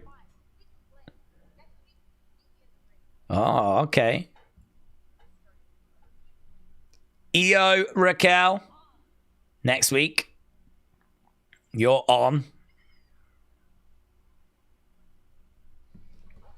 Well, there was a fair bit in there, weren't there? Okay. Wrestling Figure God said, Daze, Cardona, Myers, Sterling run the Wrestling Figure podcast. Every time they talk about AEW figures, Matt has to leave the room. Chelsea called, cat's sick, have to take the dog out. It's crazy. What? Oh, hello. Stephanie attacking Liv.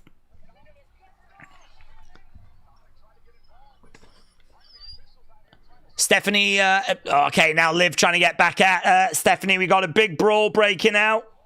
Big brawl. Okay, are they going to fight in the backstage area now? Are we going back into Gorilla? Oh my God, she's smashing her head against the side of Gorilla. Oh, nice. Okay, this is satisfying. Oh my God, she get picked up, dumped down. Shots coming in by Stephanie. We got officials in there trying to separate them. Liv's trying to kick out at Stephanie. Kick coming in there by Stephanie. I think we might be getting them separated now. Liv desperately trying to get at her, though. She was crawling on the floor, reaching out. Jeez. Women, eh? Tough. Okay, we're having to hit that music again. Jesus. Crazy. Okay, so the Dominik music plays again. I don't think Liv's coming out this time. Is she? Is she? No, we got JD coming out with Dom. Dom's trying to make his entrance again. JD's like, yeah, you got a little mark there, you know.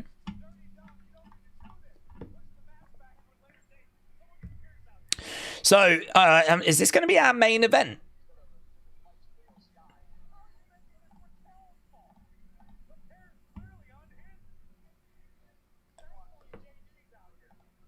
Okay. Whew. So much going on right now. Your Mega Campeon. Okay, cat fight. And now we've got JD joining. Fireworks.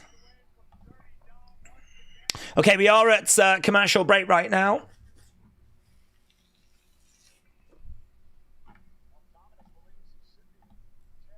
So, Dominik, Penta, Intercontinental Championship match. This is the main event, but we do still have Roman Punk segments, said James. That's correct.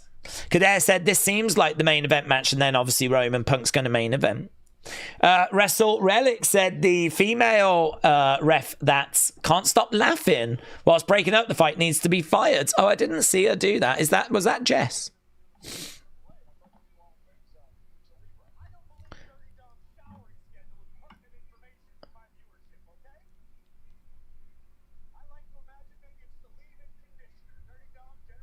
Okay.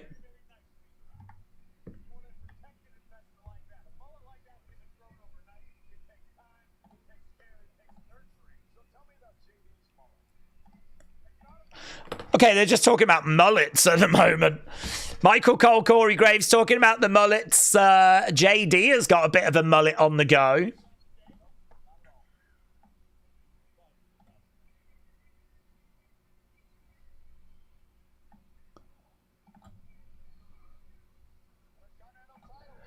IC title match coming up.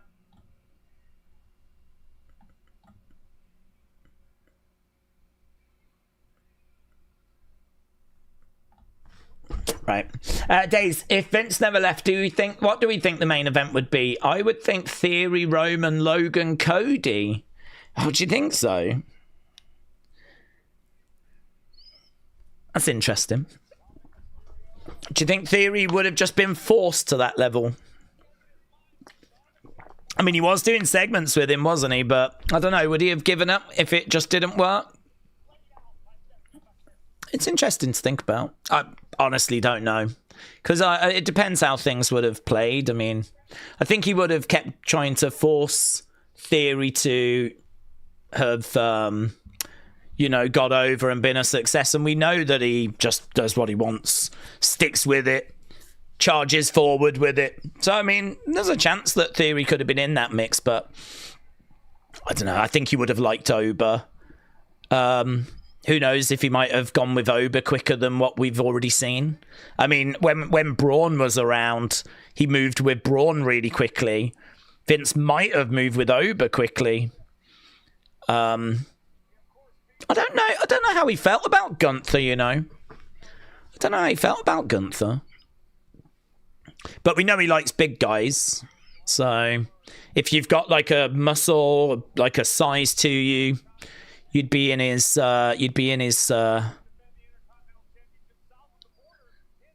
good books. So yeah, there could be something to that. Oba, I think, might have stood a chance. Right, we've not seen what has happened with this curse. Penta making his way down to the ring then.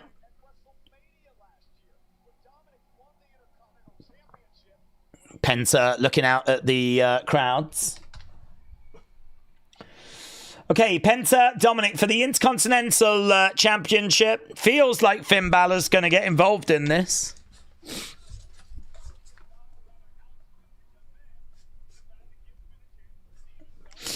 What's your favourite ice cream flavour, said Wrestling Little Right. Honestly, I got loads. I mean, I do love the Ben & Jerry's Banoffee. But, I mean, I love their kind of brownie one. I love their cookie dough one. I love their fish food one. I've actually recently been getting more into Haagen-Dazs because we had a pot of that the other day. And it was so creamy. It was lovely. They do a cookies and cream, which is really creamy. And then you get really nice bits of, like, cookie in there. And I was like, God, this is nice. just so Moorish, just lovely, really lovely. The thing with Ben and Jerry's, they're amazing as well, but obviously they've got lots of different elements to them. So, but with this, it was the same thing all the way through, but it was lovely. Just couldn't stop eating it.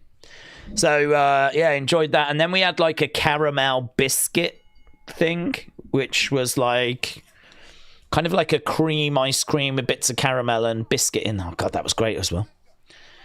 I don't know that I've got a favourite, but it's quicker to tell you what I don't like. Penta over in the corner. Okay, Dominik charging over. I think the bell went twice there, didn't it? I'm sure we just had the bell twice. Okay, we're about 4 minutes away from us going into hour number 3. I think they'll probably give this match 10 minutes or so.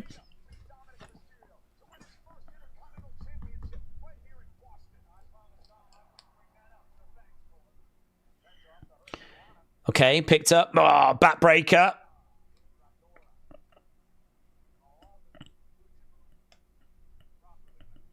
Okay, Dom in the corner. Kick coming in. Dom goes down. Penta is up.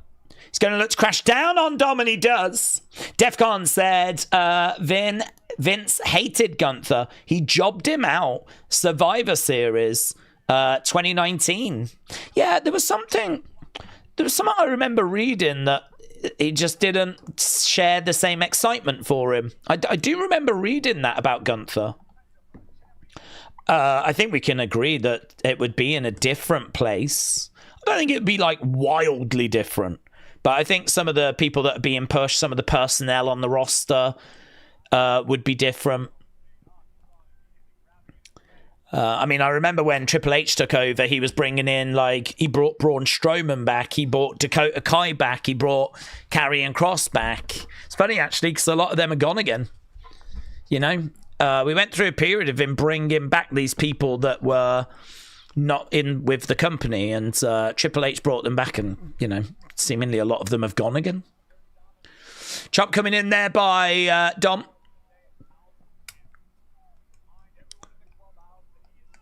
Back in the ring goes Penta. Dominik then in control. We are at commercial break. Conrad said, I think Dom needs to hit the gym. Take it to another level after Mania. Advertisement said, and yep, we're just at commercials. Daze Finn didn't have a mullet. Is that why they kicked him out? Said Ronnie. That'll be it. That'll be it. He never made the effort to fit in. Shoulder up there by Penta.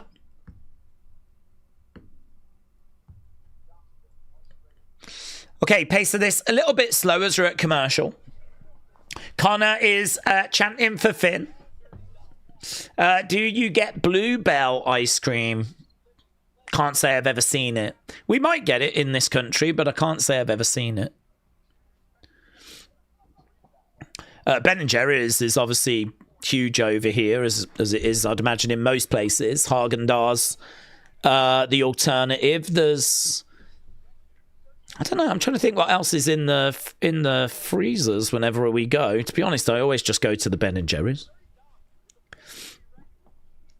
Penta over against the ropes. Triple A said, what do we think the plan is for Gunther? It's crazy he retired Cena and AJ and are high on top of the mountain. They're not going to do something with him. Apparently he was going to be in a match with Rey Mysterio, and then Rey got injured. So there's no word as to what the replacement match is. But I would imagine they will still use him. To be honest, I don't even know what the plan is for LA Knight at the moment. I mean, maybe they end up on a collision course. Some people are thinking it could be Gunther and Ilya, and that they could end up being in a match. But it is true. I mean, we're not really building anything for Gunther at the moment. I mean, he's not featured on this show. He hasn't featured in a little while. I think the problem they've got is they had a plan for him. That plan has seemingly fallen through, and now they got to try and find like a really constructive alternative. sure they'll find something though. I just don't see any way that he's not on that card. Even if he's just doing some open challenge thing. Okay, Penta going against the ropes. Big boot coming in. Duck underneath there by Penta, and he kicks at the back of the leg of Dom. Penta, sling blade. Oh, face first. Against the ropes. Over the top to the outsides. I like the Magnum ones, said Jordan. They're like chocolate that covers the whole tub. So when you're done, you can scrape the chocolate off the sides and the bottom. Ooh. Well, I'm not opposed to that. I can tell you that. I mean, we've been getting some... they do those little bites now. I don't know if you've seen them. They're kind of like cubes. And they're covered in chocolate. And then the ice cream's in the middle. And they're like Ben and Jerry bites. They do cookie dough ones. And there was another flavour. They're quite nice. And, of course, you can get like the Ben and Jerry cookie ice cream sandwich things. They do a cookie dough version of that, where the cookie has got like, I don't know, bits of cookie dough in it. I don't know. How would that work? Cookie with bits of cookie dough in it. I don't know, but it's a cookie dough ice cream cookie. I've been eating them as well. I've got a problem, honestly. It's my only vice. I don't really drink. I don't smoke. I only do drugs every other day. So my one vice is really just ice cream. Shoulder up there by Dom. Mint choc is good, said Grand Prairie. It's a dub for Dippin' Dots. Yeah. Aren't those that... They were meant to be the new future of ice cream, weren't they? There were just lots of little balls of ice. Tiny, just loads in a pot. I remember eating them back in the late 90s in America, in Florida. And it was billed as the future of ice cream. And it's like, my God, this is the future. But, and you could get different flavors. There were these tiny little balls. Tiny little balls. You got like 1,000 in a pot, just like these little... They were weird, man. I don't know if they're still going. They never made it over here. Kick coming in there by Penta. I'd eat them. They were fine. I can't say they were better than Ben & Jerry's or Haagen-Dazs, but I can't say they were the future, but here's Dom going for a 619. Boom. AB said, Daze, I've got chocolate, sponge cake, and foil eggs. The dream. Okay, here comes Balor. Balor's music hits. We got Balor Club graphics. Balor comes walking out.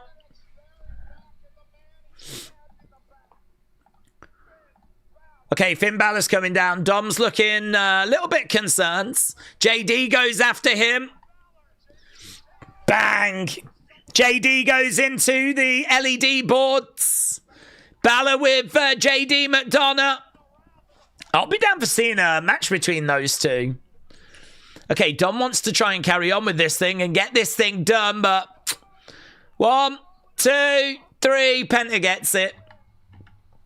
That's probably the thing that has hurt this match the most, is how predictable it was. We sort of knew where we were going. We were just waiting to get there.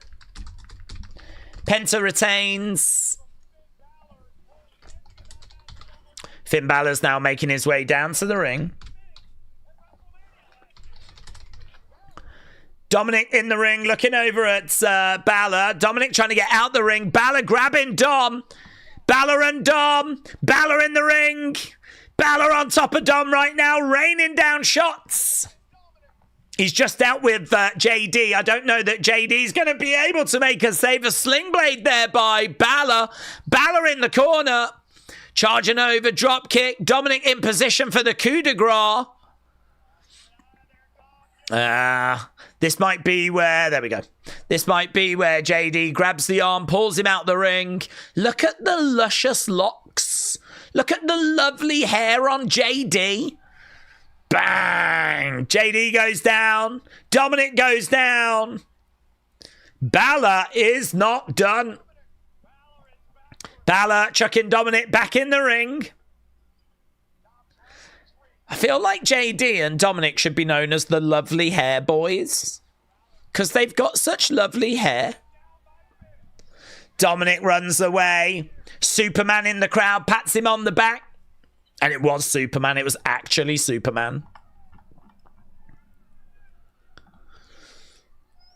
Okay, crowd are cheering for Finn. Dom in the crowds. Looks like Finn is going to put JD McDonough away. Drop kick. Boom. Into the corner goes JD. Balor climbing up. Going to give the crowd something to cheer about. Coup de grace connects. On JD while Dirty Dom watches.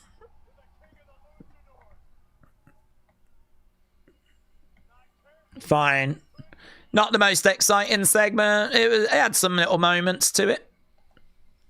It's time for our main event now, said Connor. Austin said coup de grace always look painful. They do. I certainly wouldn't want to take one. Nickelback. Bones for the Crows. One of the official themes of WrestleMania. OTC time, said Maggie. Yeah, they were called Dippin' Dots. I remember them, said Matt. They were nice. They came in lots of different flavours where the dots were different colours and they represented a different flavour. They were listen. I won't have anything said against them, but if you offered me a pot of that or a pot of Haagen-Dazs or Ben & Jerry's, I'd probably take the Haagen-Dazs.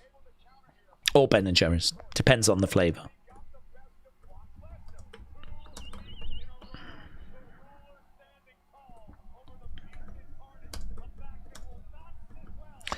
Okay, they're just showing a replay from earlier on tonight. Oba Femi, Brock Lesnar. It was good open. Okay, keep getting your votes in for that Penta Dominik match. Nickelback have got a theme for Mania. Triple H should be fired for that, said comrades. It's true. We need to seriously ask about some of this decision making. The evidence is right there, isn't it? The evidence is right there that this is there's big problems within WWE. Daze, I just had a thought. What if we're going to add Gunther to Oba Brock? That way we can still do Gunther Brock at SummerSlam, but we've also got something big for him at WrestleMania. How would you book that?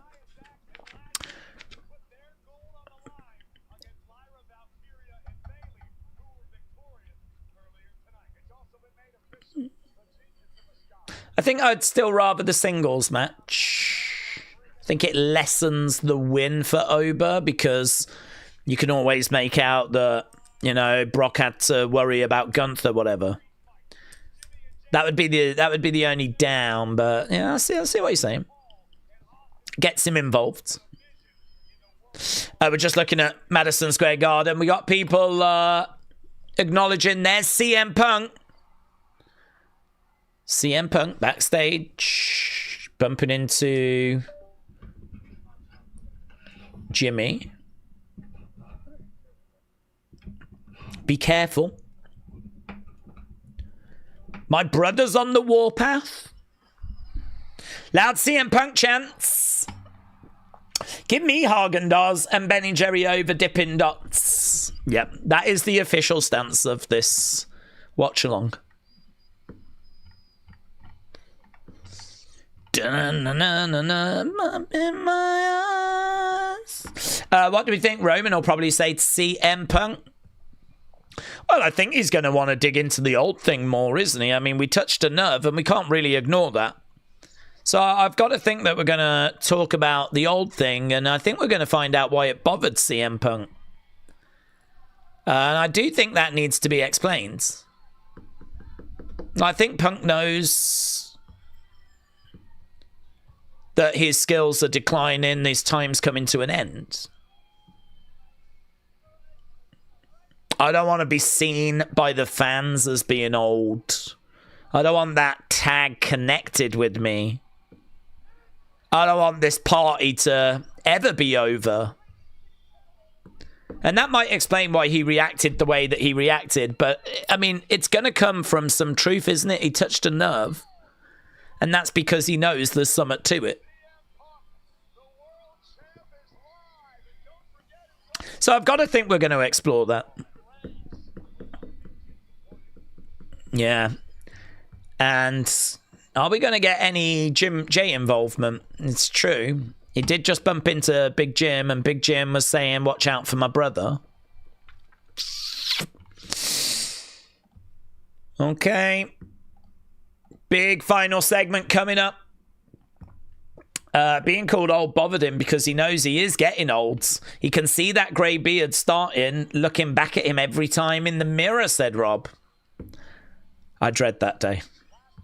Word Life Cena fan said, Daze, when do we think WWE will make Finn a world champion or a WWE champion? Well, I think it depends how things play out, of course. I mean, as a babyface, you're going to want to see the support from the fans. You're going to gauge reactions. I think it's a case of taking it a step at a time. I mean, if that merch is going to start shifting, those numbers are going to start numbering, then you know, we can start looking at making that kind of progress. But I would imagine right now they're probably looking at Mania.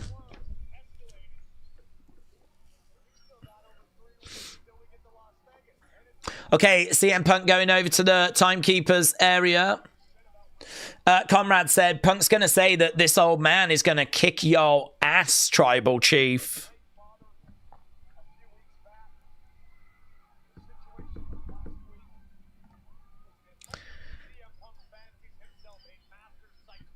Okay, CM Punk on the outside of the ring. Just interacting with the fans.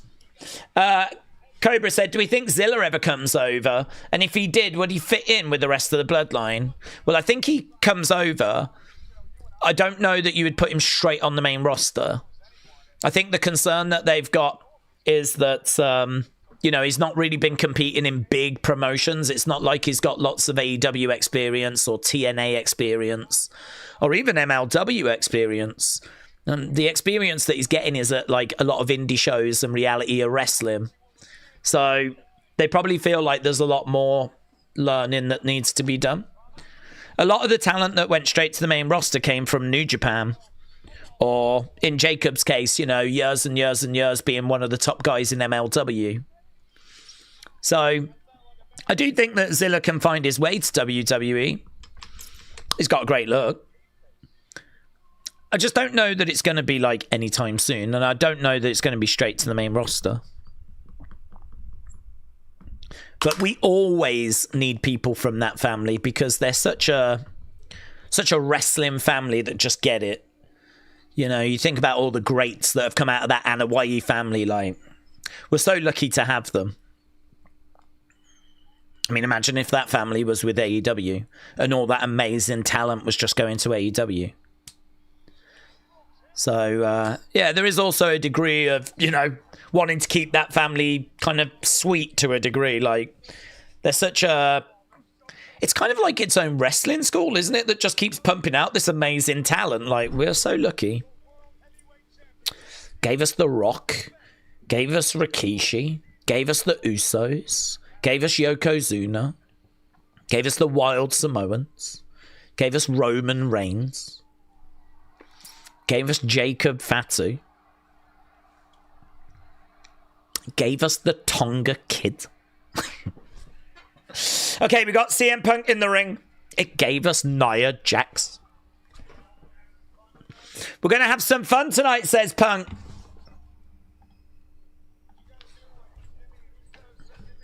Did you just hear what Jimmy said to me?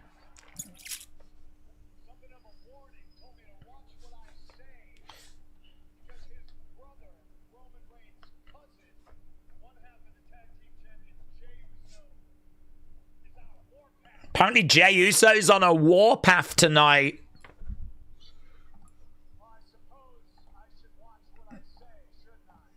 Taking shots at Jay's, like, do you know what I mean?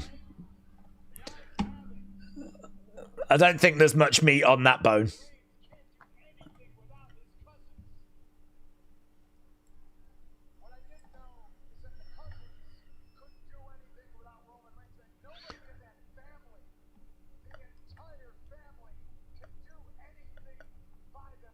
No one in that entire family can do anything by themselves.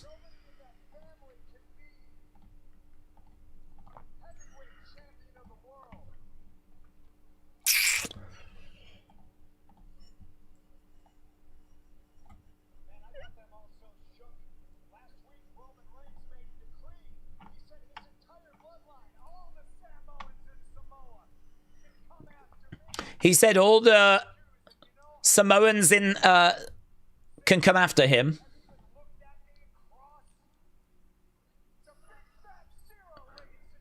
No one has.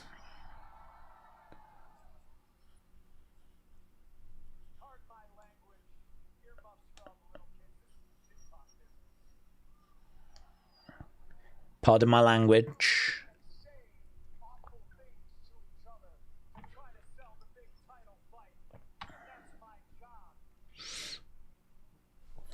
My job is to do or say awful things to sell the big title fight.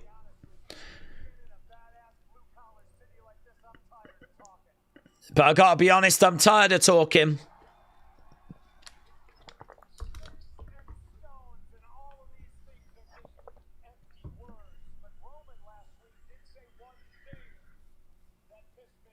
Roman did say one thing that peed me off last week. People are saying old now. I mean, I don't think that's a chant they're going to want to stick around. There is a sign in the crowd that says you're old. Roman called me old. It's booze for that.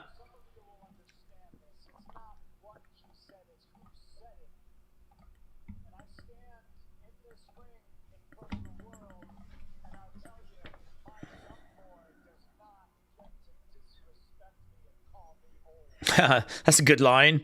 My young boy does not get to call me old. So Punk asked Boston, am I old? There's mixed reaction to that by the sounds of it. There's a few yes chants. I think the yes thing might be... Oh, I can hear no's as well, though.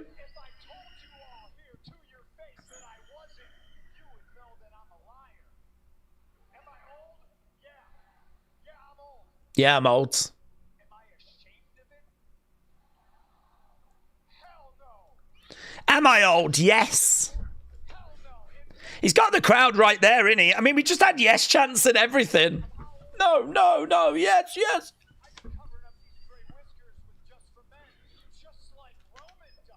Ah! I'd be covering this up with Just for Men if I was embarrassed, just like Roman does.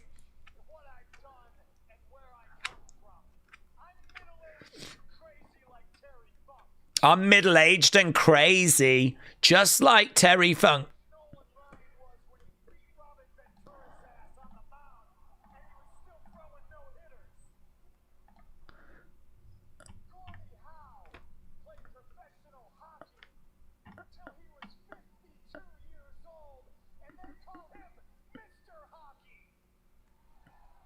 Okay, so he's naming a load of old people.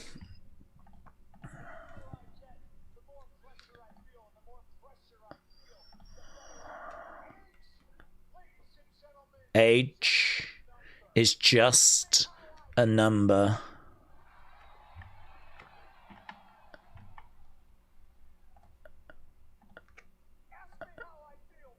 Ask me how I feel.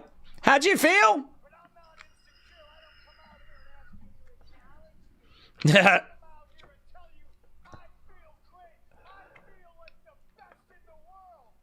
I feel great. I feel like the best in the world. I'm not insecure. I don't ask you to acknowledge me.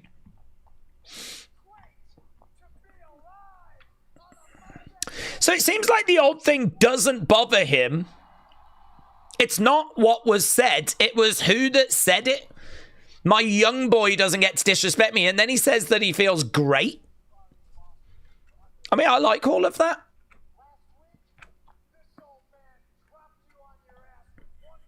This old man dropped you on your ass with one punch.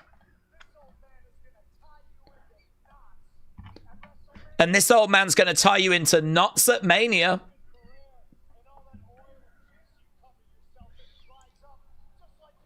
You cover yourself in oil and jizz.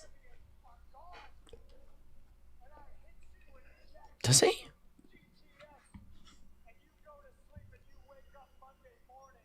That's the secret. Wouldn't that be all sticky, or am I overthinking it?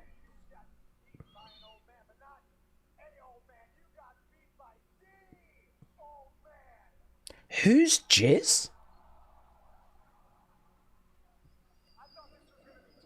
I thought this would be tough, said CM Punk.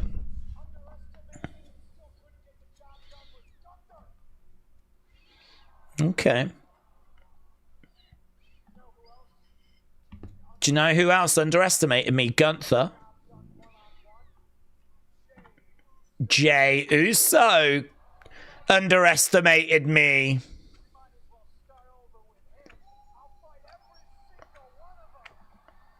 Okay, Jay's coming out. I'm not sure this is who people wanted. Is he going to yeet me to death? CM Punk said, is he going to yeet me to death? Is he going to yeet me to death? Okay, is it only Roman that covers himself in jizz? Or is it the whole family? What you going to do, says Punk. What you going to do? Punk's in Godin mode? Let me in the ring, says Jay. Punk backs away. Oh, Jay's going to get murdered. Jesus, Jay's going to get murdered. This is not going to go well. Oh, God. Oh, this might be the end of Jey Uso. Oh.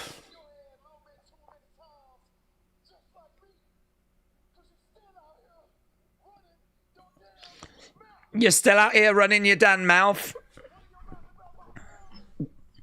Running your mouth about my family. You're out here running your mouth about me.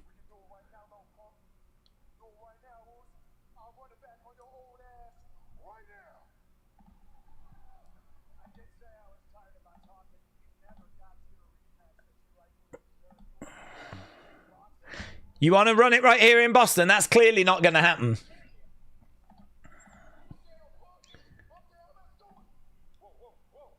Okay, Jimmy's out.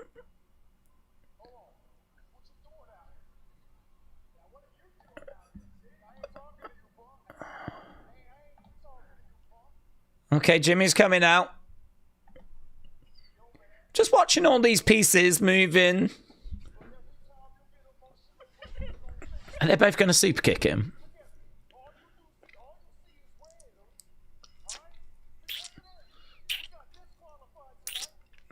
Jimmy's having a word with Jay here. I need you to lock in, says Jimmy.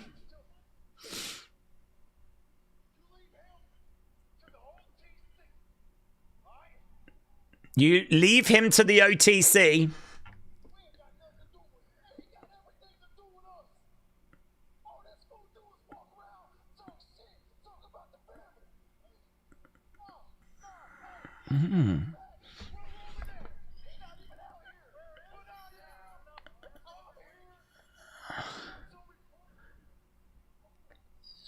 Okay, Roman's coming out. It's all getting a little bit...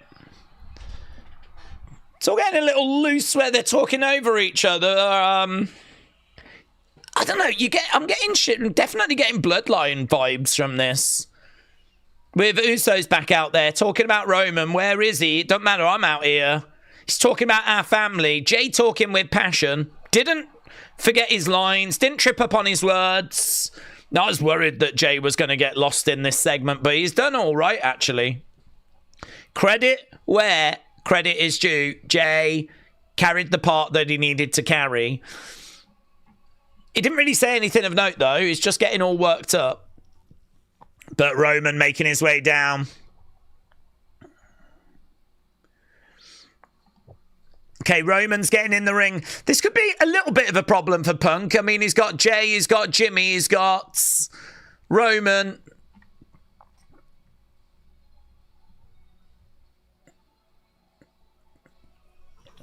R.I.P. Punk, said Connor. I don't think he's covered in jizz. Loud OTC chants. Loud OTC chants.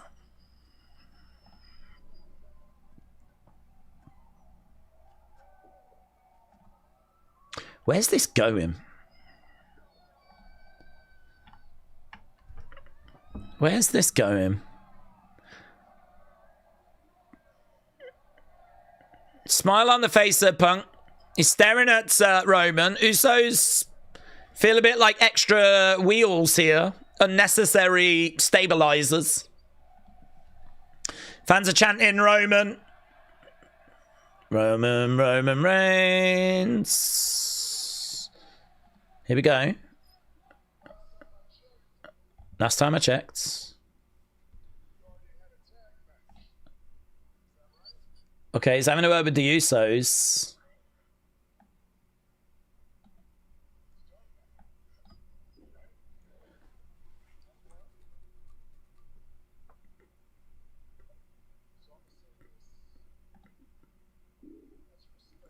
I'm going to say this as respectfully as I can.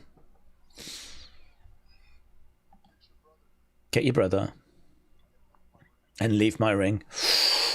I'm going to say this as respectfully as I can. Get your brother, leave my ring. Punk said, I think you should stay. He's going to need the help. Oh, Jay goes over. Okay, Jay went over. Superman punch. CM Punk goes down.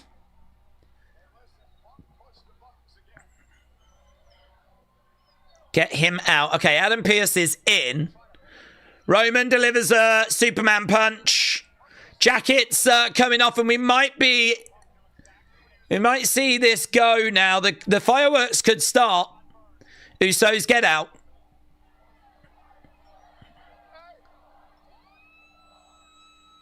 OTC chants. OTC chants. Come on, Us. Joe? He's calling him Joe. You know what to do. You know what to do. Joe, you know what to do. Here we go. Roman! Spear! Spear by Roman! Roman with a spear. We saw him hit a Superman as well. Yeah, look at that. Look at Jay right now. Jay's like Roman Reigns' #1 cheerleader. He was just saying, Joe, you know what you need to do. So these comments from Punk have really fired up the Usos. Certainly Jay. Right now, they're encouraging this attack. CM Punk getting thrown into the ring posts. Roman again driving Punk into that ring post. And there is nothing that these guys can do. Roman grabbing Punk. Yeah, Adam Pearce screaming. Gonna go for the power bomb. He's got him up into the commentary table. Hurls him. Boom! Commentary table. Roman Reigns drives CM Punk through that commentary table. We got the WrestleMania sign in the background.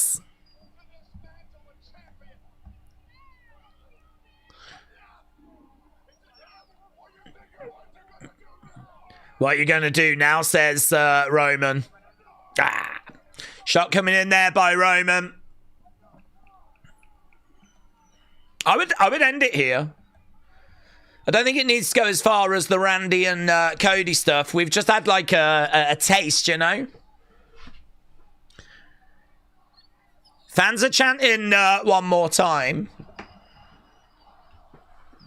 Do you give him one more? Maybe give him one more. Maybe give him one more spear. Punk down. Punk seems to be laughing. Michael says Punk is laughing. Roman seems to walk away.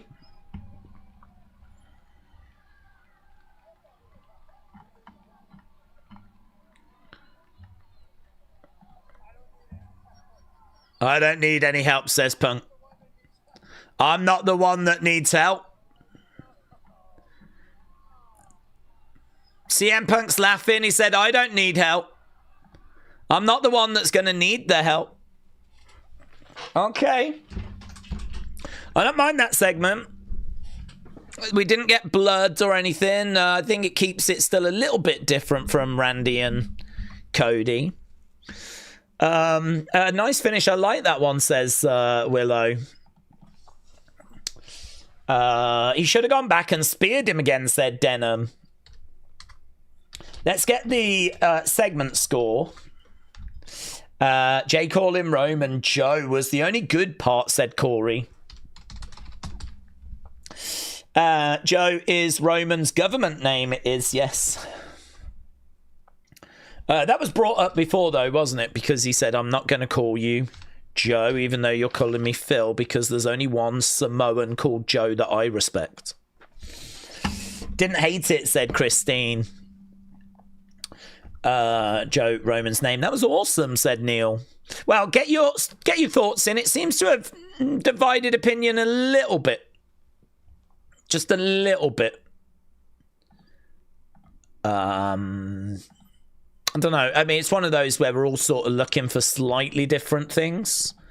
I didn't think it was like mind-blowing or anything like that, you know, but I'm sort of enjoying the dynamic with the Usos because, again, I think the success of the Bloodline was digging into the interactions between the characters. And what we've just seen is Jay be Roman's number one cheerleader, like, go and get him, oh my God. And you're seeing Jimmy being much more reserved. Jimmy wants to focus on the tag titles, knows that Punk is just playing his mouth. Jay is just, forget the tag titles, we got to deal with this clown. And we're seeing a difference in the way the Usos sort of react to this. Seeing like Roman kind of respond to that and seeing all these like moving pieces, it is very interesting. And there's definitely a vibe there of Bloodline for Summer, and you've got everyone in the ring and you don't quite know. I mean, there was a moment where I was like, is Roman going to lash out to one of the Usos? Or are the Usos going to super kick Roman? Like, you felt like there was this big moment that was about to happen, but you just couldn't figure out who was going after who or what was going to happen. I mean, it ended up just being Jay going after CM Punk. It wasn't that explosive. Then, of course, that leads to what we got. But yeah, I think from a kind of where's this going, you know, was it a segment that you could just turn off halfway through and go, nah, not interested? I don't think you could. I think you wanted to know where that was going. I think you wanted to know what was going to be said. And I think like that has to count for something, you know?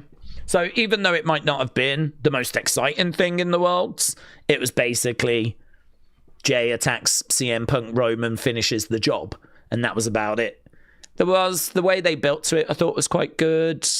The fact you weren't quite sure where it was going. I think even Punk laughing at the end, going, nah, I'm fine.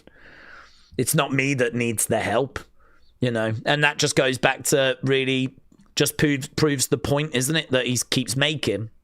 And that point is no one in that family seems to be able to get things done on their own. And, you know, thanks Usos for proving me correct again. Because Roman just attacked me, but only after the Usos started the job. I love my manipulative tribal chief. He can gaslight like no one else, but damn, he can entertain the F out of me, said Trini. I liked it. I didn't like Punk laughing, though, said Bentron. F that. Punk is being so disrespectful toward the Bloodline. Well, that's why they're getting fired up. That's why they're getting fired up. Yeah, Darren said Punk laughing's just going to make Roman more angry. Sean said Punk's laughing because he knows he's in Roman's heads. Daze, what do we think about Wobbly Walrus against Seth at Mania? Let's go. I'm here for it. Paul Heyman is going to be proud of the boys for that segment, said Mr. Prince. Roman is at the point where he can do whatever he wants, and the crowd is still going to love him. I think with him being face, he should definitely treat Usos different. But that's just me, says Brony. Yeah, but, well, it's a good point. I mean, obviously you know Roman really well because you're a massive fan. I suppose, though, the way that he treats the Usos is very interesting because we don't know where Roman's going. I mean, he could snap on the Usos and go back to being like a heel. I'm not saying they're going to do that. I'm not saying they should do that or they're going to do that.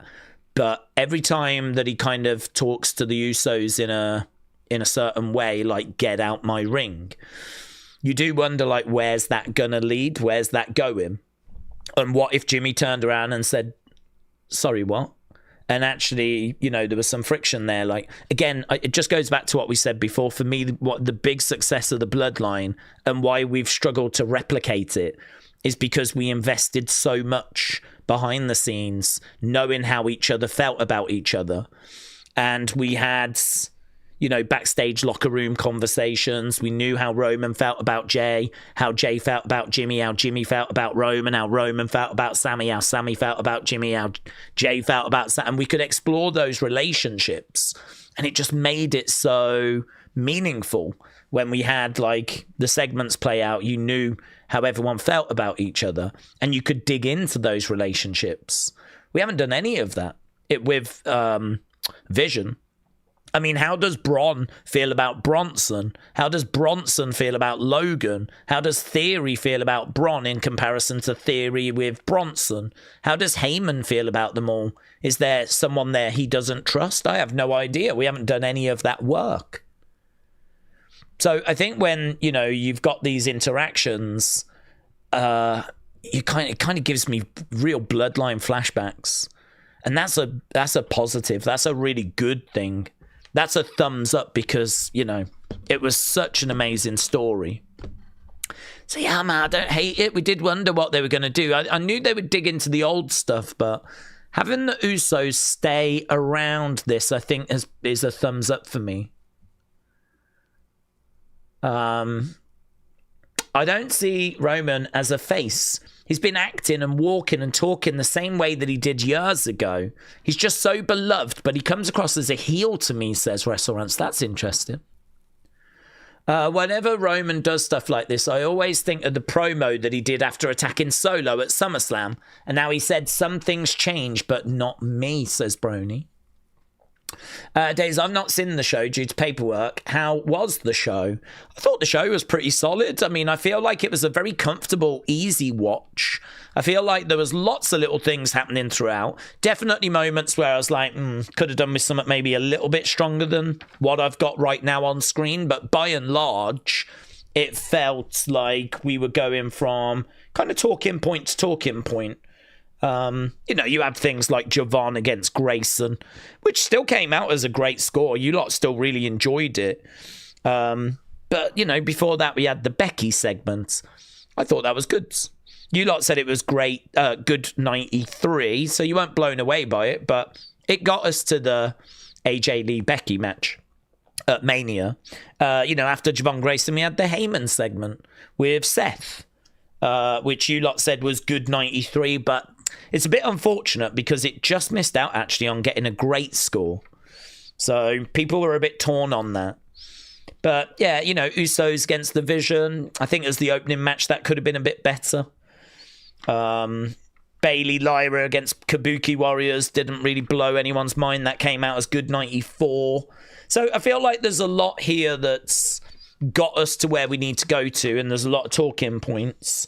Whether there's like much in the way of like mind-blowing, oh my god, you got to go out your way to watch this, I don't know. I feel like as we came into the show, we questioned that.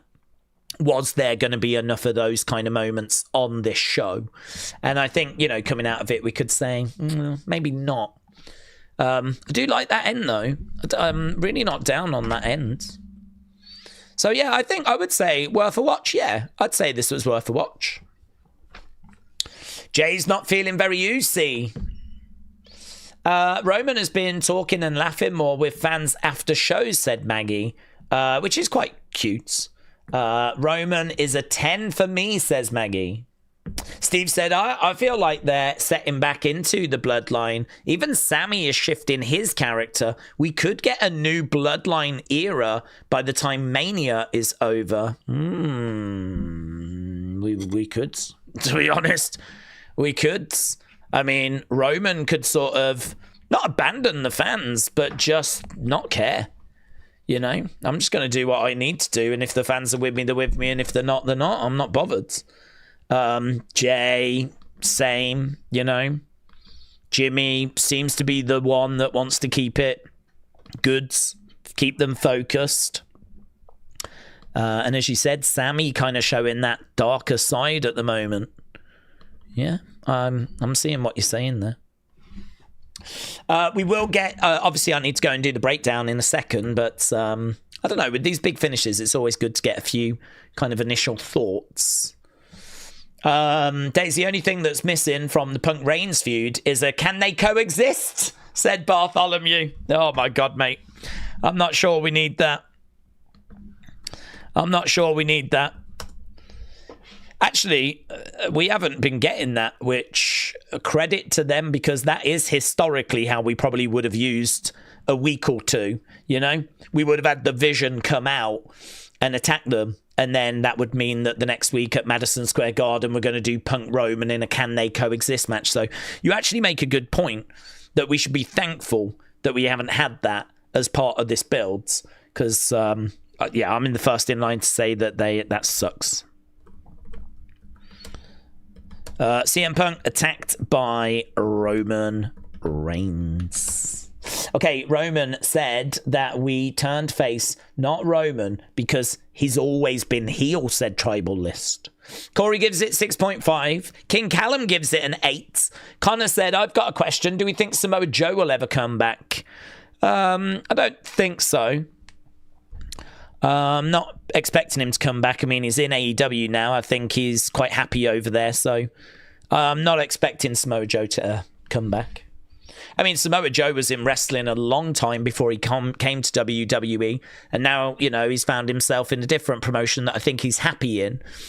Samoa Joe is not someone I regard as being like a WWE superstar first. He's kind of like a TNA superstar first. And finds himself in a bigger promotion than TNA right now, AEW. So I don't envisage him returning. Every time WWE taps into the Bloodline story, it's just a ratings booster, said 107. I really enjoyed Raw tonight, said Alex. I'm giving it 7.3. Well, do you know what? I'm going to actually put the feedback request up now, because there's lots of thoughts coming in, and there is a place for you to share those thoughts, and that is to go over and share your thoughts on the feedback request. So, feedback required. What did you think about Raw? What did you think about Raw? That's on my X now, and I use those feedback comments to do a opinions video, which we'll do tonight as soon as we're done the breakdown.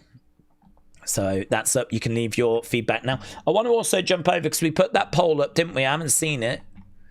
So we put the poll up. Who do you want to see win at WrestleMania? So we had over 311 votes. Not bad. So Randy Orton is around about 85% at the moment. Cody Rhodes about 15. So that's where we are right now. It's going to be very interesting. We'll probably do another one of these as we're on the verge of, say, WrestleMania. And we'll see if they've managed to kind of move it at all. So with about a month to go, that's where we are. Randy at the moment about 85, Cody about 15. We'll see if that moves as we get closer to WrestleMania. WWE will want to see that move. They'll want to see that move and get it closer to 50-50. Sean said, Daze, I think Roman still feels like a heel. Paul Heyman made a good point. He only came back for an Ula Fala and not for him. That's the reason why Paul turned on him, said Sean.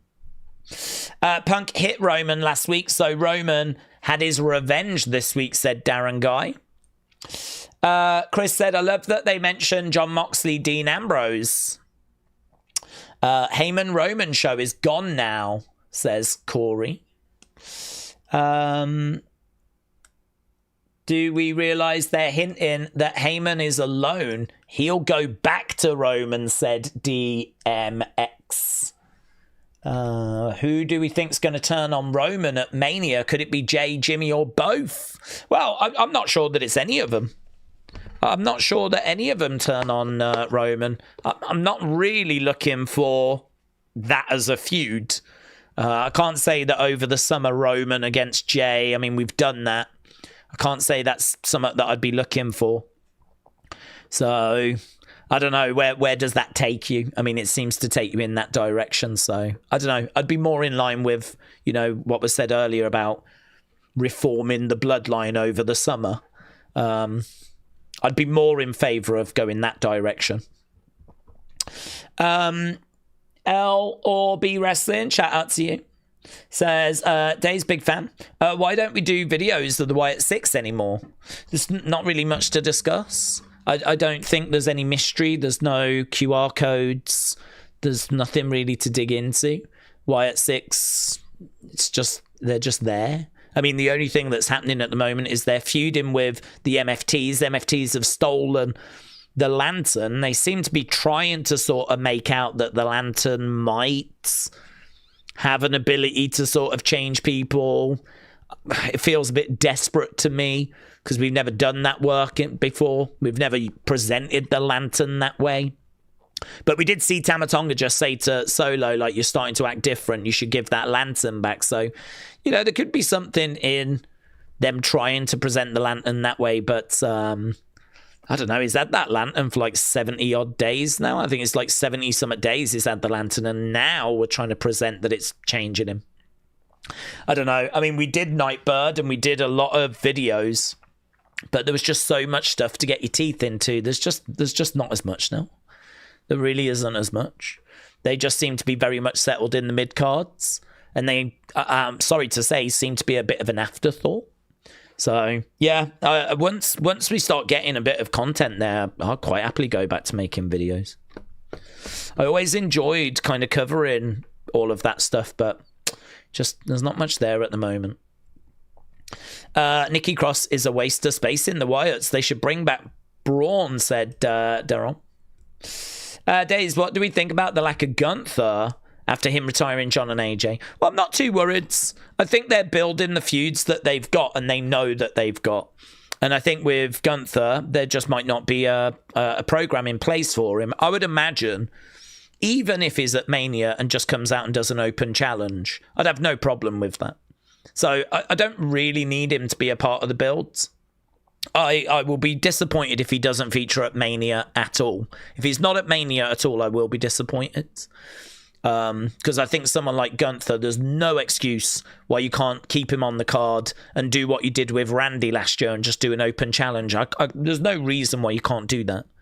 So I would be disappointed if he completely missed out. But I can understand why he's not part of the build, because creatively, they probably don't have anything for him when rumours were he was meant to be taking on Rey Mysterio. Yeah, Kyle, shout out to you, buds. Gunther Jericho could be the open chat. Well, I mean, that would be crazy, wouldn't it? That would be crazy if we did an open challenge and Jericho was able to answer it, but we just don't know when his contract's going to be unfrozen, so it's hard to say. Okay, I do need to run away and do the breakdown. We're about 10 minutes late for that, but we've just been kind of chatting about that finish that people seem to enjoy. I'm going to do the breakdown now. Of course, we always do it live, so we'll do that. Then we'll move on to the opinions video. If you want to have more wrestling conversation, well, guess what? So do I. And we can be doing that tomorrow for NXT. We're always here for NXT. We'll be live a couple of hours before. And yeah, looking forward to it. Should be good. So we'll be back tomorrow with NXT. And I'll be back in a moment for the breakdown. So yeah, appreciate everyone joining us. And I'll finish with Brando 292 that says the Bloodline is coming back.